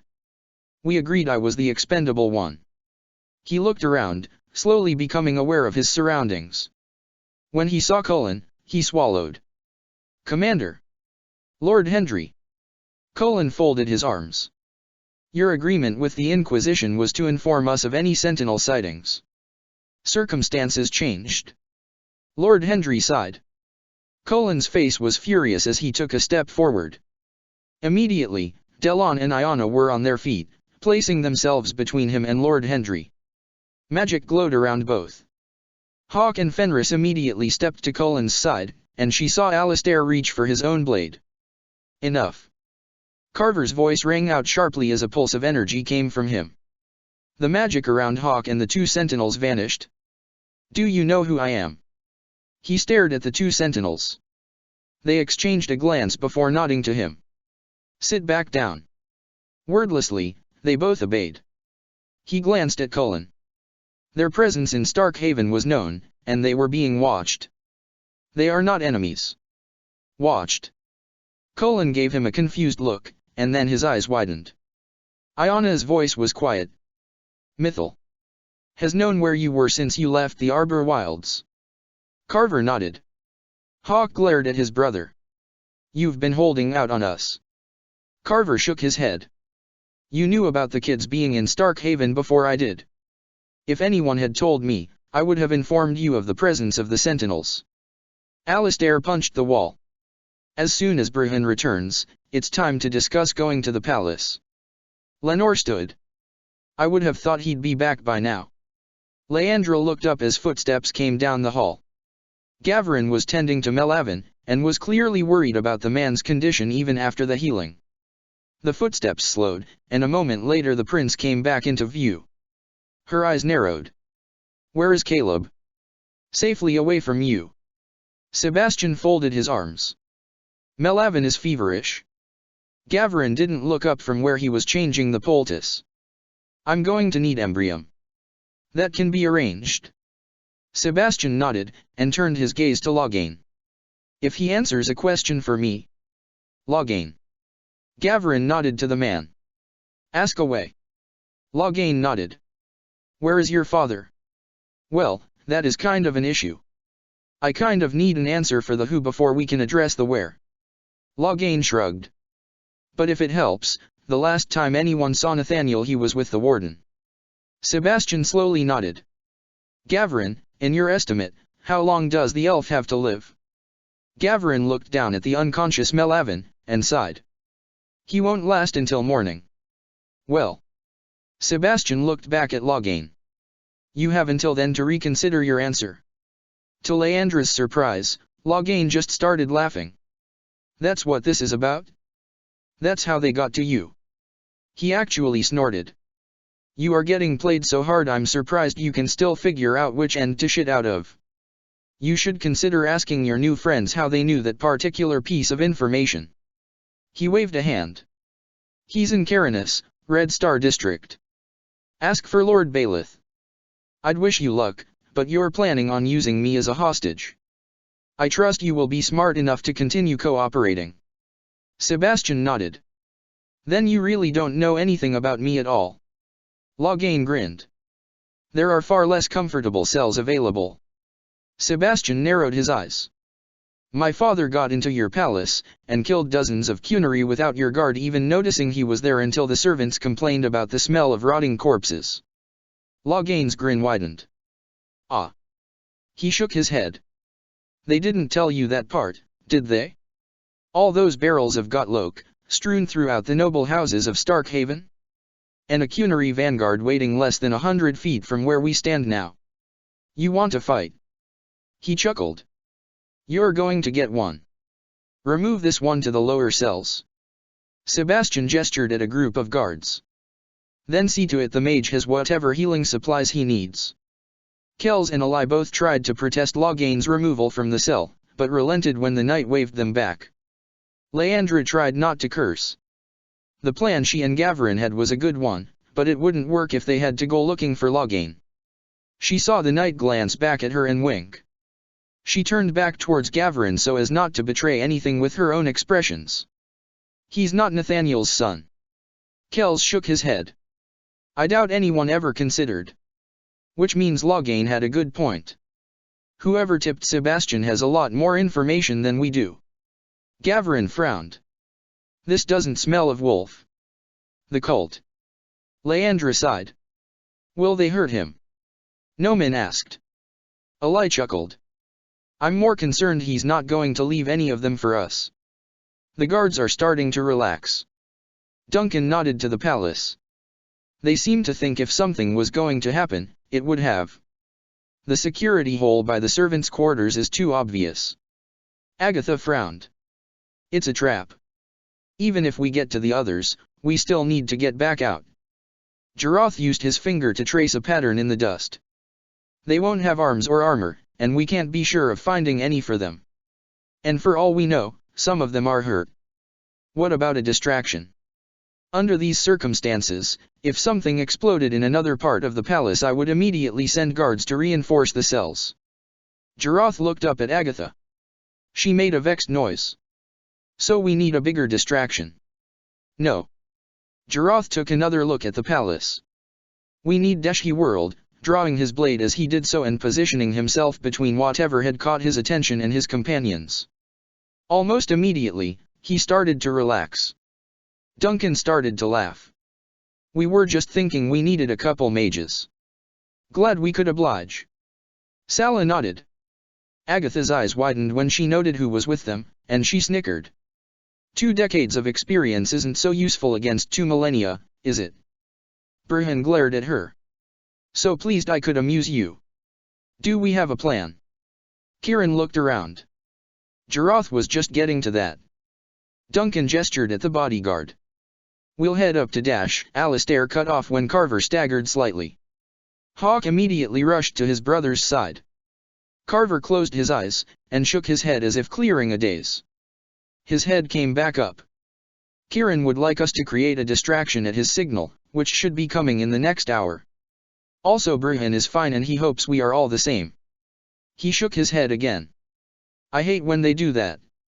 They. Alistair blinked. Kidnapped Brihan. Oh, he is never going to live that down.